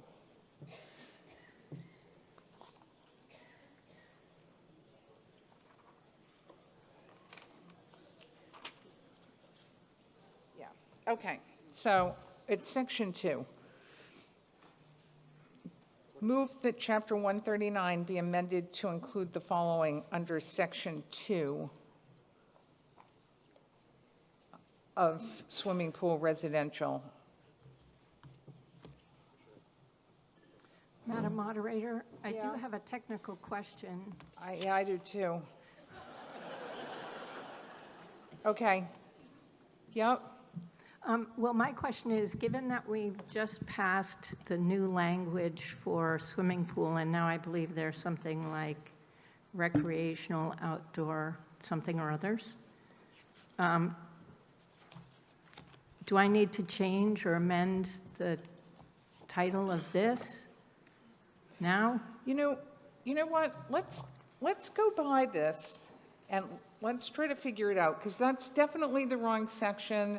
I don't know what subsection 3 is, because there's currently not a subsection 1 or 2, but now I'm worried about what happened before. So why don't we go by this? You come down and meet with town council, and we can figure that out, and we'll go on. We have plenty of stuff to talk about. We can go on to 59, and then we'll come back. How about that? Yes?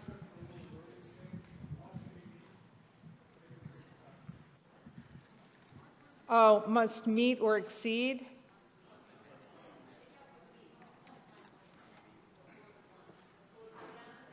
Oh, I see. Yeah, well, I think we're going to rewrite it entirely, so.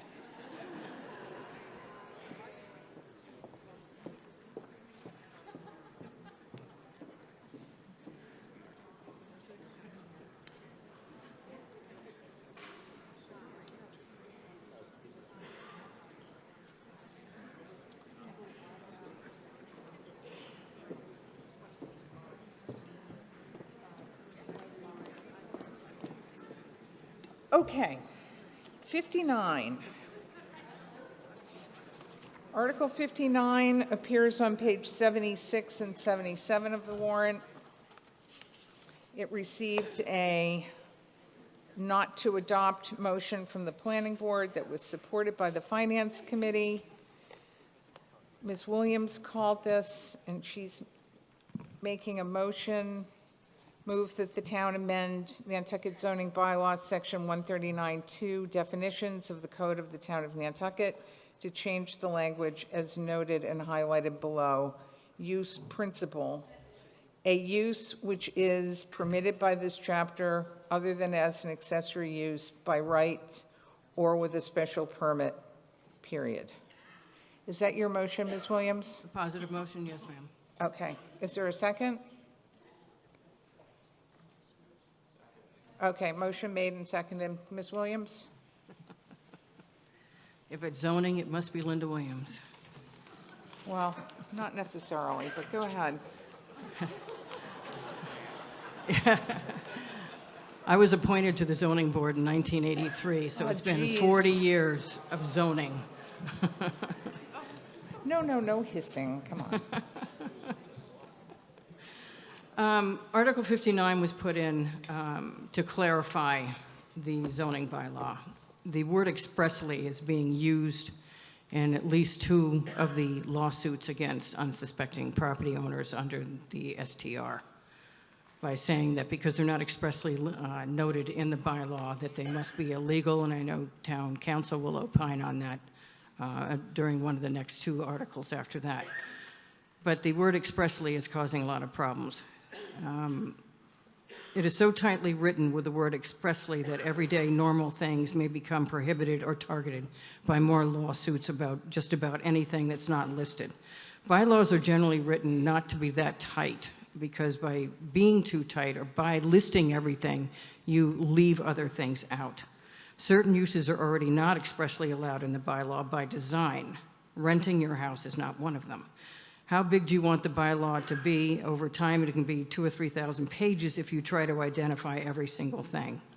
Consider that the following is not in the bylaw now, like schools, fire pits, trampolines, patios, retaining walls, play sets, commercial leases. The use is the use. What happens in a house and who is in a house and who owns it is still a residential use. It wouldn't be able to be used in a lawsuit. This is not directly related to STRs, except to eliminate the basis of yet another lawsuit against a property owner. Act now states that because renting your home is not expressly allowed, it is illegal. To rent your house for whatever time period you want, this includes year-round, guys, or more than 31 days, that is not expressly permitted, and thus they're making the argument that it is illegal. It is not illegal. It is a residential use. The bylaw is silent on year-round rentals, and they're silent on seasonal rentals. By removing this word expressly, that would allow for a reasonable interpretation by the building commissioner for things that are commonly recognized as normal uses on Nantucket. So I urge you to pass this and clarify this bylaw so your kid's playset doesn't become a nuisance and appealed and ruled that it's not expressly allowed in the bylaw. And I'm not being facetious about this. There's an awful lot of regular stuff on Nantucket that is not expressly listed in the bylaw, and remember, including year-round rental of your home or one of your cottages. So keep that in mind when you're talking about this, because I'm sure there's going to be some pushback because they are using this to create a basis for a lawsuit. So that's all I have to say on this. Thank you. Okay. This requires a 2/3 vote. A yes vote will adopt the motion. A no vote will defeat the motion. 1 for yes, 2 for no. When the light goes on, voting is open.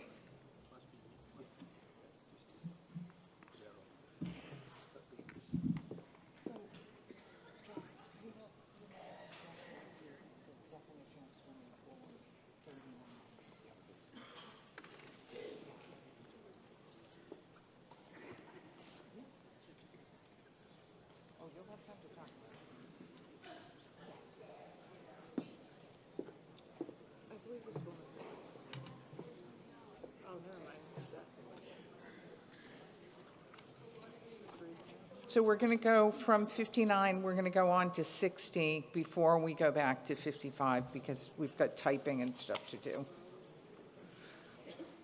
Point of order. Yes. Did we vote on 52? 52, we did. 52, we voted at the beginning because the call was withdrawn, and it was adopted 229 to 38. Right at the beginning, after, maybe you weren't back in the room yet, we did it right after the break.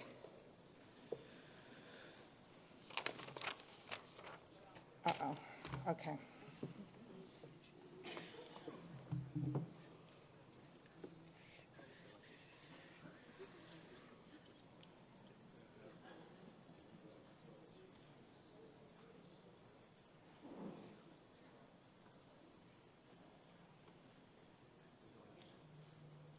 Okay. So on,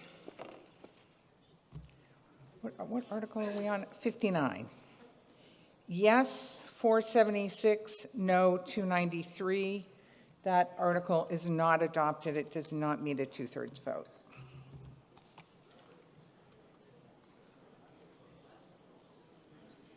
Did you write those down? Yes. What were they? 476, 293.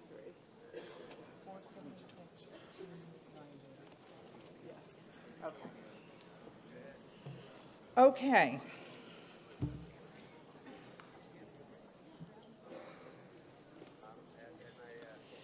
Article 60.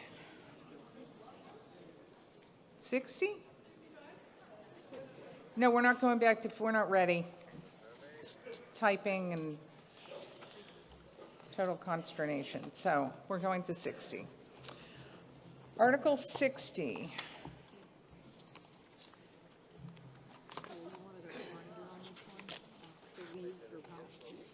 What? Oh. Okay.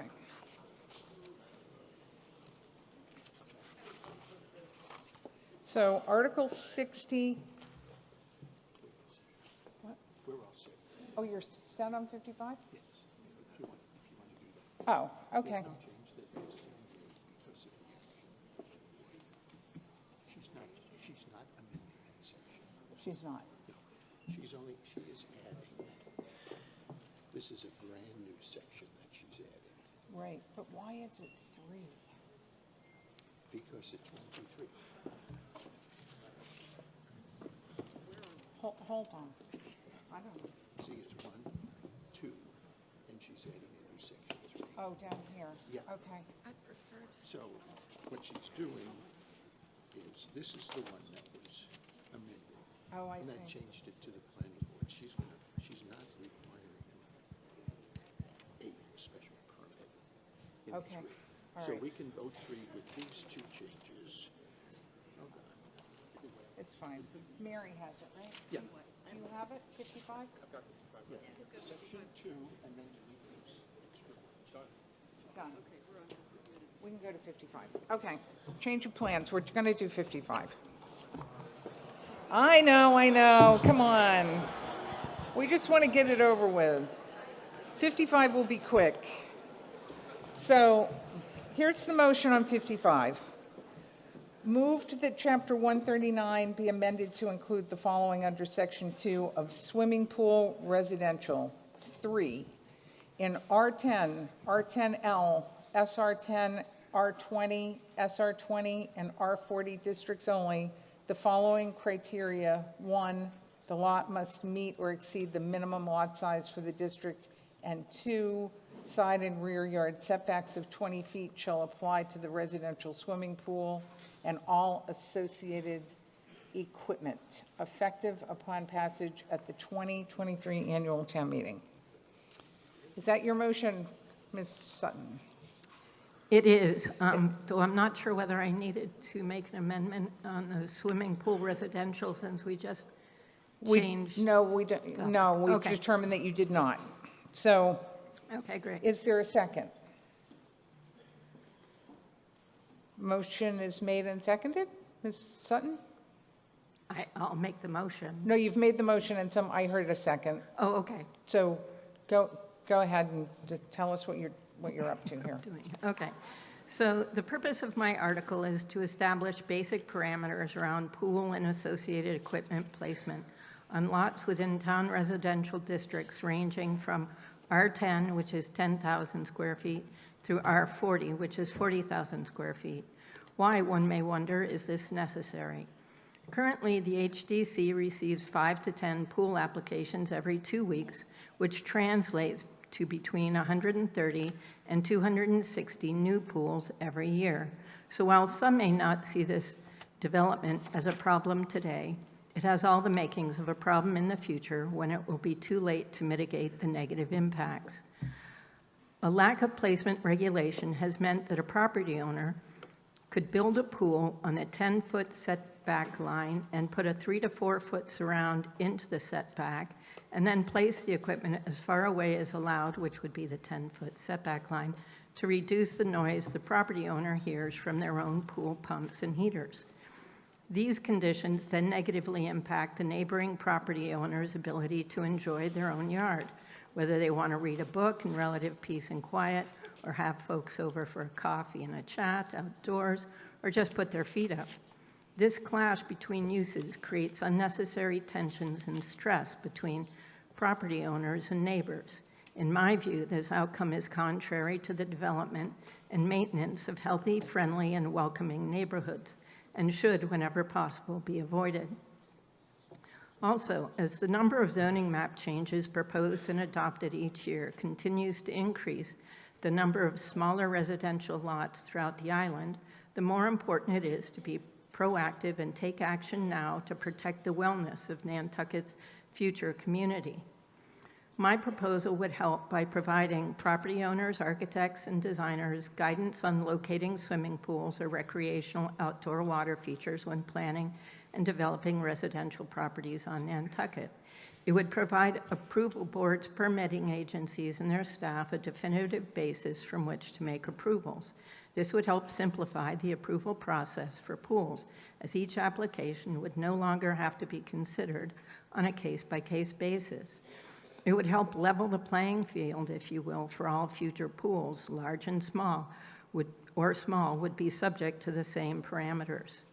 It also provides inspectors and enforcement agents a straightforward process for determining locational compliance by using a straight line distance measurable within a 25-foot tape measure and confirmed if necessary by a surveyor. And finally, the required screening of pools from public view or a public way would be easier to achieve at potentially lower costs. What of existing pools and associated equipment that would suddenly be out of compliance? Well, because this article is in the form of a bylaw, existing pools would be grandfathered, but would be subject to compliance when redesign, replacement, or reconstruction is proposed. Why a 20-foot setback when all these zones already have 10-foot rear and side yard setbacks? A 20-foot setback allows for pools, their surrounds, and equipment to be located fully on a property owner's land, mitigating much of the equipment noise, land disturbance associated with pool installation, operation, and maintenance. In the case of above-ground pools, the 20-foot setback will improve the chances that when the pool is emptied for the season or for repairs, the water will be released in and onto the property owner's yard and not into or onto neighboring properties, public or private. The same is true for in-ground pools. Pool water discharge, whether from purposeful pool drainage, leaks, or filter cleaning, will be absorbed by the property owner's yard and not neighboring properties. In the end, what I'm aiming to achieve is a fair, balanced, and transparent approach to pool placement that ensures pools, the noise of their pumps and heaters, their installation and maintenance all occur directly on the intended lot without spillover or encroachment onto neighboring properties. Thank you for your time and consideration. I hope you'll support my article. Thank you. Mr. Dutra? Thank you. Jesse Dutra, 76 Hummock Pond Road. I'm against this article for quite a few reasons, but I'm going to stick to the 20-foot setback just to save us all a little time. I think the 20-foot setback, as it's shown in the VR district, can cause reverse effects to what the article is trying to do. I have personally witnessed several times where the house is sitting closer to the backyard, and because of you just lost 10 feet of setback, now the pool is put to the side or the front yard, doing exactly opposite of what the article is supposed to be helping with. There are too many times and too many situations where, whether it is a buffer zone for conservation that creates a setback and pushes something in a different direction. In fact, my own house, where fortunately we've already got our building permit and I'm building a pool, I would have to move my house, my pool, closer to my neighbor because of this setback requirement. When where it sits now, which is closer to the 10-foot setback, there's nothing there. It's wide open natural space and would be much quieter for our neighbor where it exists now. And then as for the equipment, that also creates a complicated situation. As many people know that are in the construction industry, when you have a set of equipment, it usually, if planned properly, you have also any other pieces of equipment all together in one location. Whether it's well pumps, irrigation systems, AC units, we try to put them all in one location. So if I have my pool equipment on the opposite side of the house, now we're creating noise on 2 locations instead of 1. So this is problematic for all those reasons and plus more, but I'll just leave it at that. Thank you. Thank you.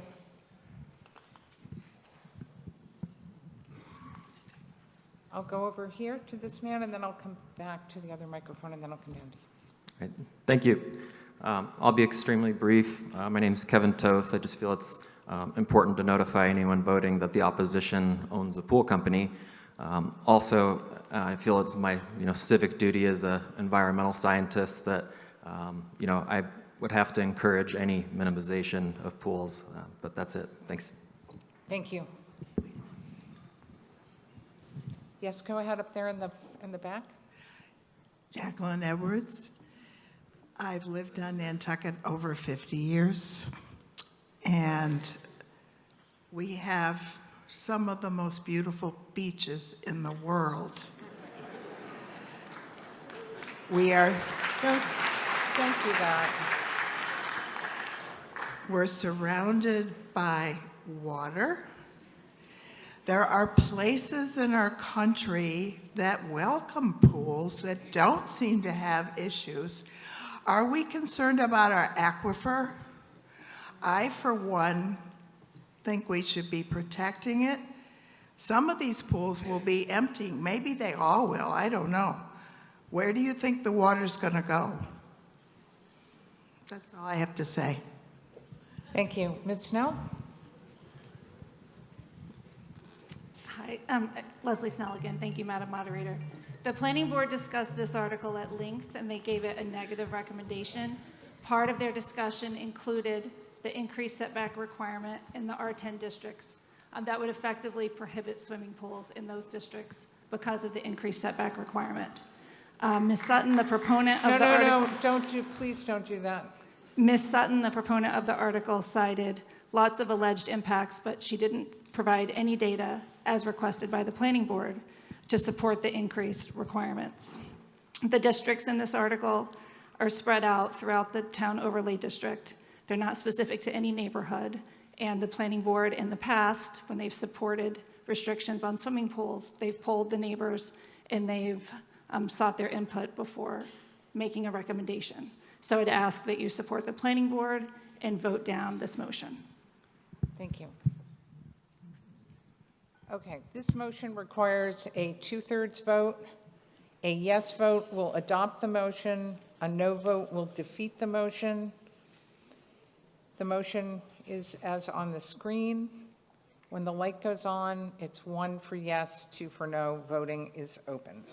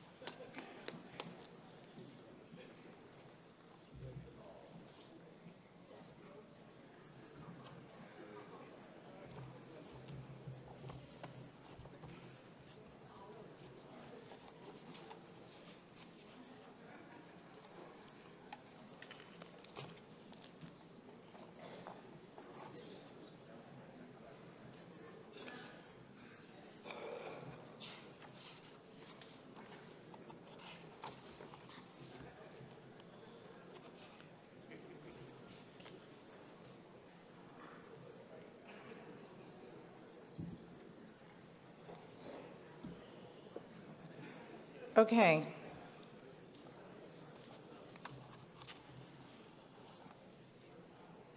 On the motion on Article 55, yes, 443, no, 408. The motion is not adopted.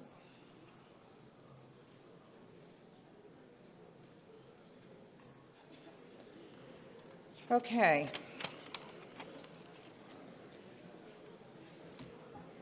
Article 60.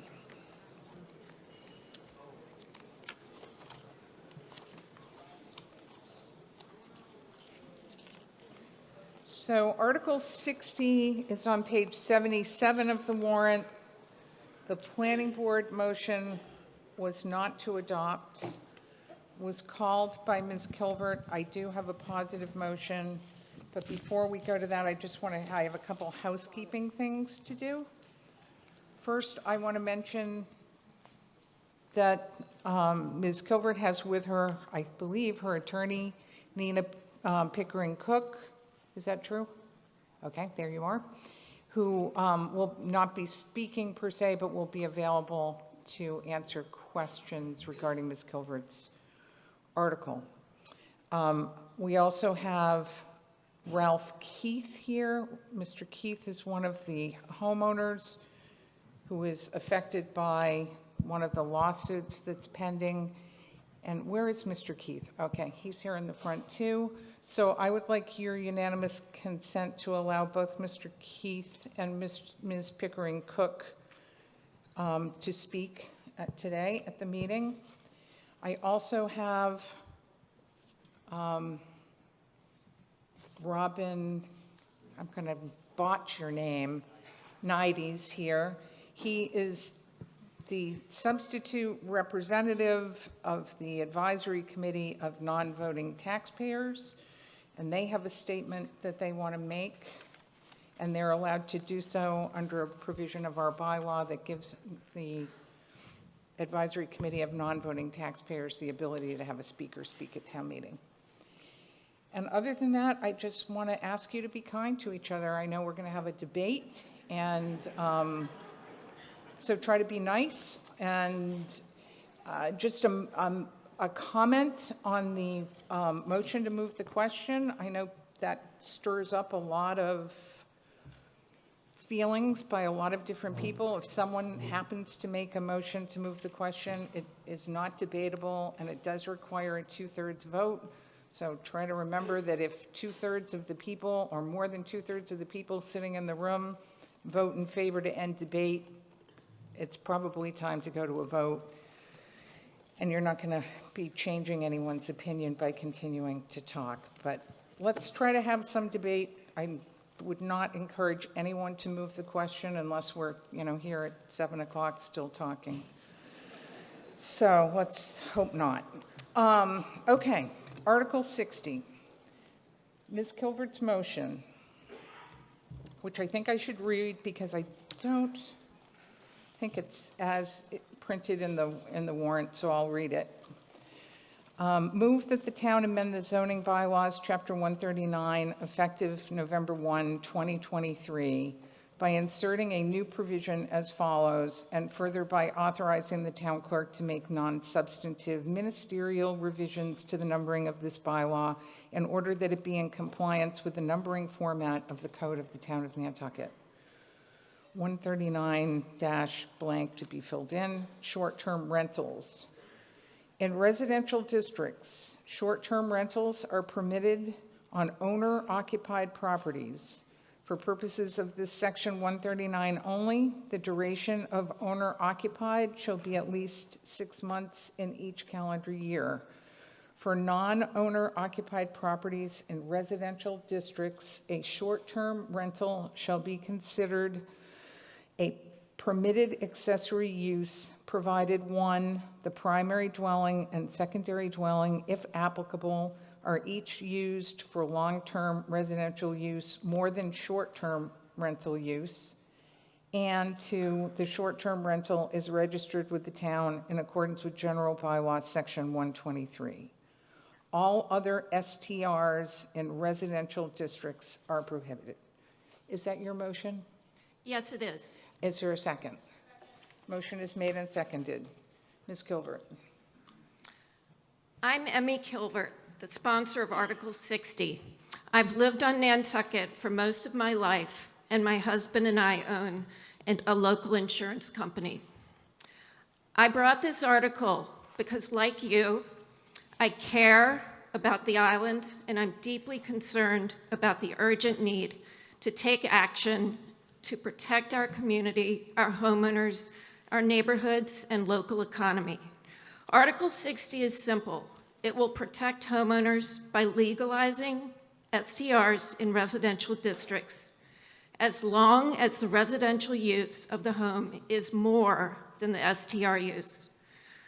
Commercial interests have funded an expensive campaign against Article 60 with attacks claiming that adopting this reasonable common sense zoning amendment to protect homeowners and neighborhoods will somehow lead to a ban on vacation rentals or economic devastation. Nothing could be further from the truth. 100% of homeowners would be able to short-term rent under Article 60 if they want to, now or in the future.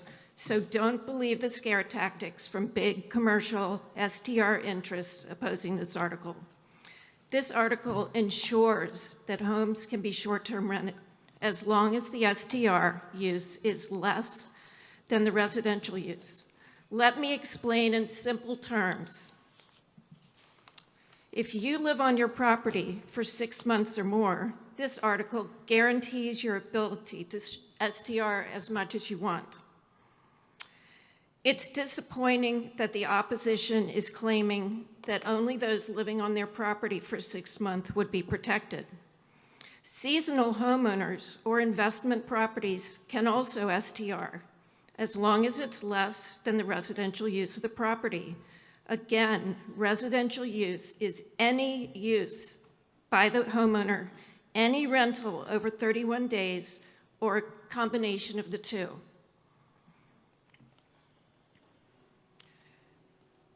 What's not allowed under Article 60 is a home in a residential area to be operated as a full-time commercial business. Right now, homeowners have no zoning protections, and full-time commercial interests are taking over neighborhoods and threatening our year-round housing. Some voters have asked, why not wait for the STR work group to come up with a proposal? And maybe they will.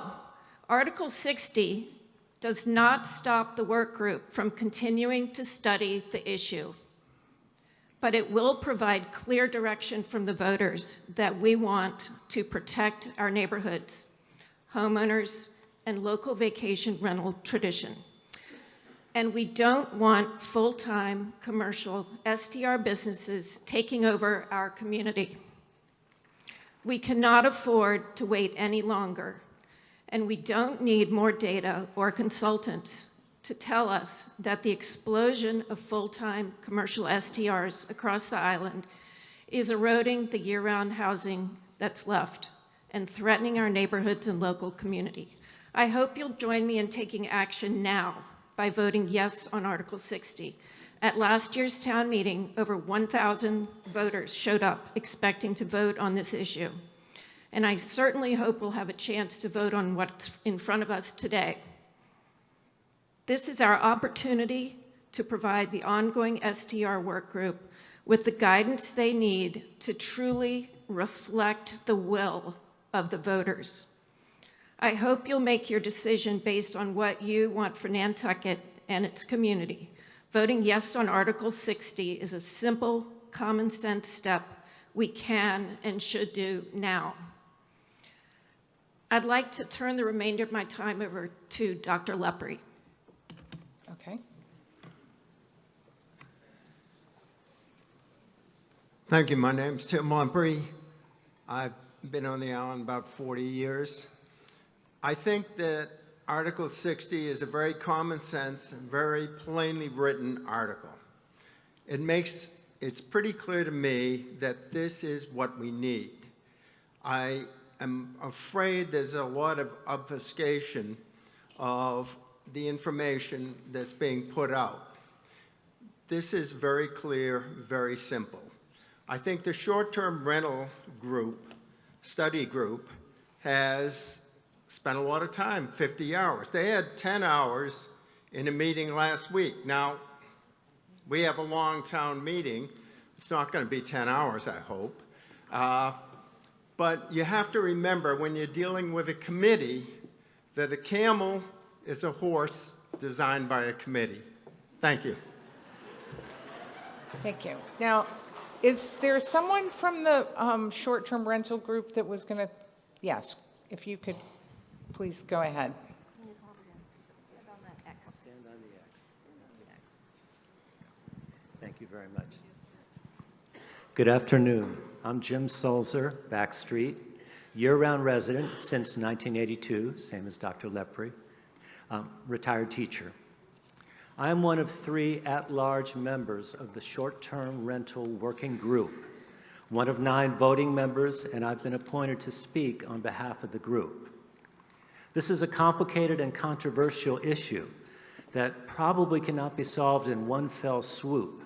That approach is likely to cause too much collateral damage and probably more harm than good. We have a different, more targeted approach, which I will describe. The short-term rental working group asks you to vote no on Article 60 and all STR-related articles. First, a very brief history. Our group was intentionally composed of members who reflect widely differing views. and we were given the charge to work together to find a reasonable middle ground that the broader community can accept. We're doing that. Our deliberations have been civil and respectful, and we found some good, solid common ground. We recognize the eagerness of the voters and the general public to settle these issues. But it was important for us to take the time to do this right, to get the data and the legal advice we needed in order to create reasonable, legally enforceable regulations. We've been working hard.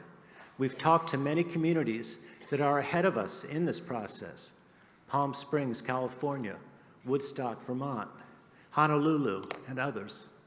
We've consulted with experts and learned from them. We are committed to this task. We've moved forward in data collection about key questions such as the number of STRs on the island, their ownership makeup, and changing trends over time. We've uncovered types and examples of rules and regulations that are viable and effective. Many of them have already been approved by the Office of the Attorney General of Massachusetts. We've agreed on some general goals. Preserve the opportunities for those who rely on the income from an STR in order to keep their home to continue to be able to do that now and in the future. To the extent that our policies can do this, address the transient impact of STRs, trying to limit the negative impact of STRs on the integrity and interconnected quality of neighborhoods. Avoid discrimination against seasonal residents. Avoid negative economic impact on the local economy.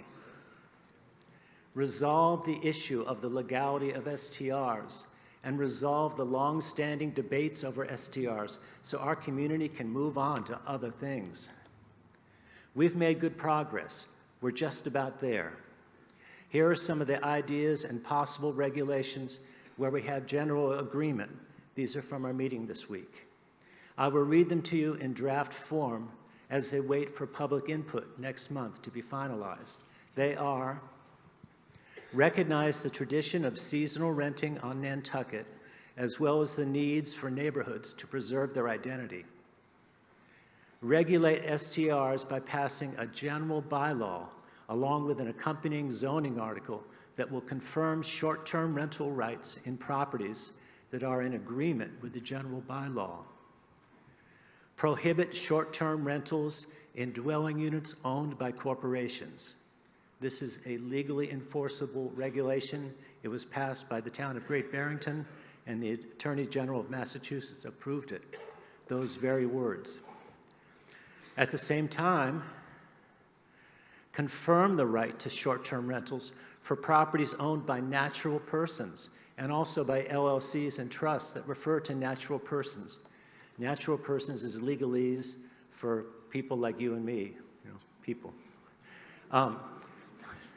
Allow existing STRs that don't conform to the new regulations to continue to function until they are sold or abandon the use. That's to protect people that have already staked their family finances on, for instance, several STRs. Limit the numbers of STR licenses to 2 licenses per owner on the same or separate property.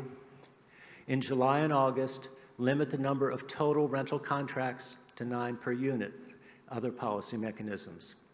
All these are legally and enforceable. We believe they will steer Nantucket into that safe middle ground between overregulation and underregulation, almost done, recognizing both the rights of property owners and the rights of neighborhoods to maintain their identity. Our group is sponsoring a public meeting on June 1st to get input on these policy ideas, and we expect to refine and adjust them based on your feedback. We'll have our articles ready to submit to the town by early July, the deadline we need to meet the November special meeting. We implore you to let us finish the job and come back before you in November. We ask you to vote no on Article 60. Thank you. Thank you. Are you prepared to read your statement? Yes. Why don't you do that now?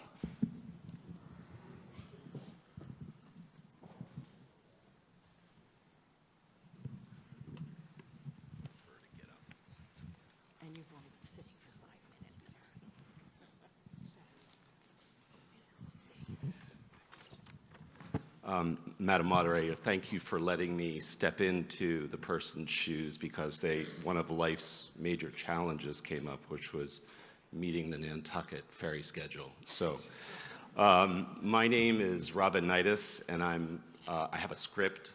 It's from the Advisory Committee of Non-Voting Taxpayers.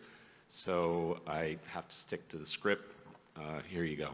So the Advisory Committee of Non-Voting Taxpayers supports the measured opposition of Article 60 articulated by the Select Board, the Planning Board, the Finance Committee, and Town Council.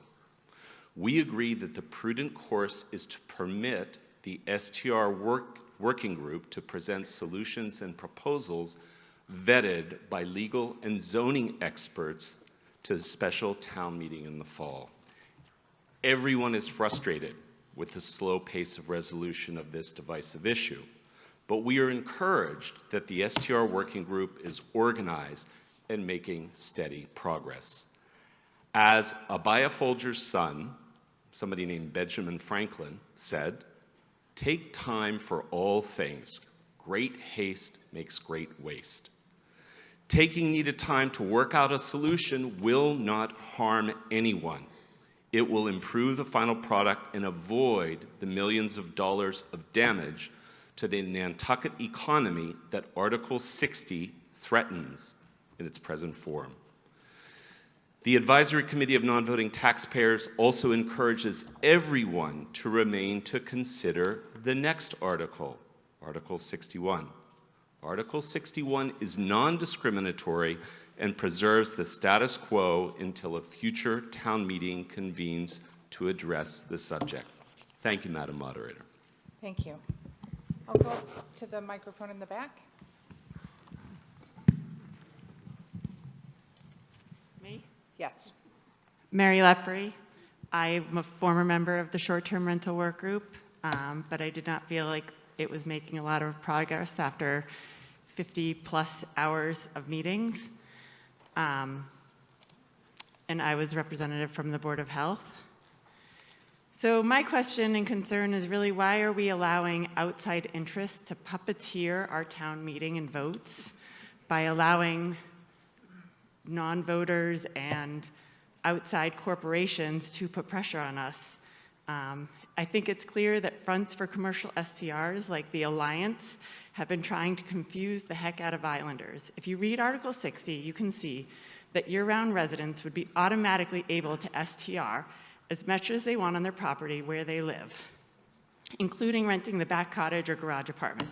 And every other homeowner would be able to short-term rent too, as long as the short-term rental is in proportion with how much the owner uses the home or does long-term rentals. It could actually boost long-term rentals, and we know how badly we need those. The bottom line is, I think we can think for ourselves, and we know Nantucket needs protecting, and there are ways to do that to keep our tourism economy and our local community too. I wish I had more hope for the work group, but many members seem to keep their runaway train of commercial STRs in our neighborhoods going. We need to vote yes on Article 60. Okay, I'll go over to this microphone.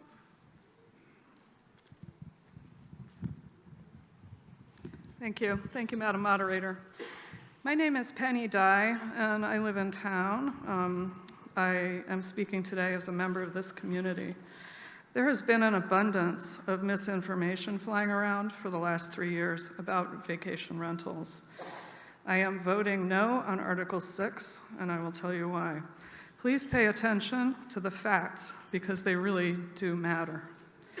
Article 60 treats classes of ownership differently, seasonal versus year-round. If this is not unconstitutional, it is certainly unfair. Our seasonal owners provide accommodation for 95% of our visitors during the summer, and they also pay more than 80% of our property taxes. Article 60 does not create affordable year-round housing. It does not make it less crowded here in the summer. No one wants to live next door to a noisy house with badly behaved guests.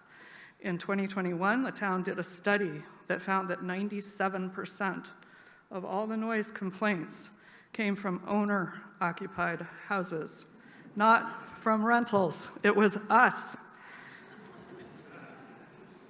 I am looking forward to the time when the local registry is set up and working so that we can have real data on who the offenders are and figure out how to deal with them. There are approximately 11,000 dwelling units on Nantucket. In 2022, fewer than 2,000 paid taxes on short-term rentals to the state of Massachusetts. Houses are built to be occupied, whether by the owner, his or her family, and friends, or vacationing renters. A residential use is just that, a residential use. No matter whether someone is here for a month or for 4 one-week stays, they use the same amount of resources: water, energy, sewage, and trash. And often, if they come for 1 week, they don't bring a car, or they only bring 1 car. There is no factual evidence that those who come for a shorter stay are somehow more damaging to our community. In fact, 92% of all rentals are for less than 1 month. People cannot afford to come here for longer. If a local lives in their house for more than 6 months to be able to rent it out by right on a short-term basis, where are they supposed to live in the summer when presumably they're working hard to be able to stay here? The rental of one's property is a property right. Do not let the very people who had to rent their houses when they first got here take that same rate away from you or, in the future, your children. We need to allow the short-term rental work group to evaluate the data, define the real issues, and finish the job that we asked them to do. Our community deserves nothing less. Please vote no on Article 60. Thank you. So don't do that, because it just makes it go long, and it makes me really cranky. I'm going to go down here to this microphone in the front. Hello, my name is Matthew Peel. I am just a year-round resident here. I don't know if any of you guys have actually watched the short-term rental committee meeting, but it's pretty taxing, and it's kind of hurts me a little bit to watch it. And what they're not telling you as well is that there's numerous people on that board that benefit financially from short-term rentals. And after 50 hours and 12 meetings, I've lost trust in that board. I don't trust them at all. And so I think that they need something like this to guide them, because I don't think that there will be anything that they come up with that's going to be significant. You know, I'd also like to address some of the other misinformation going out there. You know, we're hearing that there's not an explosion of short-term rentals. The excise tax from rooms in 2021 was $5.7 million. In 2022 was $7.5 million. That's a 31% increase. 31% increase. That sounds like an explosion of STRs to me. So, you know, I run a shipping company here on island, and I've lost, in the last 2 years, 10 employees to housing problems here on Nantucket. Now, that could be for a variety of reasons, but, you know, I had a package handler that worked for me. She lived in a house for 4 years. Her owner lived in the basement apartment. Her owner found out that they could short-term rent that basement and make more money, kicked them out, and now she had no place to live. Lived on the island for 10 years, lived in that basement for 4 years. This is the problem that's happening on Nantucket. This article solves a lot of that problem. We're not trying to take away from other people, but we need to solve something, because we need to keep this island running. We're about to hit crisis mode in the schools because we don't have enough teachers. So we need to say yes to this. Thank you. Ms. Camp? Thank you. My name is Abby Camp. For those who don't know me, I'm a longtime resident of Nantucket and a retired interior designer.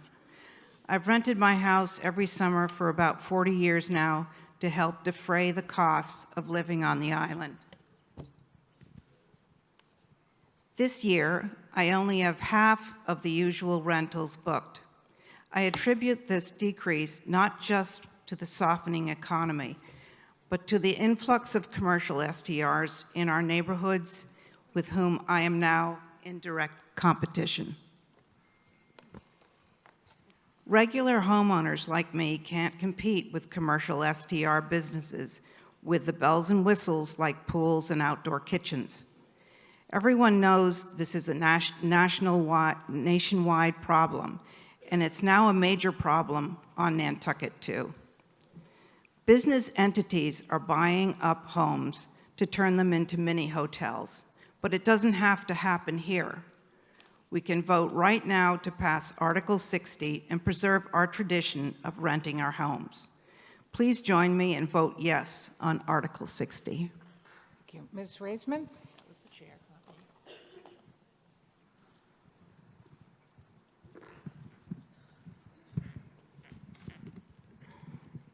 Hi, I'm Georgia Raisman. Oh, my goodness, that's loud. I'm Georgia Raisman. I live on Low Beach Road in Sconset. I do not rent any unit in my property short-term. Occasionally, I rent our cottage long-term. I'm strongly in favor of Article 60, and here's why. I've got a couple of reasons. One, I've written to the editor about, so forgive me if you've read this. You've read this already, and it's repetitive. My sister used to live on Isle of Palms, an island off Charleston that is a lot like Nantucket, a small community that everybody's very well connected and very close to each other and very communal. It consisted of a lot of small houses built after World War II for returning veterans, but because it was so close to Charleston, because it was along a very beautiful island barrier beach, pretty soon people started investing in those small houses and knocking them down and replacing them with 5 or 6 bedroom huge houses that they could rent on a short-term basis.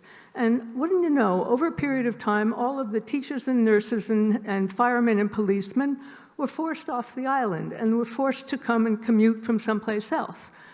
It's okay for Isle of Palms because they have a bridge. We don't have a bridge. So as far as housing is concerned, short-term rentals are, in fact, I want to echo what Matt said, are, in fact, a negative influence on our housing crisis, and we should view it that way.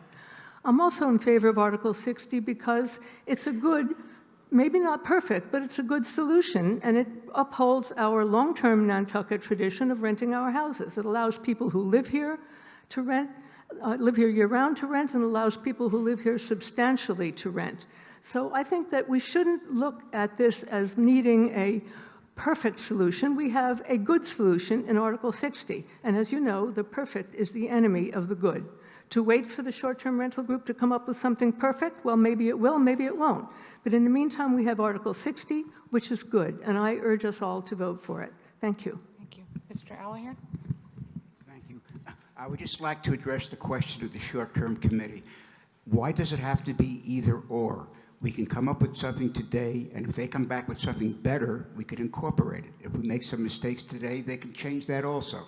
But it's not a reason to keep putting this off. Thank you. Thank you.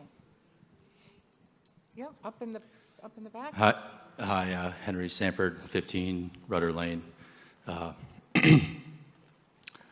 Even though I was born here, I've probably been here less time than a lot of people in this room.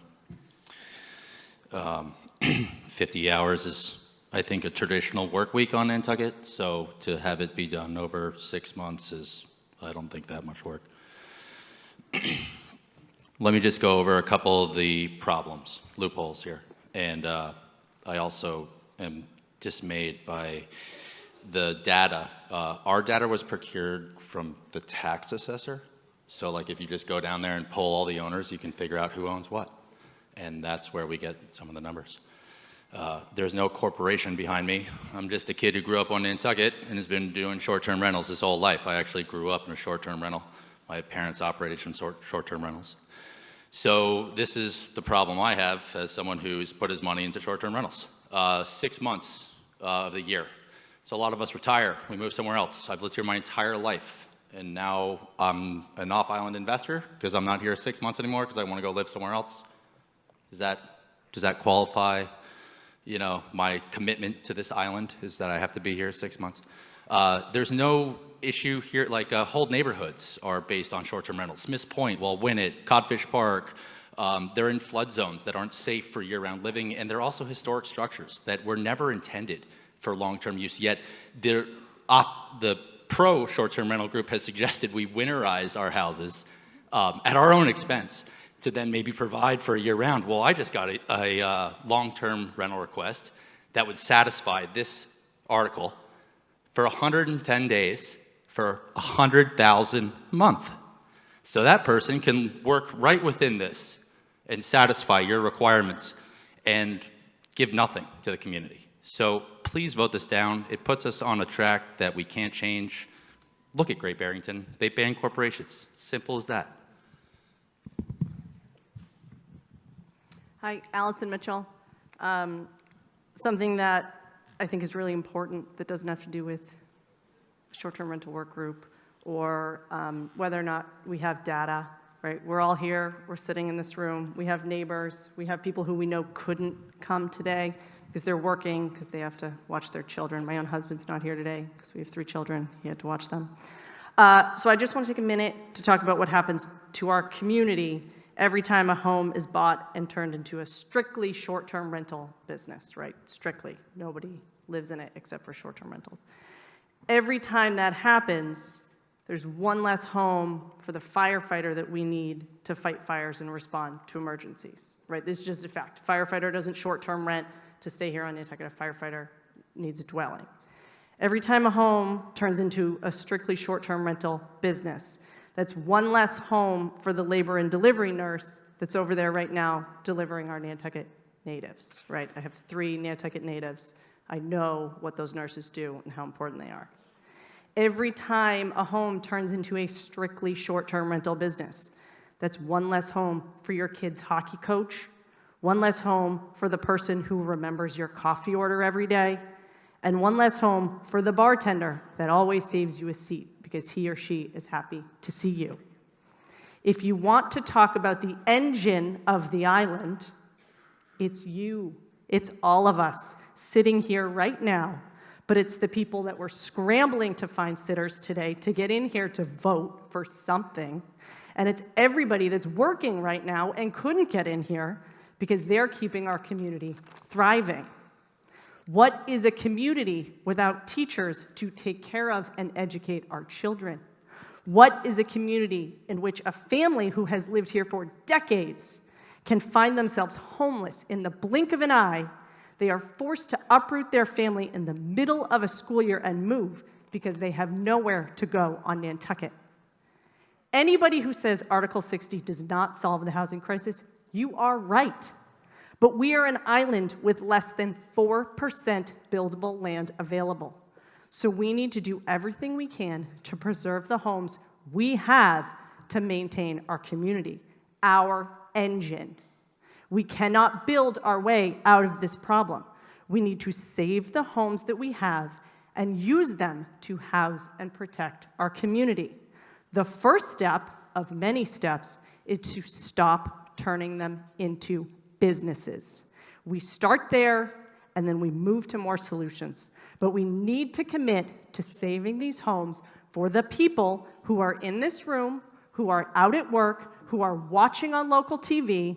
We need them to keep this engine running. And I'm voting for Article 60 today because to me, Nantucket is a community. It is not a commodity. Thank you. Okay, no. Don't clap. It's really rude. It's actually extremely rude to do that. I know you probably don't understand that, but it is. So we'll go down here. Hi, it's Peter Schaefer speaking again. I happen to be a member of the Short-Term Rental Committee. And I want to say something. Before I say it, I want to ask Mr. Giorgio to fill us in on what the negative consequences to the town are for Article 60.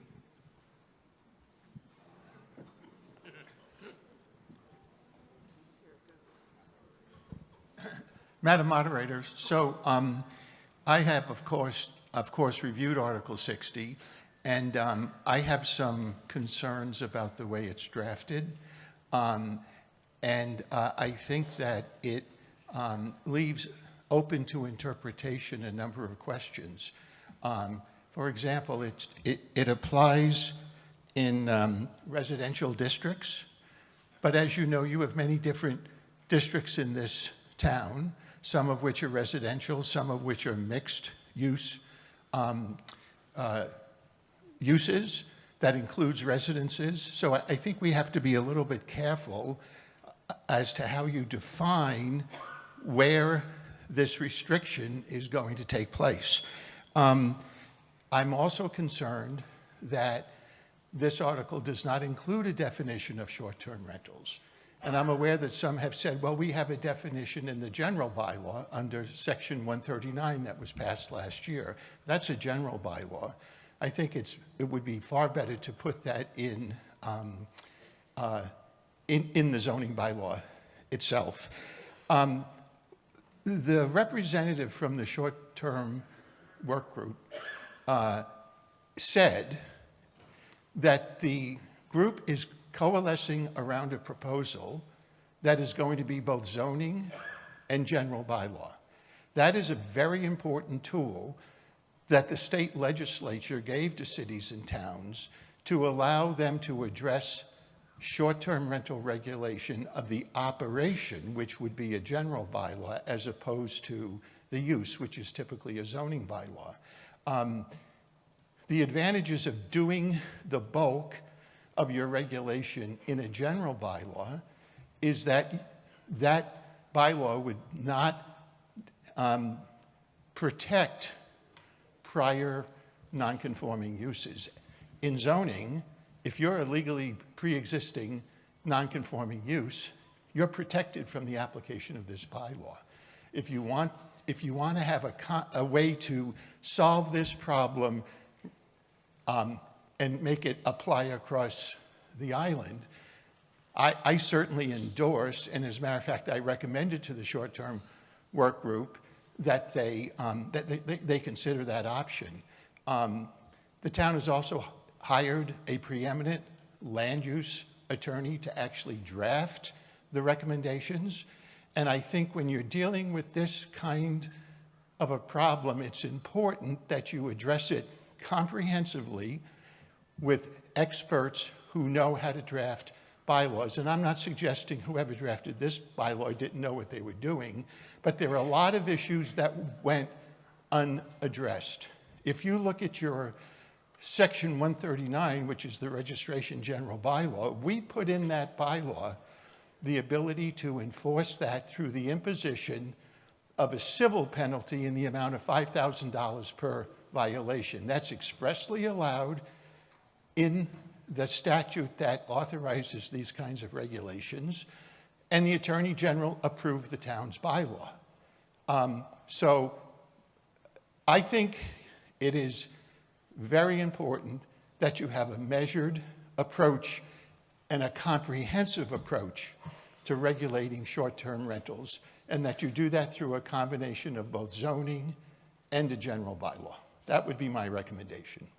John, if this passes, can we change it? Can the short-term rental group change it at the town meeting? I would want to see exactly what the proposals from the short-term rental group are and how this plays out before I could really answer that. I mean, one thing you would do here, if it's approved, if this is approved, it takes effect today, subject to approval by the Attorney General. So there will be a number of Mr. Giorgio, they put in effective November 1, 2023 in their preamble. Oh, I see that. Okay, yes. Okay, sorry. Yeah. So, but it's still subject to approval by the Attorney General. Right. And we would have to see exactly what the short-term rental group came up with to figure out how this bylaw would affect, because these are as-of-right uses that are being proposed here. So I just think you want to do this in one shot, avoid any potential for conflicting bylaw provisions, and if you take the work group at their word, they're going to have proposals in July, and a town meeting, I believe it's in November.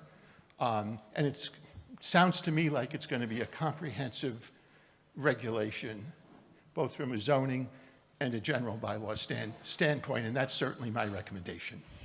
Thank you. Let me just say one thing. The gentleman who was demeaning the short-term rental work group before, we work really hard for this town. Putting in 3-hour meetings every week or every other week, 10-hour meetings twice.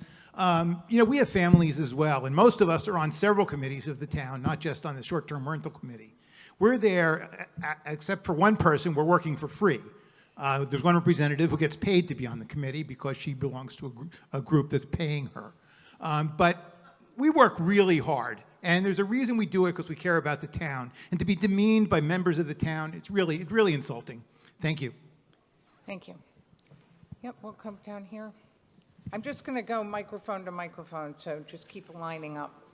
Catherine Slattery, 261 Nantucket Road. I'd like to call the question. Okay, all right, so here's the deal. As I said, it does take a 2/3 vote. We're not going to discuss it. So if you want to keep talking, vote against this. If you want to go directly to a vote on the motion, vote for it. That's it. So a yes vote will adopt the motion, in which event we'll go directly to a vote on Article 60. A no vote will defeat that motion, and we'll continue talking about Article 60. Any questions? Voting is open. 1 for yes, 2 for no.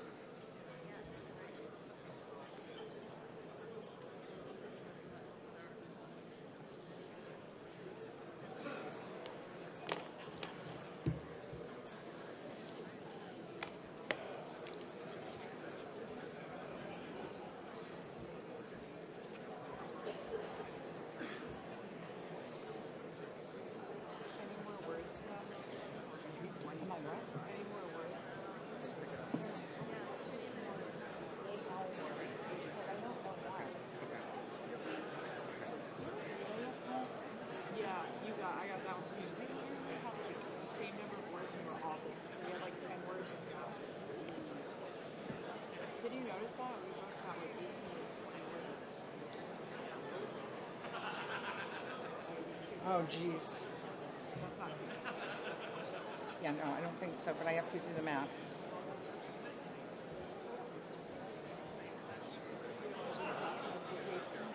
That's what I do.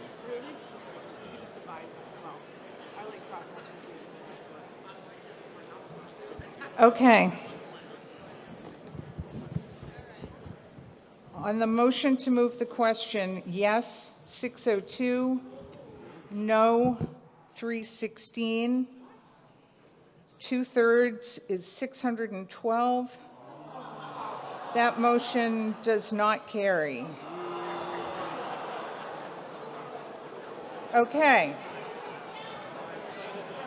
So stop. All right, please come back to order. So I think I owe these people, Mr. Miller. Thank you, Madam Moderator. Bruce Miller. Earlier today, we spent a great deal of time discussing the shortage of affordable housing, and we've committed to spending a great deal of money to trying to fix that problem. I think we've probably already spent tens of millions of dollars. Before we're done, we probably will end up spending hundreds of millions of dollars to address the problem. I think it's somewhat ironic that at the same time, we have basically stood back and done absolutely nothing to try to stem the tide of mostly affordable year-round rentals being lost to short-term rentals. I think the statistic is that over about the last 10 years, something in the vicinity of 500 houses have been converted to short-term rentals. We could spend $1 billion and we could never replace those houses. For us to continue to do nothing in the face of what is obviously a crisis that's only getting worse, I think is just to keep our heads buried in the sand. Nobody hopes more than I do that the short-term rental work group comes up with a brilliant solution. But I don't see any conflict between adopting something today that, if nothing else, will hold their feet to the fire and guarantee that they have to come up with something. And we can hope for the best. We can have our cake and eat it too. So I hope you will support Article 60 and also hope that we can look forward for something substantive from the work group. Thank you. Thank you. Back left. Madam Moderator, Chris Trost.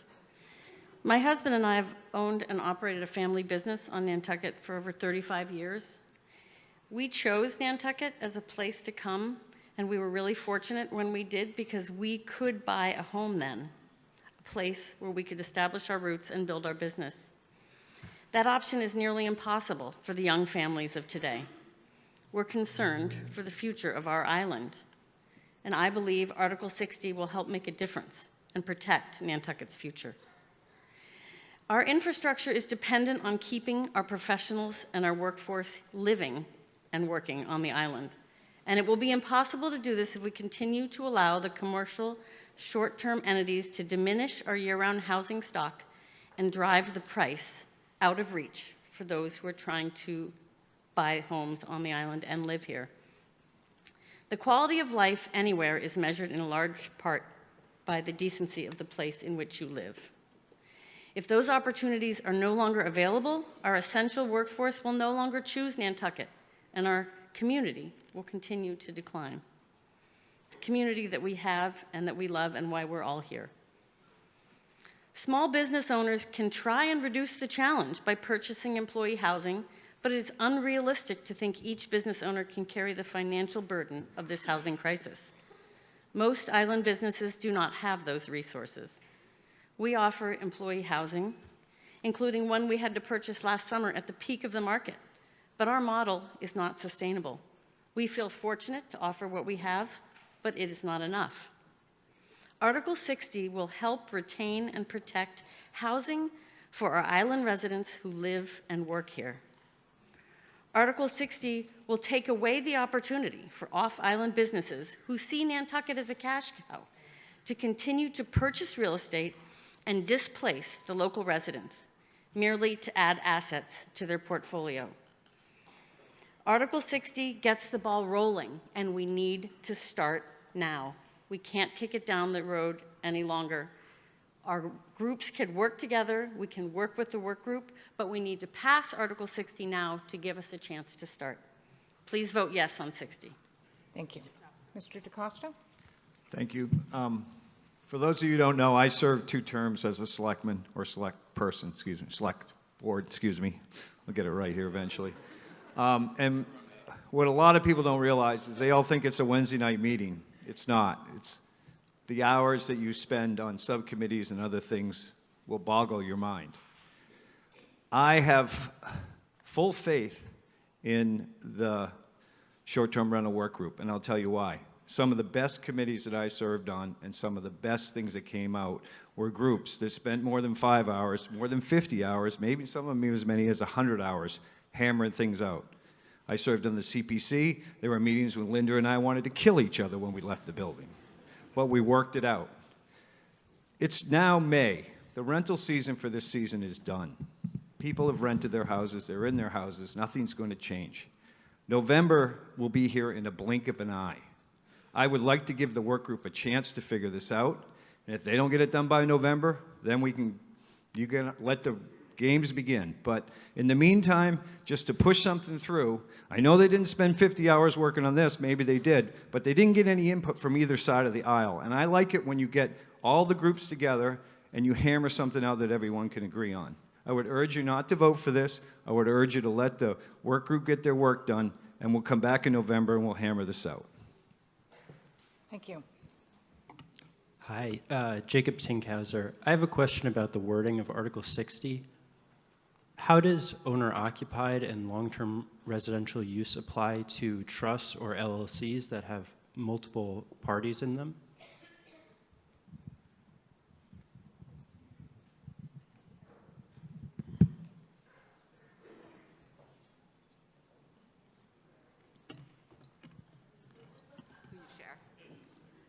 Hi there, Nina Pickering Cook. I'm a lawyer advising Ms. Kilbert on this article.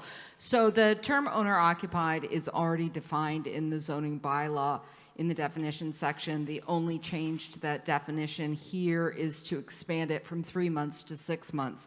With respect to long-term residential use, it has nothing to do with the owner of the building. It is focused basically only on the use. So you can certainly have an LLC or a trust that rents long-term and has a lease with someone off-season, and then, for instance, rents it during the summer peak seasons for a short-term rental. Does that answer your question?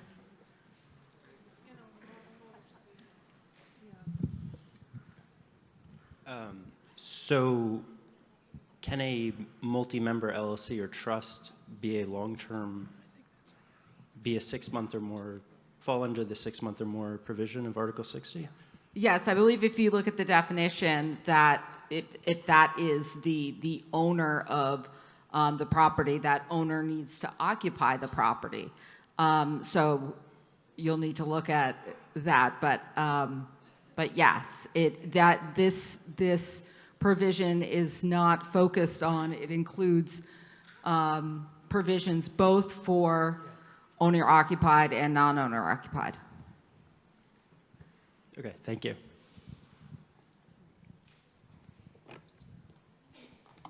Yes, it's to you. Hi, my name is Eleanor Antonietti. I live here year-round. This is a very personal issue for all of us. I want to commend the short-term work group and Emmy for coming up with something. Everybody has to put their thinking caps on to come up with a solution. I am coming at this to represent members of my family who do not live here year-round, but who own property. I live here because I came here as a child, because my great-grandfather bought property in 1912. He had many children. He had siblings. It was subdivided and subdivided and subdivided. At the end of the day, my grandfather and his brother owned some property that went to their 7 children on my grandfather's side and ultimately 1 of my uncle's children. Would that family, I don't know if I should go through you, Madam Moderator, who's left the stage. Come back. Or town council or Emmy, but what happens to, my family ended up having to sell the property. But so these are seasonal, we use the property seasonally. Everyone in the family took advantage of it, but it became unaffordable for certain members. The taxes became unaffordable, and they needed to be rented on a short-term basis from time to time. And no one lived there year-round because it was primarily, again, my family who comes in the summer. So what happens to, I don't support corporations owning houses just for the benefit of making crazy lucrative profits. I do support people being able to do short-term rentals to survive and retain their property, and families that have owned property on island who cannot afford to come all summer with their nannies and their Range Rovers, but need to be able to short-term rent, to be able to themselves come for a week or two. I've relatives in Alabama who can barely afford to come here. And they come because, they used to come because we had the family property which we could keep because we could short-term rent. So I would like to understand how this article, it was sort of answered in the previous question, I think that was alluding to this type of thing. It was owned by the family in trust. So I want to know what happens in those scenarios. Please. Go ahead. Thank you, Eleanor. So basically, this would not impact you, Article 60, in that situation, because the family, any member of the family, friends of the family, and then you could do a 31+ day rental to offset short-term rentals. But it sounds like your family would have been able to use the property more than they would have wanted to short-term rent it, if I'm hearing you correctly.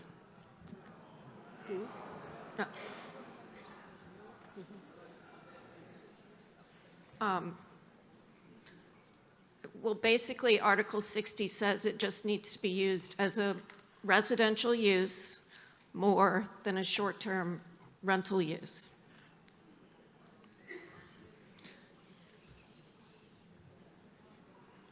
Okay, I think that's the simple answer there. okay, thank you. Could I make one other clarification? All right, go ahead. Earlier, it was said, there was a question about whether the fall town meeting could change, you know, if Article 60 was adopted today. And it's my understanding that any future town meeting can change a bylaw. So I just wanted to clarify that. Thank you. The gentleman up in the back? Thank you, moderator. My name is Peter Hoey. In 1990, my wife Linda and I bought our home in Tom Nevers. We lived there for 28 years and then moved halfway to town. I'm giving you that detail because it goes to why I can see both sides of this argument. We rented our guest cottage for 9 years, and between 2000 and 2018, we endured 57 weddings next door. So I can see both sides of this argument. By my count, there have been about 30 letters to the editor written, either to the Inky or to the Current. And it's split, I think, about 50-50. I was the author of one of those letters. If you didn't see it, I began with a quote, which is, "A bird in the hand is worth two in the bush." Article 60 is the bird in the hand. It's here right now. We can vote this in right now. The two in the bush would be the good work that the short-term rental work group is doing, which it sounds like they're making progress, but that's somewhat still of an unknown. So if we pass this article, we can stop the bleeding now. I closed that letter with a quote which Ellie Raisman used just a moment ago, and it was a quote actually from a contemporary of Ben Franklin, who was also quoted. And that quote was, "Don't let the perfect be the enemy of the good." Emmy's article, Article 60, is the good. We have it right now. Let's not miss the opportunity to pass this article now. Thank you. Mr. Iverson? Hi, David Iverson. I am a member of the Planning Board as well as the Short-Term Rental Work Group. And if I could ask each of the lawyers a question through you, Madam Moderator. Sure. When you say each of the lawyers, how many of the lawyers in the room are you counting? Not the recovering ones. Okay.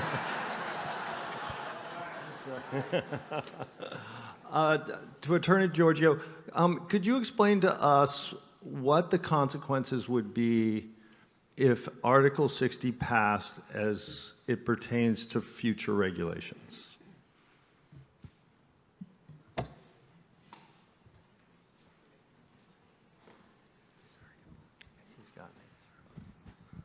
Madam Moderator, through you to the previous speaker. So I do not disagree with the statement made by Ms. Clilvert that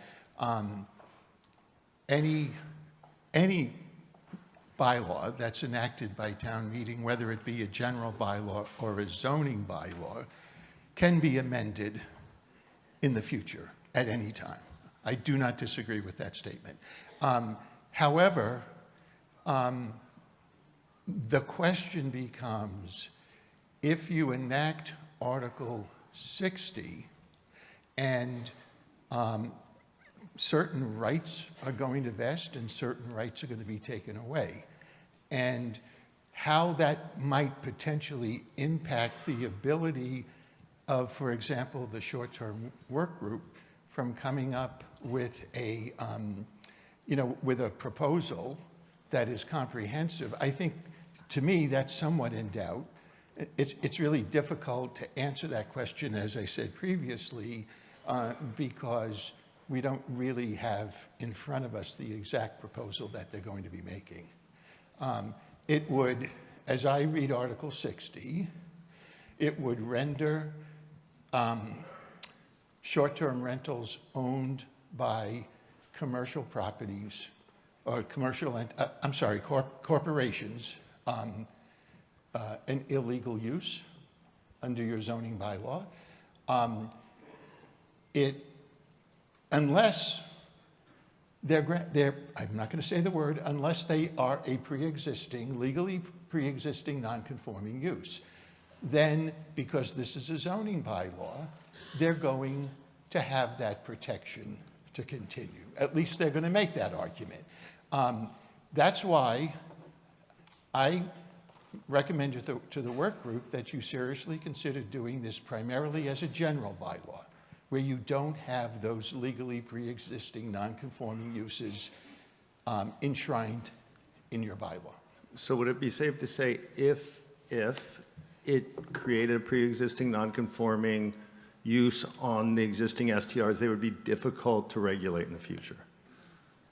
We wouldn't be able to change that at the next town meeting.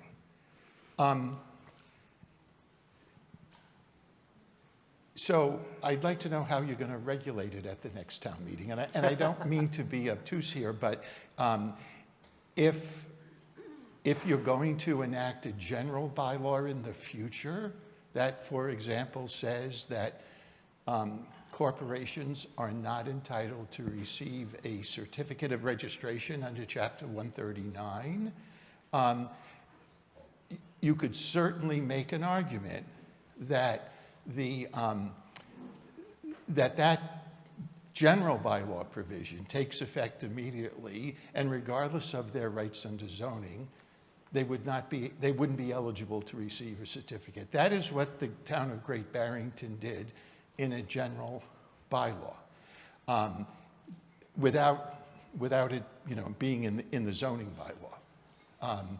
But you now have in this town 3 lawsuits that are claiming that any short-term rental in a residential zone is an illegal use. And the objective of those 3 lawsuits is to basically shut down short-term rentals in residential zones. So there is a significant legal jeopardy that those properties have at the moment. And I talked about this a year ago. And those cases are winding their way through the courts, and the court's going to make a decision. I don't think that waiting until a November 7th town meeting is going to materially change the situation at all. Because, as I was corrected, this bylaw would not go into effect until November 1st in any event. So I would want to see precisely the kind of approach that the work group comes up with before I could really fully answer that question. So it's fair to say it would just be more difficult or more sensitive to how it's written? Yeah, because I think, yes, I think that's correct. Okay. And then one more question through. Can I ask you one question, and then it's all yours? I think, please don't speak to the speakers, if you don't mind. I am still up So here. if I could ask Attorney Cook a question real quick, and then I'll be done. That would be great. Is it true, Ms. Cook, you're the lead lawyer in the lawsuits against 3 community members and the town against short-term rentals? You can respond to that.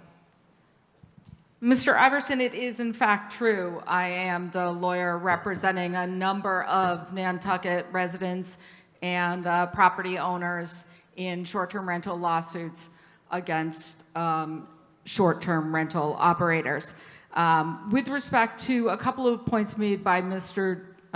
Giorgio, you may be surprised to learn we actually agree about a couple of things. Right? So we agree, number one, that there is legal jeopardy for homeowners here. We also agree that in Article 60, it does, the one thing that is certainly very clear that everyone can agree on about Article 60 is that the STRs that are owned by corporate entities and used exclusively for short-term rentals as an investment are prohibited under Article 60, right? So that's should be clear to everyone.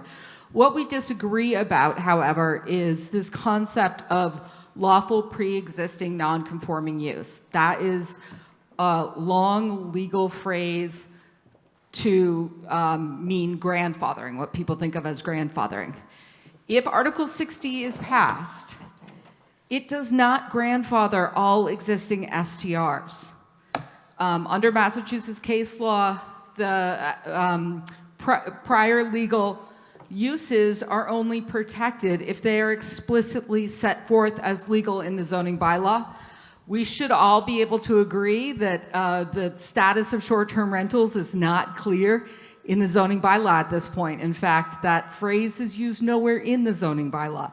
So it cannot be protected going forward under the grandfathering rights if it is not explicitly allowed in the zoning bylaw to begin with. And that's why we're all here, right? Because it's not explicit what the legal status of them is. So that's to answer your questions, Mr. Iverson, I hope.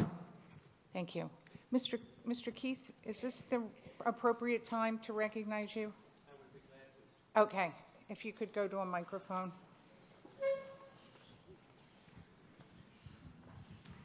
I'm the face. If you could give your name and... Yes, yeah. Ralph Keith. Ralph Keith, and my wife Bonnie Keith is also here on Nantucket with me again. And I first came to Nantucket in 1943, and I've been participating in Nantucket over the years. My wife and I had our honeymoon here in 1964, and we've owned a house up on Upper Main Street for over 25 years. We short-term rented to a number of people. My family has owned houses on Vestal Street, and they rented in the 40s, short-term rental. It wasn't short-term rental, it was rental for vacation rentals. And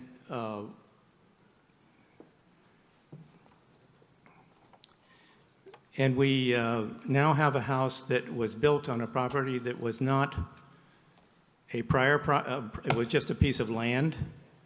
And we have been short-term renting to vacation renters. In the past, we have been sued by Christopher and Ann Quick, who are residents here for the summer in Nantucket. And they are our neighbors.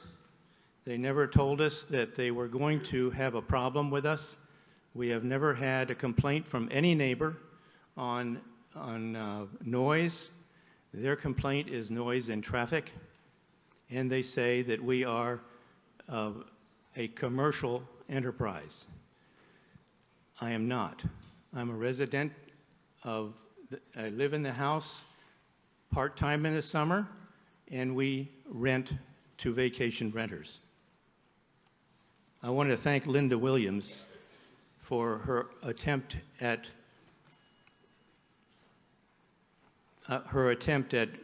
eliminating the word expressly, because that is precisely why we are being sued. We are told that it was not expressly allowed to short-term rental, and as a result, we are being sued.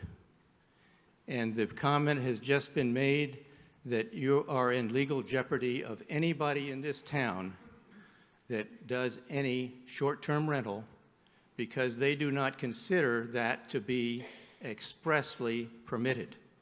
And so you will not be able to short-term rent if the judge in Boston, which I am now participating in with another family that is being sued, if that judge says that, yes, it is not expressly stated that you can short-term rental, then you cannot, then the entire town of Nantucket is going to have to stop short-term rentals, period. The economic impact of that will be substantial. And by the way, there are only 2% of commercial investments on this island. Only 2%. And I think that the study committee is doing their work, And they have already proposed, as you heard, that they will put into their proposal and eliminate the commercial investment opportunity for people to come and buy out a number of houses. I think that one of the other problems that we've heard here is that short-term rentals create noise and havoc, and they have a lot of disruption in the communities.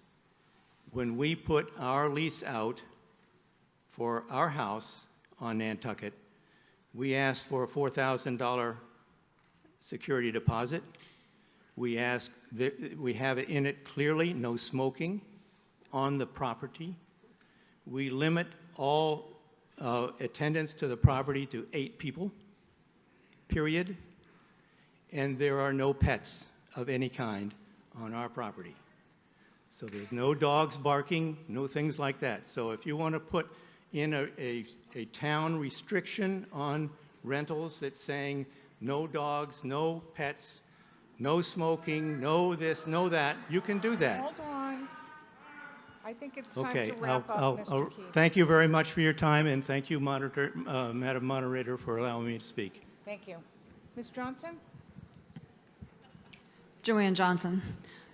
I think, first of all, I don't have any short-term rentals. I don't really have a dog in this fight, but I think this is a very complicated topic. And I would like to see more discussion and see it happen in November. But the thing that bothers me the most, I think, about the language we have here, which is very short, are those people that were, those situations that were discussed a few minutes ago where people have inherited houses and they don't live here, but they want to keep their home. And the only way they can do that is to rent, but they don't get to stay here long enough to meet that criteria that's up there. And so, may I propose an amendment? It's a tiny little one. All right, go ahead. I can't stop you. Okay. I just, if I hear a major groan back there, then I'll rescind it. But anyway, so where it says each used for long-term residential use, can we put in or are vacant? So that if you have a house in Nantucket that doesn't have insulation and you can't be there in the winter, you can't rent it in the winter, the vacancy of that property counts along with the residential use as the percentage criteria that we're talking Okay, about. so your amendment would be to add or are vacant. Yes. Okay, is there a second? Okay, so on that amendment, any comment? Just on the amendment? Okay. Oh, Mr. Fee, I'm just, hold on. Yep, go ahead, you make your comment and I'm going to talk to the wizards.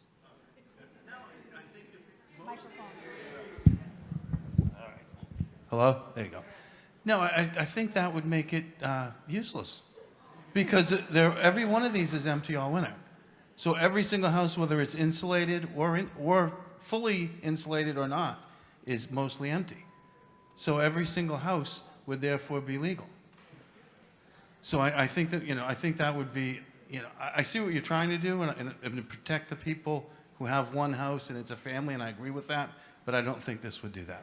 Thank you. How are you defining long-term residential use? It's up there. Oh, yeah, I don't. They're defining it. Okay. I guess that's a question. I don't know what it is. Okay. Thank you. So are you dropping your amendment?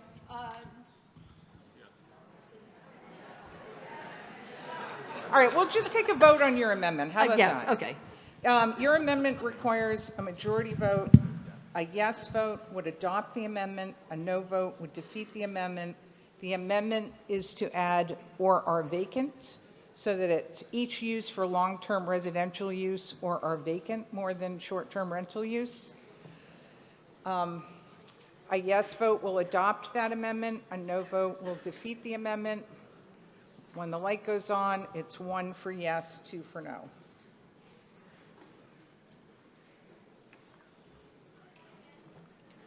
Okay, so you're voting just on the amendment. It requires a majority vote. A yes vote adopts the amendment. A no vote will defeat the amendment. It's 1 for yes and 2 for no. It requires a majority vote.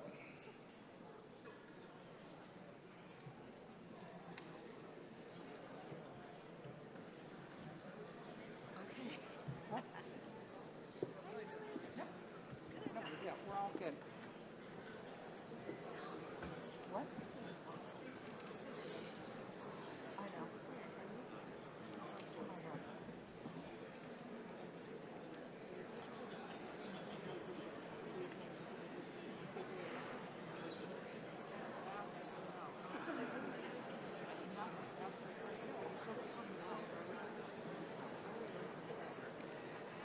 No, I don't have to go out. You're not doing it now.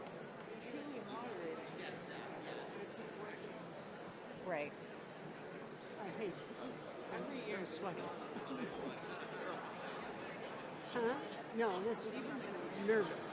Yeah. I don't want to. Hi, how are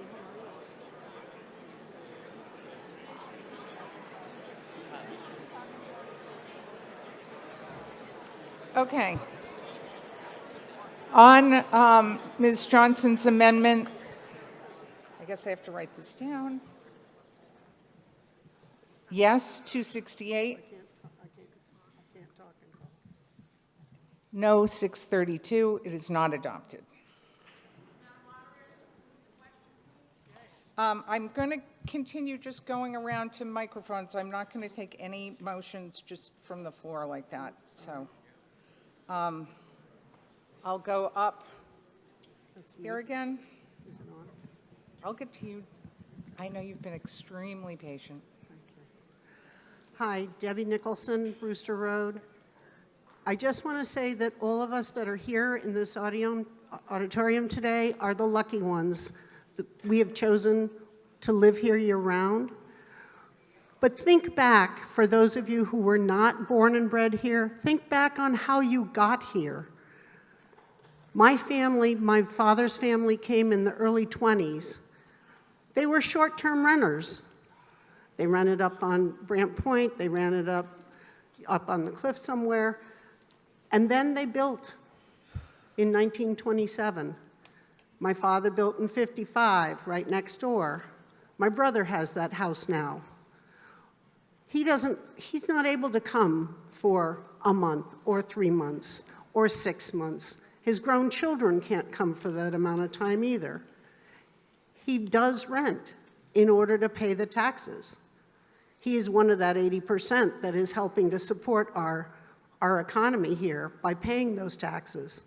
He wants to keep the house. It's been in the family. That property has been in the family a very long time. I was lucky. I got another piece of property. I live here year-round. He doesn't. I just want you to wait, please, for November. The short-term rental group has been working very hard. I've been watching their meetings.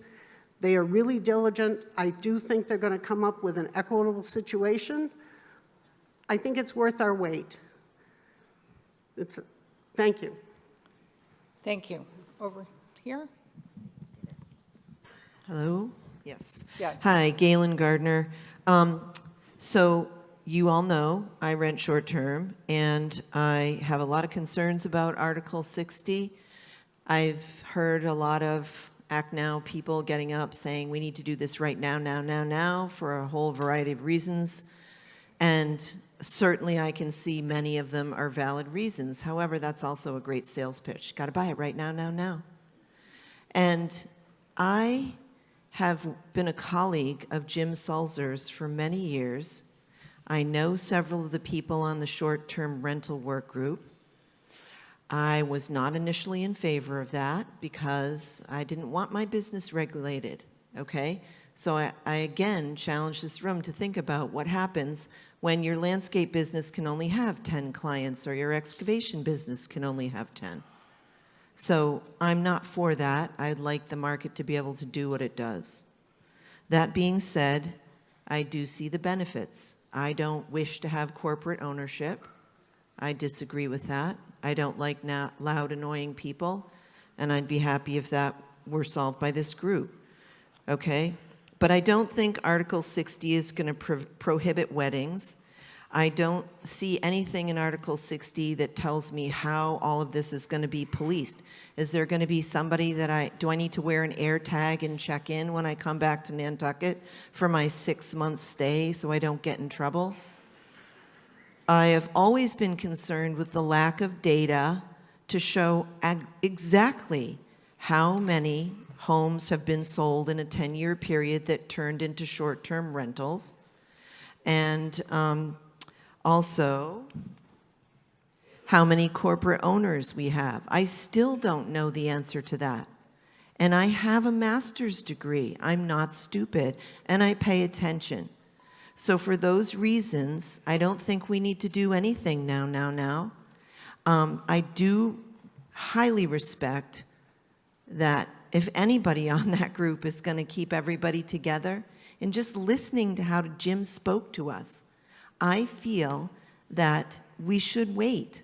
I've been a teacher for 36 years. I've done eons of committee work. It's gritty, it's laborious, sometimes it's ugly, sometimes you want to fall asleep. But I do trust them, and I think we should wait. Thank you. Thank you. Mr. Lowell? Thank you. I definitely don't have a master's degree. Boy, here we go. So we've heard some really interesting stories, especially the gentleman from Derry Moore. So I want to go back to the seeds of all this. 2019 is the first time we ever heard of a short-term rental defined. That's not too long ago, 2019. So we didn't get to pick 31 days as short. I can tell you this, it's some expensive to come here for 31 days. We didn't get to opt in to the state definition and say, maybe Nantucket should be 7. It's kind of expensive to come here for 7, isn't it? Okay. So we didn't have a choice. In 1980, we, probably down at the Legion, is where we had town meeting then, we voted to remove hotels from outside of town. Now, I know I'm going back a long time, 1980, but that's what we did. So you need to know that. Renting houses is our hotel that we don't have and never will, thank God.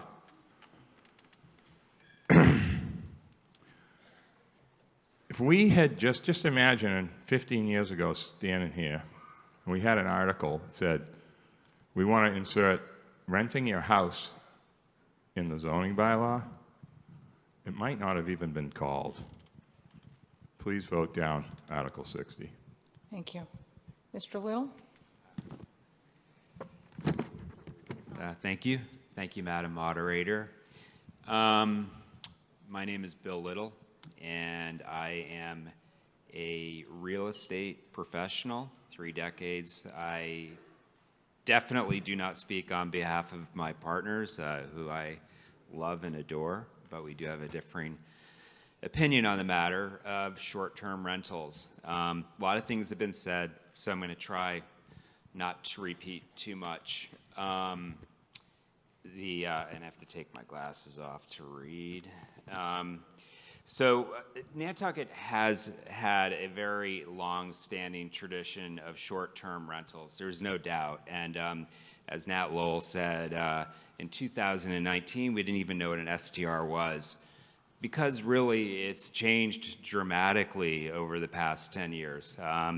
Platforms like Airbnb and VRBO combined with consumer patterns have created, and you combine that with the stunning popularity of Nantucket, have created this demand we just never knew. So I'm guessing that if Nantucket was as popular 30 years ago and we had a bylaw asking about short-term rentals, we probably would have gotten the matter resolved faster than we do today. There are, I think, a couple of quick data points that we do have, because so much is amorphous, is, and one of my colleagues mentioned that there are roughly 11,000 dwellings on the island, which is based on a study done by WPI in, I think, 2018. There are roughly 2,000 registered STRs that are currently active. So that's nearly 20% of our housing stock that is being devoted to STRs, and of course they're being enjoyed by families as well in many cases. But what's actually even more stunning is the gross revenue annually generated, which is about $133 million this past year in 2022. So what we're talking about is a really big business. The budget we passed earlier today for the town of Nantucket is actually smaller than what STRs generate on an annual basis. My concern with the work group, which I have so much respect for, is this is a big business. There's a lot of pressure to satisfy everyone, and that is very difficult, nearly impossible. So what I fear is that we have this growing imbalance. We talked about all of these we talked about affordable and attainable housing, yet at the same time, we're talking about all these STRs. And if you could wrap up. Okay, I will wrap it up. I'm gonna wrap it up and just say that I think that the pitter-patter of growth is just going to continue, and this is not going to get any easier, this discussion. Thank you. Thank you. Up in the back. Hi, Jen Allen. I'm coming on the heels of Bill as a real estate professional, and I admire the passion that everybody has in this room, and I respect everyone that has spoken before me, and I'm going to speak against actually several friends that are in here. But I think my concern, and I think there are many people in here, the biggest concern with this article is that it isn't addressing the problems we keep articulating.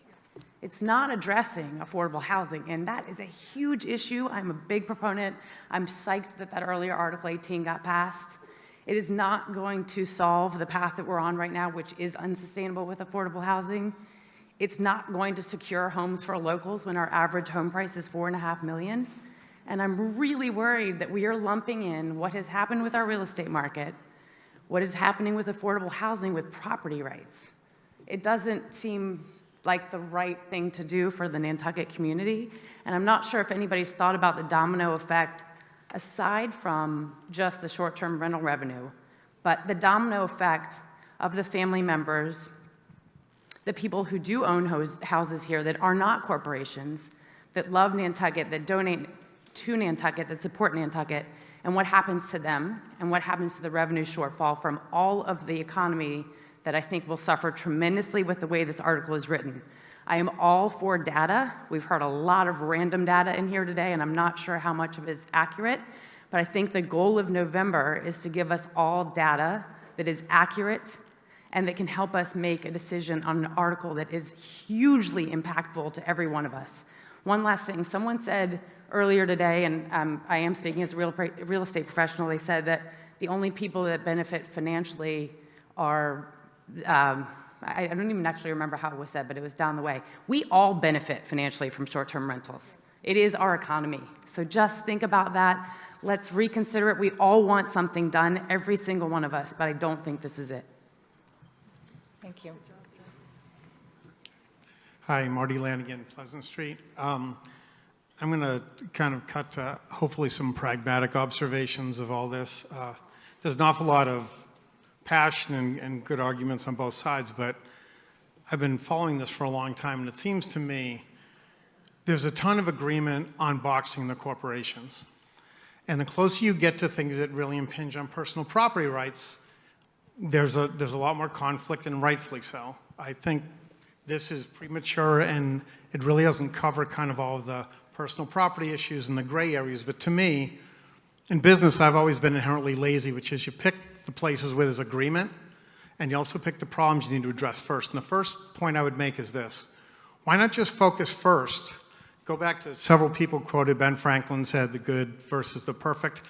The good would be get rid of corporate entities that are doing this business on the island and draw the line there today, and then come back for a second bite at the apple. But you will knock out, if you put that mitigant in place, you're going to discourage those businesses from growing.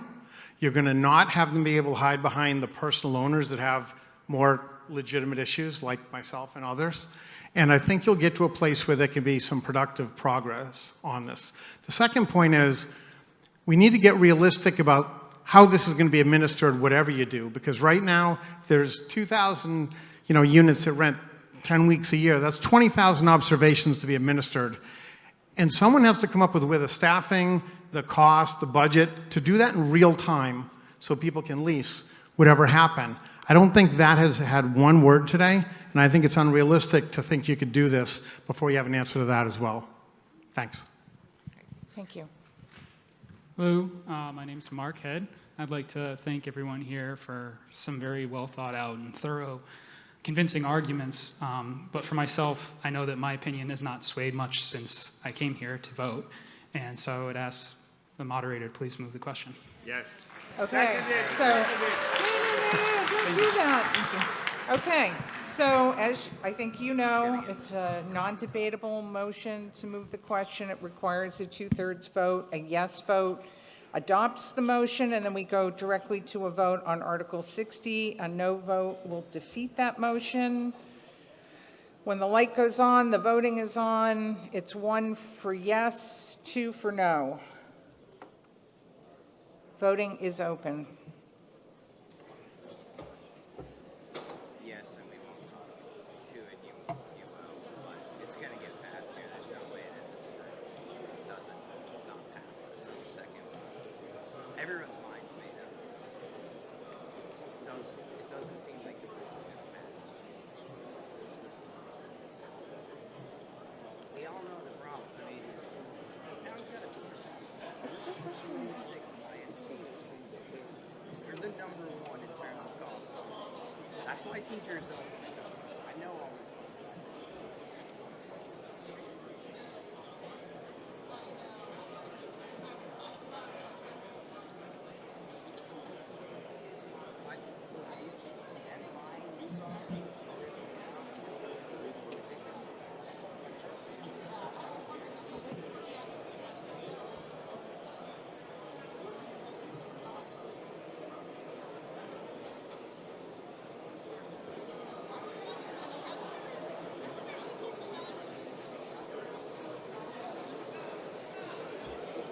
Okay, on motion to move the question number 2, yes, 795, no, 115, that motion is adopted. So now we will go to a vote on Article 60 as moved by Ms. Kilvert. It is as shown on the screen. A yes vote will adopt the motion. A no vote will defeat the motion. It requires a 2/3 vote. A yes vote will adopt it, and a no vote will defeat it. It's 1 for yes, 2 for no. Voting is now open.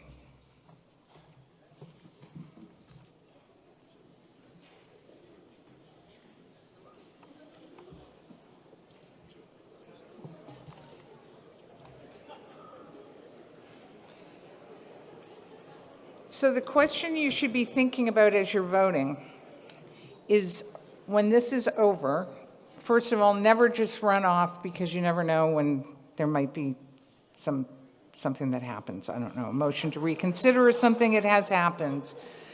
But do you want to do another article? Okay. I mean, we're definitely coming back Monday. I think that is. I don't think I can do anything about that, but I'm here as long as you're here.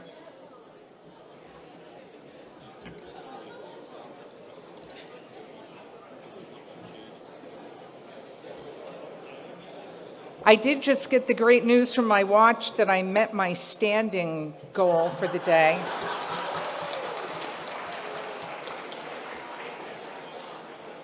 I do think I have to lower my sights, though, on that standing goal.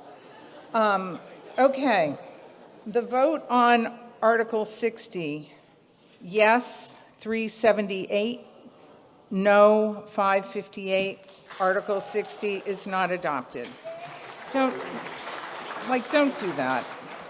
Okay. Article 61 is on page 78. It had a motion not to adopt. Ms. Williams has given us her motion, which is as follows. Move that the town amend Nantucket zoning bylaw section 139-2 definitions of the code of the town of Nantucket to change the language as noted and highlighted below. Commercial, as in a trade, occupation, or business, including a transient residential facility, but excluding governmental, religious, or private residential uses, which includes rental of dwelling units or parts thereof. Unless the highlighted language above is extended by a vote of town meeting by September 30, 2025, highlighted language above shall be removed, and the section shall read as previously printed in the Nantucket zoning bylaw. Is that your motion, Ms. Williams? That's my motion, Madam Moderator. Okay, is there a second? Second. Motion made and seconded. Ms. Williams. It's hard to follow that. But I wish we could reconsider 59 that took the word expressly out after you heard the threat from the Act Now attorney that is the reason why they are suing people. Because that's what they're using. That it's not, you're renting your house, whether year-round, short-term, or anything else, is not legal, which means those of us who rent apartments and stuff year-round, it's not legal. So I'll move past that because you can't reopen it. I'm going to read something that just happened in New Hampshire, because I think it's most dispositive of where we are right now about this word commercial. On May 2nd, 2023, the New Hampshire Supreme Court made an important ruling on STRs and vague zoning bylaws, which is why this was put in to clarify it, affirming property rights to rent and ruling that STRs are residential use, not a commercial use, in Conway versus Scott Kudrick, a significant win for private property owners. The court ruled in favor of the property owner's right to use his property for a short-term rental, made it clear that he could use his property for constitutionally protected residential activities, and the town could not limit the duration of legitimate use. The government cannot and should not arbitrarily remove a person's fundamental property rights. If you can rent your home for a year, you can rent it for a day, and a town cannot limit the number of days a year the property is used. Some of the highlights are any ambiguity arising from language chosen for the regulation of land use such as this should be resolved in favor of vindicating a landowner's property rights. They say all zoning should run towards the landowner's property rights. This is a clear statement about the municipal responsibility to respect private property rights. Because zoning ordinances are in derogation of private property rights, they must be construed narrowly in favor of the property owner, and any ambiguity is resolved in favor of the landowner. It is the occupant's use of the property, not the owner's, that dictates how the property is being used. Renters are using the property for residential purposes, same as the owner, cooking, sleeping, entertaining, etc. STRs are residential use of residential property. They got rather cute here. The duration for which a property is used does not impact whether the property is used for residential purposes. The court used the sandwich shop analogy of stating a sandwich shop is used as a sandwich shop whether the shop is open seasonally for a few hours a day or for several weeks. If a residence is rented for a day or a year, it doesn't matter as long as it is being used for a residential purpose. This is the New Hampshire Supreme Court, not the district court we run down to town building 4. I put this in to eliminate the issue of whether you're renting your house is commercial or not. Because we didn't take the word expressly out in 59, it's really critical that you vote in favor of this article, that renting your home is a residential use, no matter if it's 1 day, 4 days over a weekend for people that are coming for a wedding, 31 days, or year-round. It is not a commercial use. I'm going to separate that from the corporation discussion, which was very telling on Article 60. I'm in agreement that corporations that don't have a real human behind it, unlike the RTs, NTs, LLCs that were mentioned by Mr. Keith earlier, those are people. They would be people in my family. There's 5 kids. Eventually, it's going to be an LLC. There's Eleanor's family. There are plenty of people here who hold for estate purposes their properties in LLCs, NTs, and RTs, and various trusts with real humans behind it. So I'm very jazzed that the work group is going to deal with that issue. But the biggest issue right now is that this is being attacked because of the word expressly. It's being attacked because they're claiming that they are commercial uses. That means my garage apartment that I rent is a commercial use. We have to clarify the bylaw, and again, using the rationale from the state Supreme Court in New Hampshire, this is a residential use. It is not a commercial use. They were very, very clear. It was, I believe, 4-1 on their resolution. They also cautioned, if you're going to try to challenge residential use, no matter how long or by who, you need to be very, very careful in the bylaw. So I do agree with town council that a lot of this should be done through the general bylaw of the code of the town as opposed to the zoning bylaw. But this is one thing that's a standalone. It should go on its own right now to stop that part of these lawsuits, that this is somehow a commercial use, because again, you have to extrapolate from their attorney's argument that renting your house, no matter when you rent it, is illegal, or who owns it is illegal. So let's deal, as was said earlier, with the real issue, are the corporations coming in and buying up several properties. And I am in fully agreement that that needs to be controlled. But I also agree that the zoning, I believe it was Article 39 last year, started to give the town the right to license, to find them. Maybe you don't get a license if you tighten it up because you have 3 validated complaints. There's a lot of stuff we can do to lessen the impact. Kids running around in your yard, or as one of the complainants said, she didn't want to hear suitcases rumbling up the road on the sidewalk. I mean, this is getting out of control, guys. Thank you. And if we don't do something now, there's going to be lawsuits between now and November. Thank you. Okay. So I see no hands. This does require a 2/3 vote. Oh, there you are. Well, go ahead. Sorry, I guess I'm not tall enough.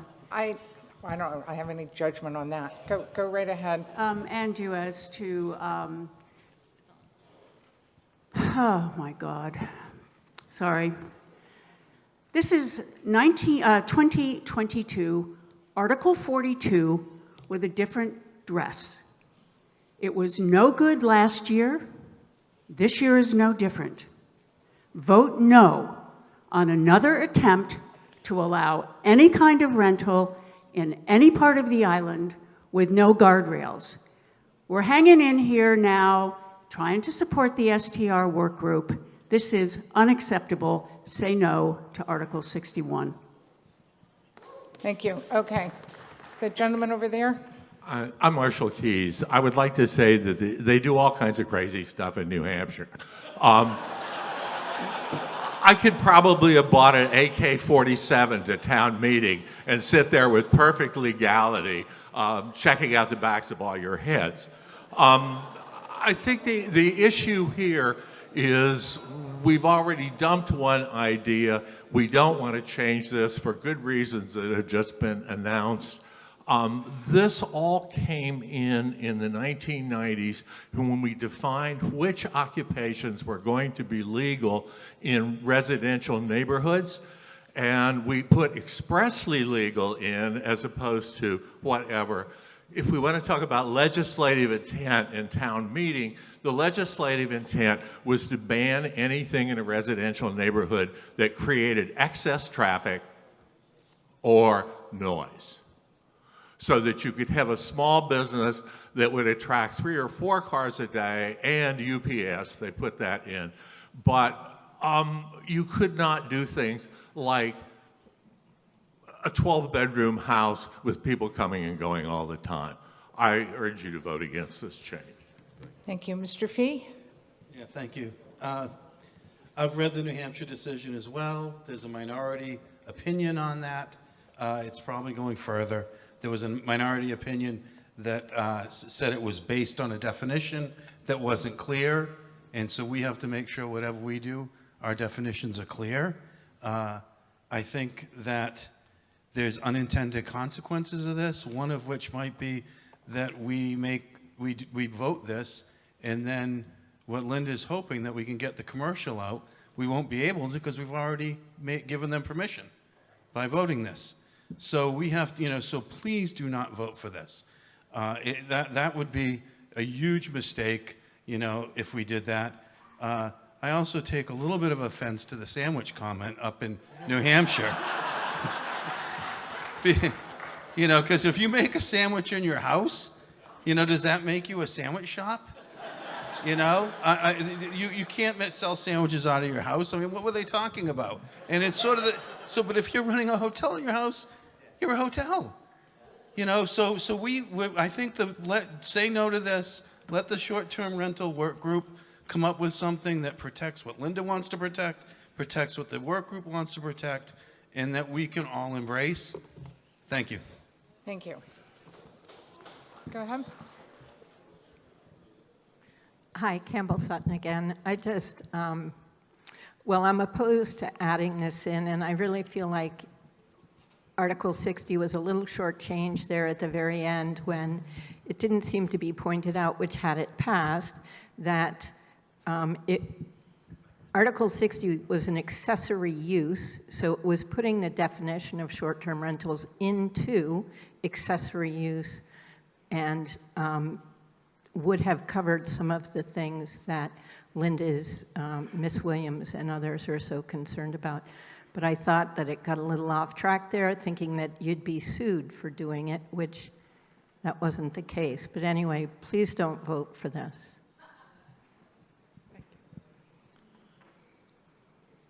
Yes. Hi, I'm Caroline Balzer. I'm 7th generation Nantucketer seasonally. I just want to point out that there's an off-island attorney who brandished when she introduced herself that she's the one behind the lawsuits of individuals. And as I understand it, when this doesn't pass now, then it's leaving us open to more lawsuits because after all, that is one of the main strategies that's being used to drive all of this forward. And I'm against bullies, I'm against bystanders, I'm against us just standing around and acting like that's okay. And I really resent the brandish of that attorney and how she said that. It's not okay. Nantucketers are very against that, and it's hard to speak up because everyone's so intimidated, and that has not been spoken to. Thank you. I hope we pass anything that protects us because there is nothing yet that will. Thank you. Mr. Cohen? Yeah, Stephen Cohen. I'm an attorney. I happen to actually be the Keith's attorney, but I'm not speaking on that case here. I think it's important for people to understand that this warrant article actually is the current position of the town, that the building commissioner has made this ruling 4 times, and the zoning board of appeals has adopted this position 4 times, and Ms. Pickering Cook is now suing for 3, one was dropped, 3 Nantucket homeowners in court to try and get a court to overturn the position of the town of Nantucket. So this, I think that we should be waiting for the short-term rental working group to come up with a decision on what we will and will not do for regulating short-term rentals. But what this does is preclude a judge in Boston from determining that the lawsuit is going to take precedent over what town meeting thinks. So by adopting this article, all you would be saying is we are supporting the current legal position of the town and don't want a judge to overturn it because we're going to be addressing this on our own, hopefully in November.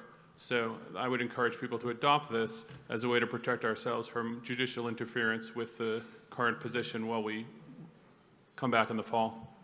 Thank you. Ms. Moore? So I've been following this closely, as you can imagine. Through you to Mr. Giorgio, I'd like to ask a question that I asked when Mr. Giorgio came to the select board to talk about the potential impacts of these various articles. And one of the things that I understand is there was a decision in the town of Bourne. It was not about short-term rentals, it was about marijuana shops. And it was about the authority of the regulatory bylaw versus the zoning bylaw.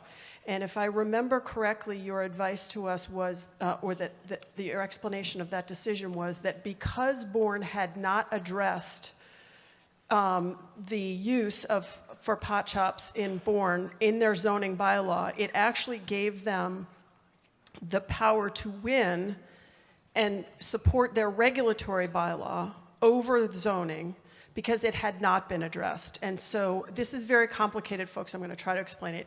If we address it in zoning, it may actually limit our ability to regulate short-term rentals in the regulatory bylaw in the future.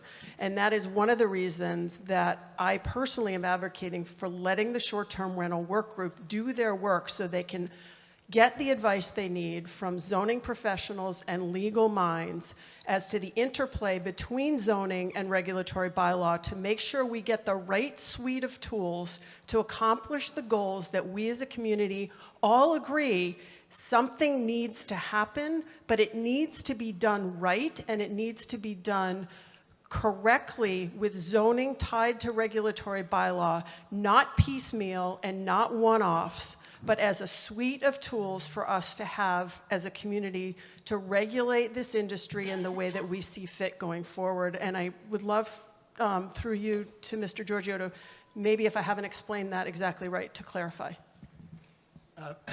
Thank you, Madam Moderator. Through you to the previous speaker. Brooke has, in my opinion, accurately described a concern that I've had.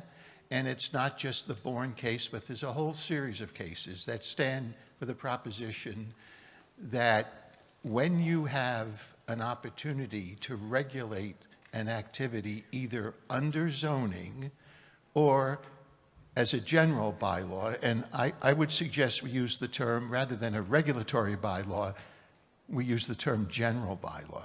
But when you have adopted a zoning bylaw that addresses a particular use, it may be that that is going to limit your ability to enact a general bylaw. Now, and the Bourne case is the latest decision from the Supreme Judicial Court on that question. Now, the wrinkle here is that the legislature, when they adopted the short-term rental law, said that towns may regulate the operation of short-term rentals by either an ordinance or a bylaw. They didn't specify which one. So the concern is that that line of cases could apply in a situation where if you've already regulated under zoning, it's possible that you will be precluded from regulating under a general bylaw. Now, the way the short-term rental group is addressing that is, my understanding is they will propose both a zoning bylaw and a general bylaw, and the zoning bylaw will allow short-term rentals, but it will be subject to the restrictions contained in the general bylaw, and both of them must pass for either one of them to take effect. So in terms of the lawsuits, I would agree with Ms. Williams that her bylaw would, or her amendment would likely moot those cases, but at what cost?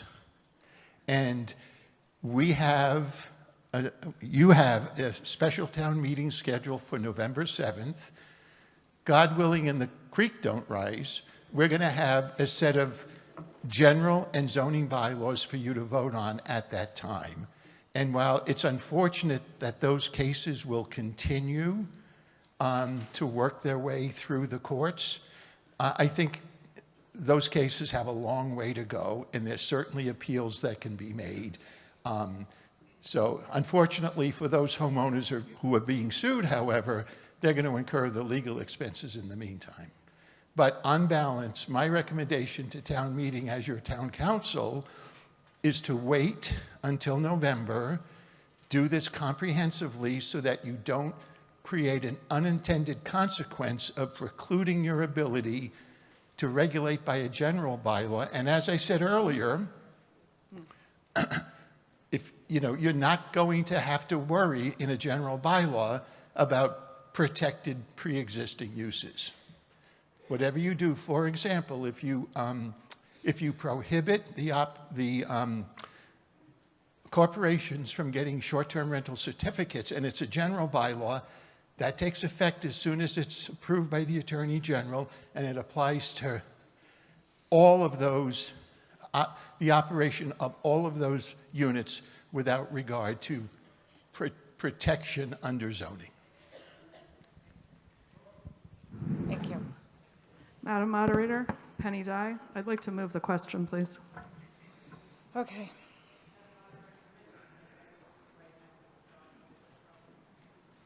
No. I just took this motion to move the question, I'm sorry. So you want to go right to a vote? Yes, please. Okay.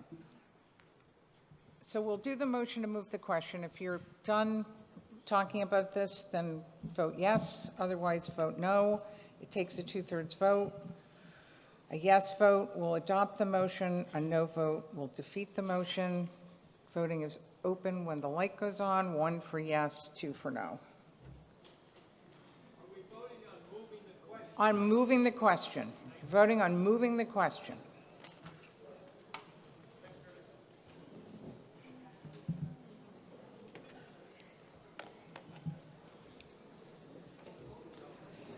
You'll be thrilled to know that on Monday we don't have sound or voting. So it's going to be the old-fashioned way.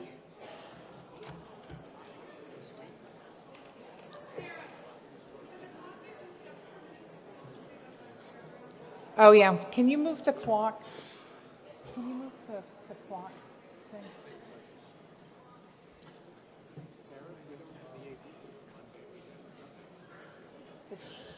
The town is supposed to do it. I know, we don't have them. We may not be able to do any of it.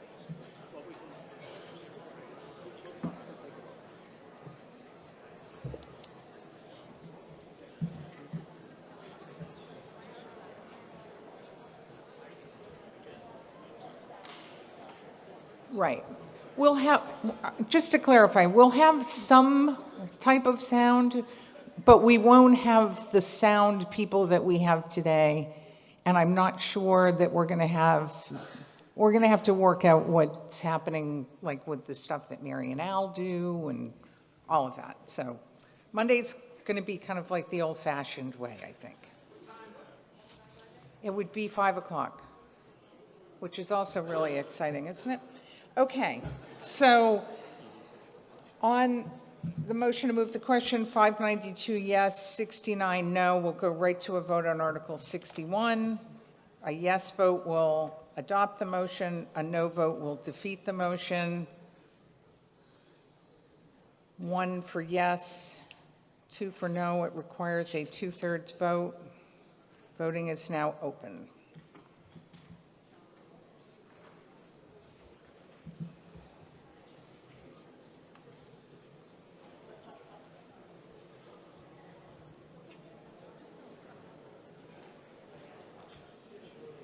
What was the vote on the motion to move the question? I didn't, it was a waste of quickly. 592.69. 592.69.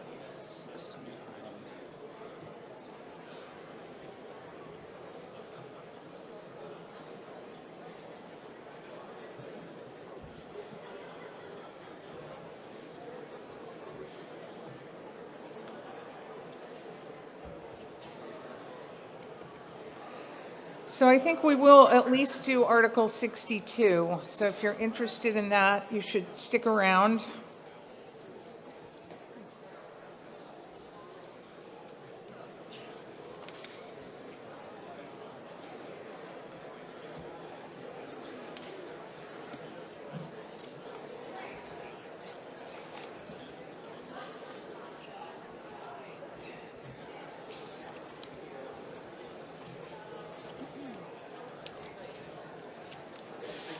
Okay.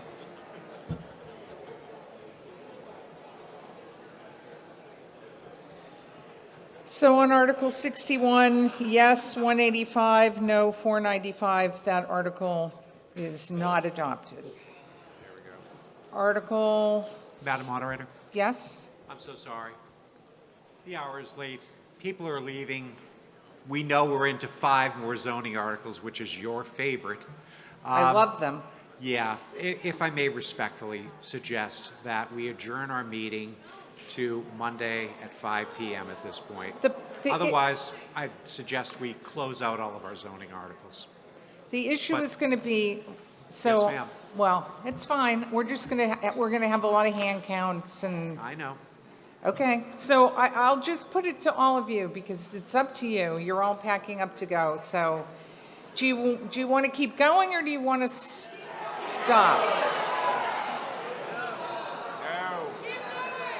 Okay, we're going to keep going a little bit. We'll do it article by article. We're not going to the end, I don't think. So 62.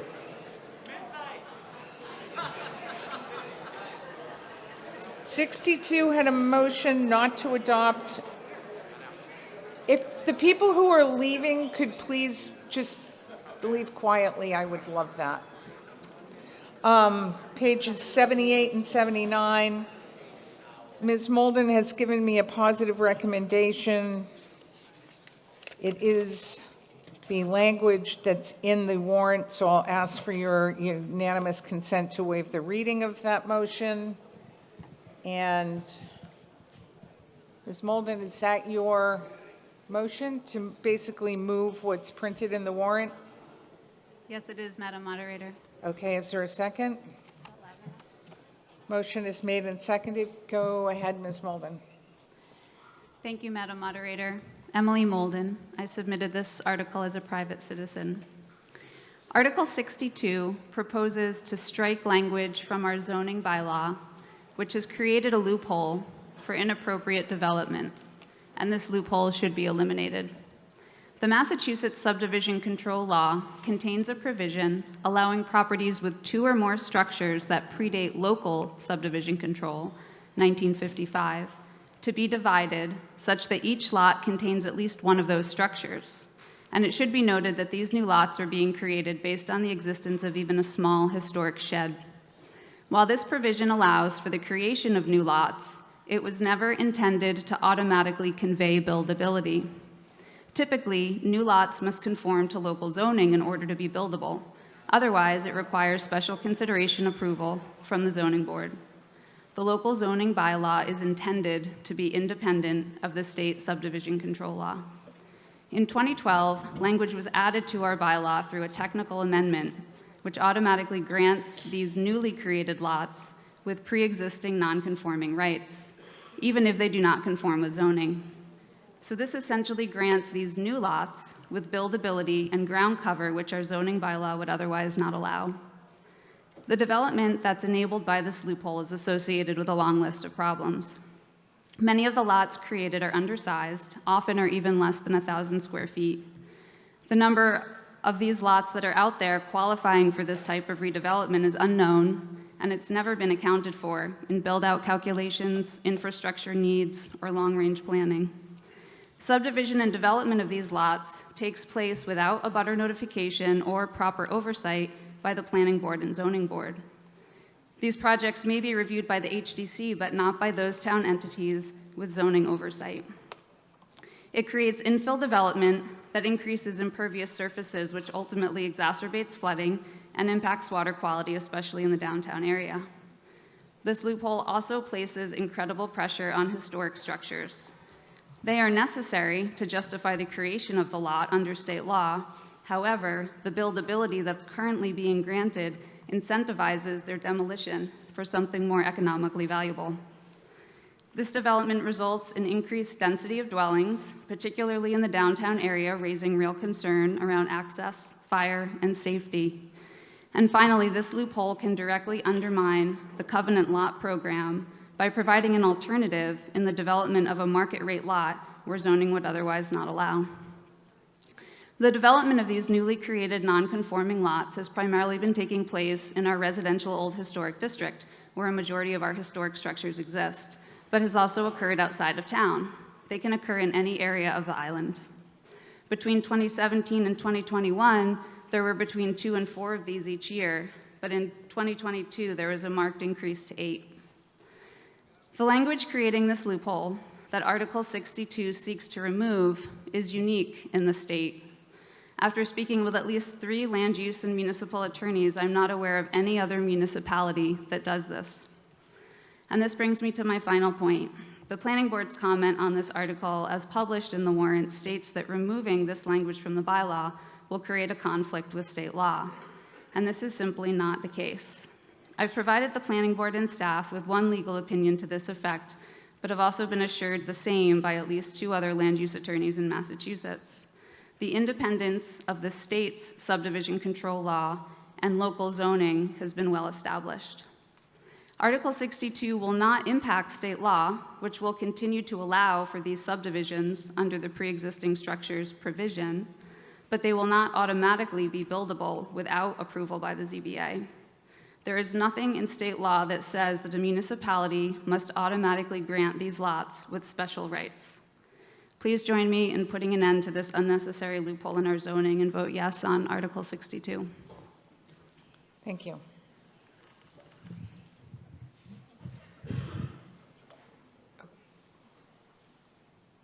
Okay. Ms. Bergman, and then I'll go to you, Ms. Snell. Great, thank you. I'm Mary Bergman, and I'm the Executive Director of the Nantucket Preservation Trust, a historic preservation nonprofit organization. And I'm speaking in favor of Emily Molden's Article 62. As you just heard, Chapter 41, Section 81-L of the Mass General Law allows properties with 2 or more structures that predate local subdivision control, which is 1955 on Nantucket, to be subdivided into 2 lots with one of these structures on each lot. And 1955 is an important year in Nantucket's history because it's the year that the local historic district was established and in downtown Wisconsin. It's the year that we decided that Nantucket's history was worth preserving for the long term. It's this kind of bizarre catch-22 that in order to have these structures on their new lots, you have to prove that they were built before 1955. That was 68 years ago. The National Park Service considers a structure 50 years old or older to be historic, and on Nantucket, believe it or not, our National Historic Landmark data, our period of significance extends until 1975. I know. It's our preservation history is part of that landmark, which is really interesting. So the point is, there's a lot of these structures that because of their age, they qualify for historic tax credit programs and the like. They also qualify to be subdivided under this this 4181L exemption, but without having to go to the ZBA to build a it's too tempting to demolish these structures because what's really valuable is the land under them. We're talking about garages, sheds, things like that, cottages, barns. If this loophole was removed, it would lessen the pressure to knock down historic structures. We're already seeing a lot of demolition on the island, and when something's gone, it's gone. These are important to our streetscapes, and I would encourage you to vote yes on Article 62. Thank you. Ms. Snell?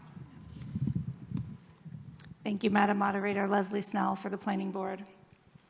The provision of the bylaw that Ms. Molden is proposing to change, as she mentioned, was modified in 2012 by a vote of town meeting to align our local zoning bylaw with the state subdivision control law.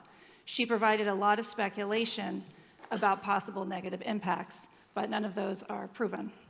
In fact, over the past 3 years, 15 lots have 15 lots have been divided using this provision of the zoning bylaw.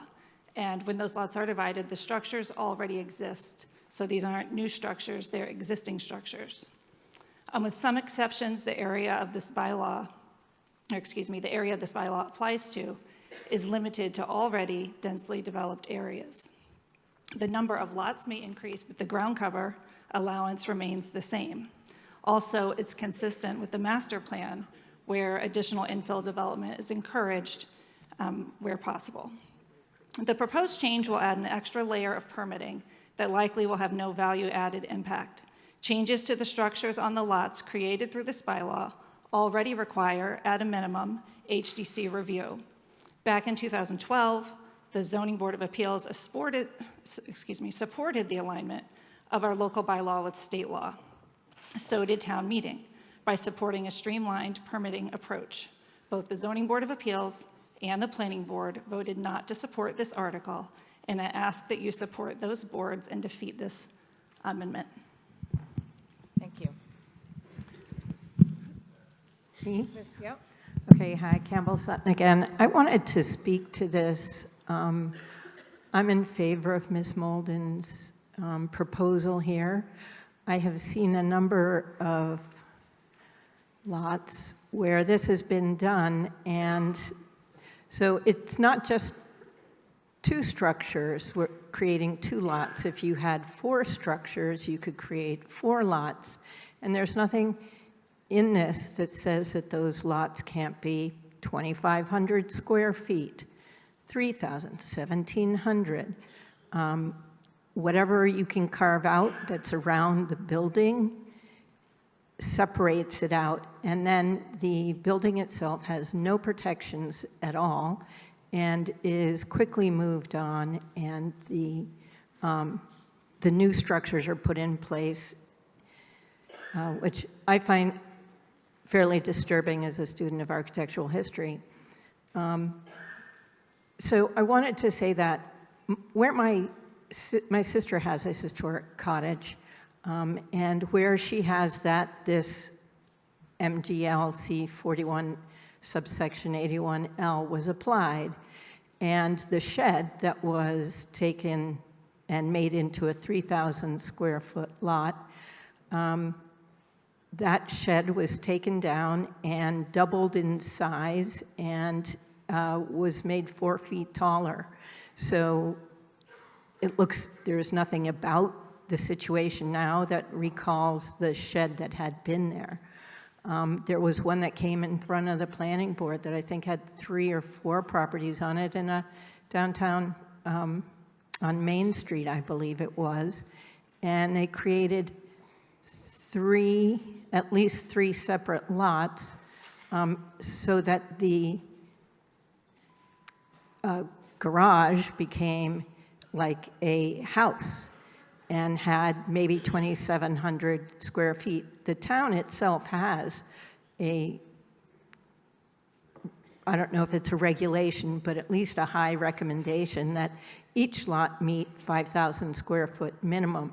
And with this law, that is not being met, which to me means that we're creating a lot of stress on lots in already densely occupied areas. But I would just really, I think that having the ZBA also have to look at that, which is all this is really saying. It's not saying you can't do it. It's just saying we need to have some oversight on what's happening to those properties once they're divided.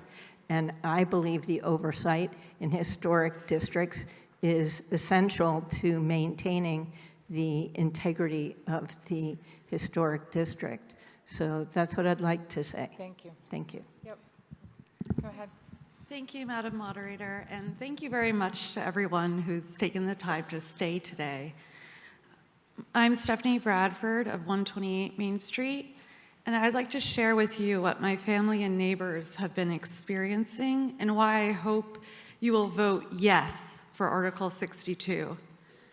We have witnessed firsthand the big problems that have been created by what appeared to be a small change to the zoning bylaw in 2012. This problematic loophole enables lots created via 81L subdivisions to be redeveloped without the typical checks and balances or notifications of neighbors and oversight that we as a community deserve. For example, this loophole paves the way for the sort of development that my husband and I have painfully seen unfold on the historic property at 126 Main Street, abutting our own. This property was subdivided in 2021, and now its once lovely side yard along Main Street has been ripped of vegetation and excavated for construction. As background, 126 Main Street included a pre-Revolutionary War house and a separate garage that was built in the early 1900s when cars were first on island. After remaining in the same family for 2 centuries, the property was recently purchased by spec developers.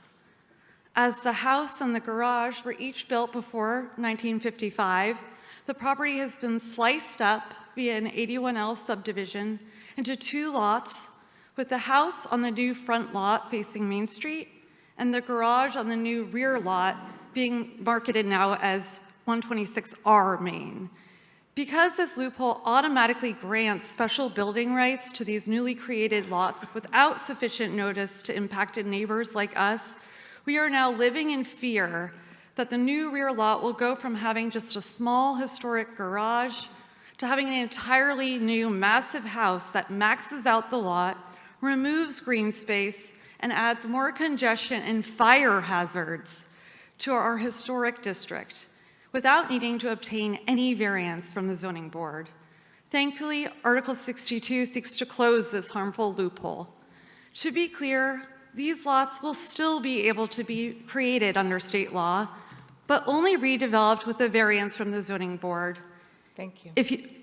Thank you. Mr. Cohen? So Stephen Cohen, the 4181L subdivision exception in the Subdivision Control Act does not allow for extra development of these lots. Those buildings that are changed that we're talking about here can be changed anyway. If they're allowed to be changed under zoning and if the HDC approves it, then that's how it's already regulated.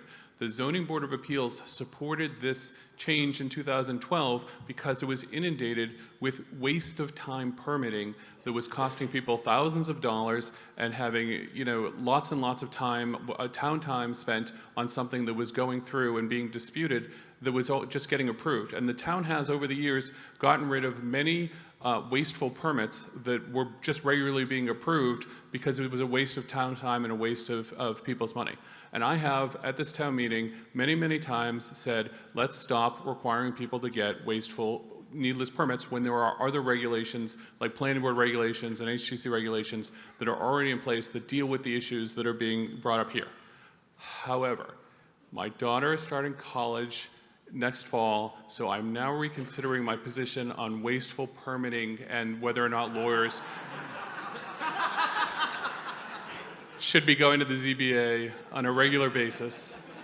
And so if you'd like to support my daughter's college fund, I'm being facetious.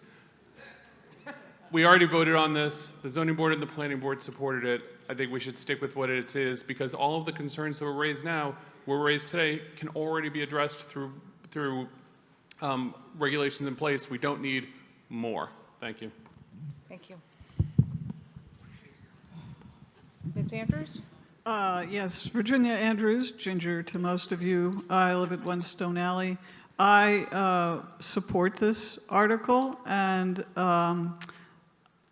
maybe every chicken coop and pigsty and horse barn on the island wants to grow into a mansion, but that doesn't mean it should. I have the same density concerns, the same historic preservation concerns, so I would ask that you please approve this article. Thank you. Thank you. Ms. Williams? Since I do a lot of the reports for attorneys and property owners that want to do a 4181L, I'm sort of involved deeply in this I was involved in the 2012, which went through town meeting with no comment, and it was a unanimous vote to put this language in. I don't think there's any reason to revert back to prior to 2012. The ZBA had quite a few of these back in the day when this first became known that they could do this. It became popular. That two structures predate February 16th, 1955, when the town adopted the subdivision control law. Nothing in the subdivision control law impugns any historic value to any structure.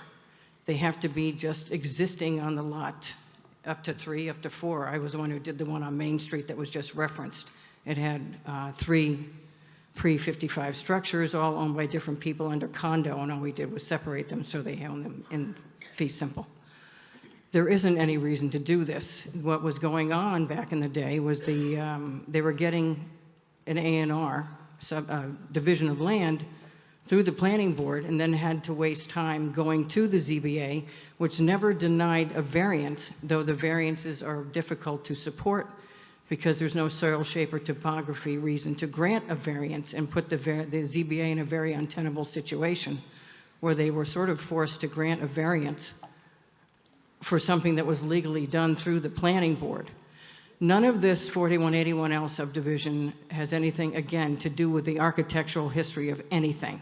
The structures have to exist, so impugning them with some dastardly architectural demolition of an historic structure has nothing whatsoever to do with this warrant article, is not going to protect them as an historic structure either.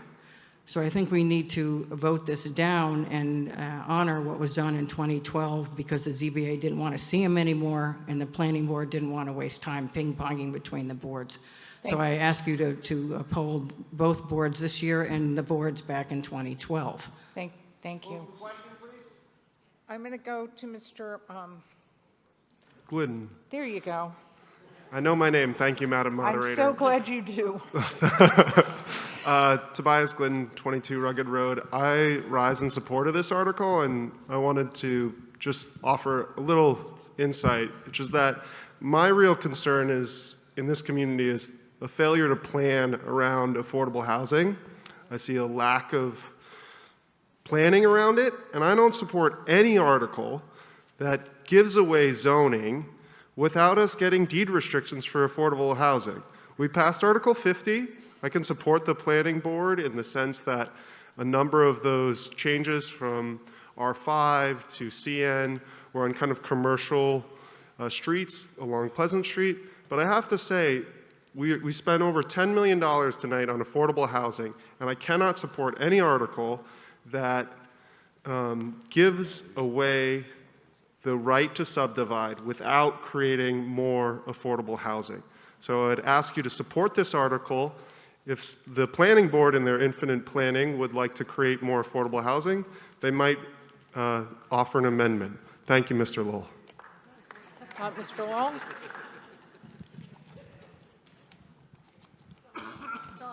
Thank you. Wow, here we go again. Just a couple points about this. This is a very unusual action that happens, okay? And it's mostly in downtown, where the lots are already small, and houses are built in funky places, where they didn't do things like we do now, Toby, certainly, and where everything's over 30 feet. So a couple of years ago, we came to this body and lowered the ground cover of ROH zoning from 50% to 40%. So I just like to remind people of things like this because we have the shortest memories in the United States, in Nantucket. So the HDC component, they have control of this property when the permits come through, whether it's a 4181L or whether it's a bazillion-dollar sale of the same property as it was in its original state.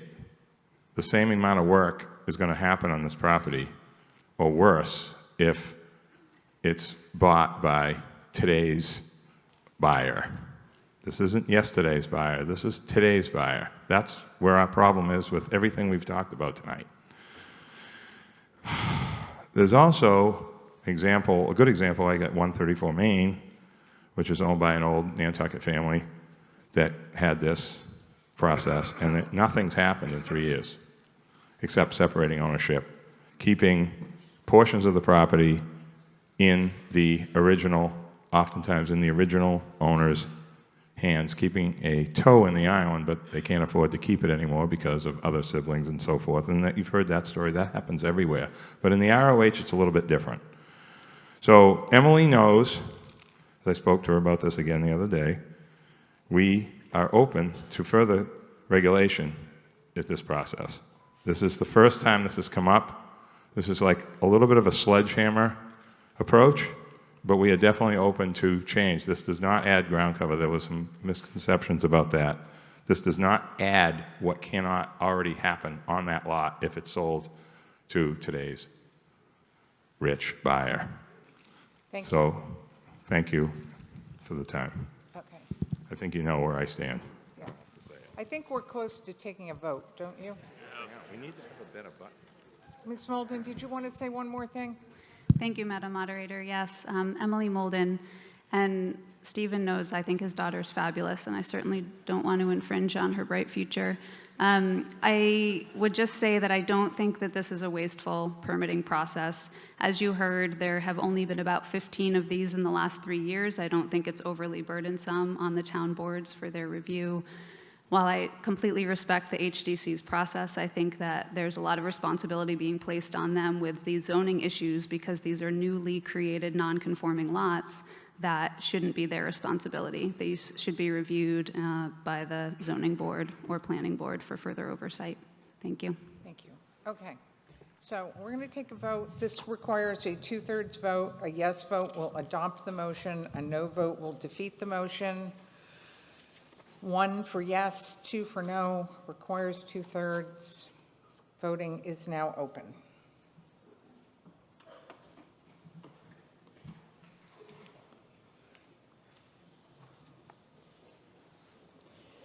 So are you still thinking you want to finish the 4 remaining zoning articles? All right, I'm going to take a vote after this.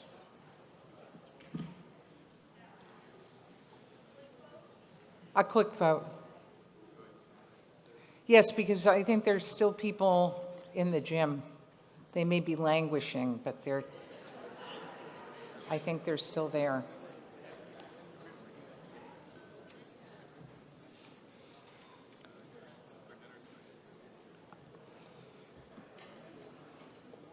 If we stop where we are now, we'll have 13 articles, which kind of goes really well with that 666 thing. But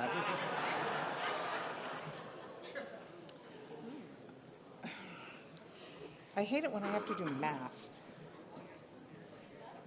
Let's see.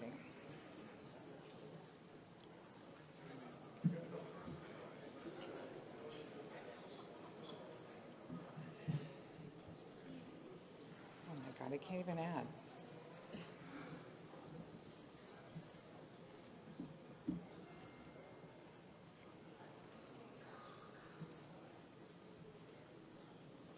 Okay, yes, 268. I got to write this down. 268. No, 142. 2/3 is 274. The article is not adopted. Point of order?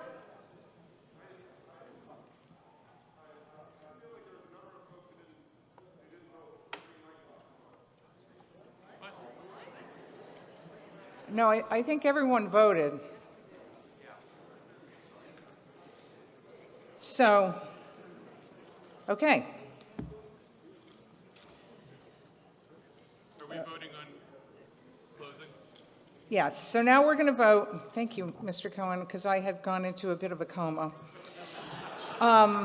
Yes, so we're going to take a vote whether we're going to keep going and try to finish zoning, which would be 4 more articles, 66, 67, 68, 69, or if we should stop. So, yes is 1, and that's to keep going. No is 2, and that's to stop. The voting is now open, Yes, if you want to keep going is 1. No, if you want to stop is 2. It's a simple majority.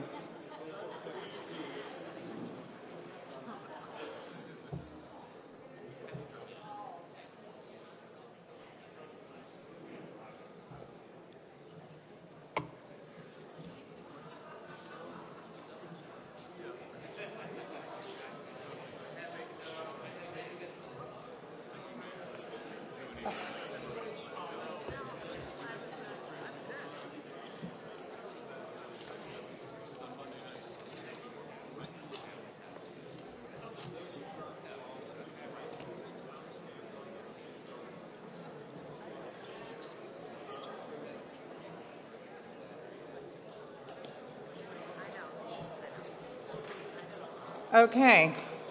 The vote on whether or not to keep going, yes, 143, no, 245. The noes have it. Have a lovely evening. We're going to adjourn until Monday at 5. People are lame.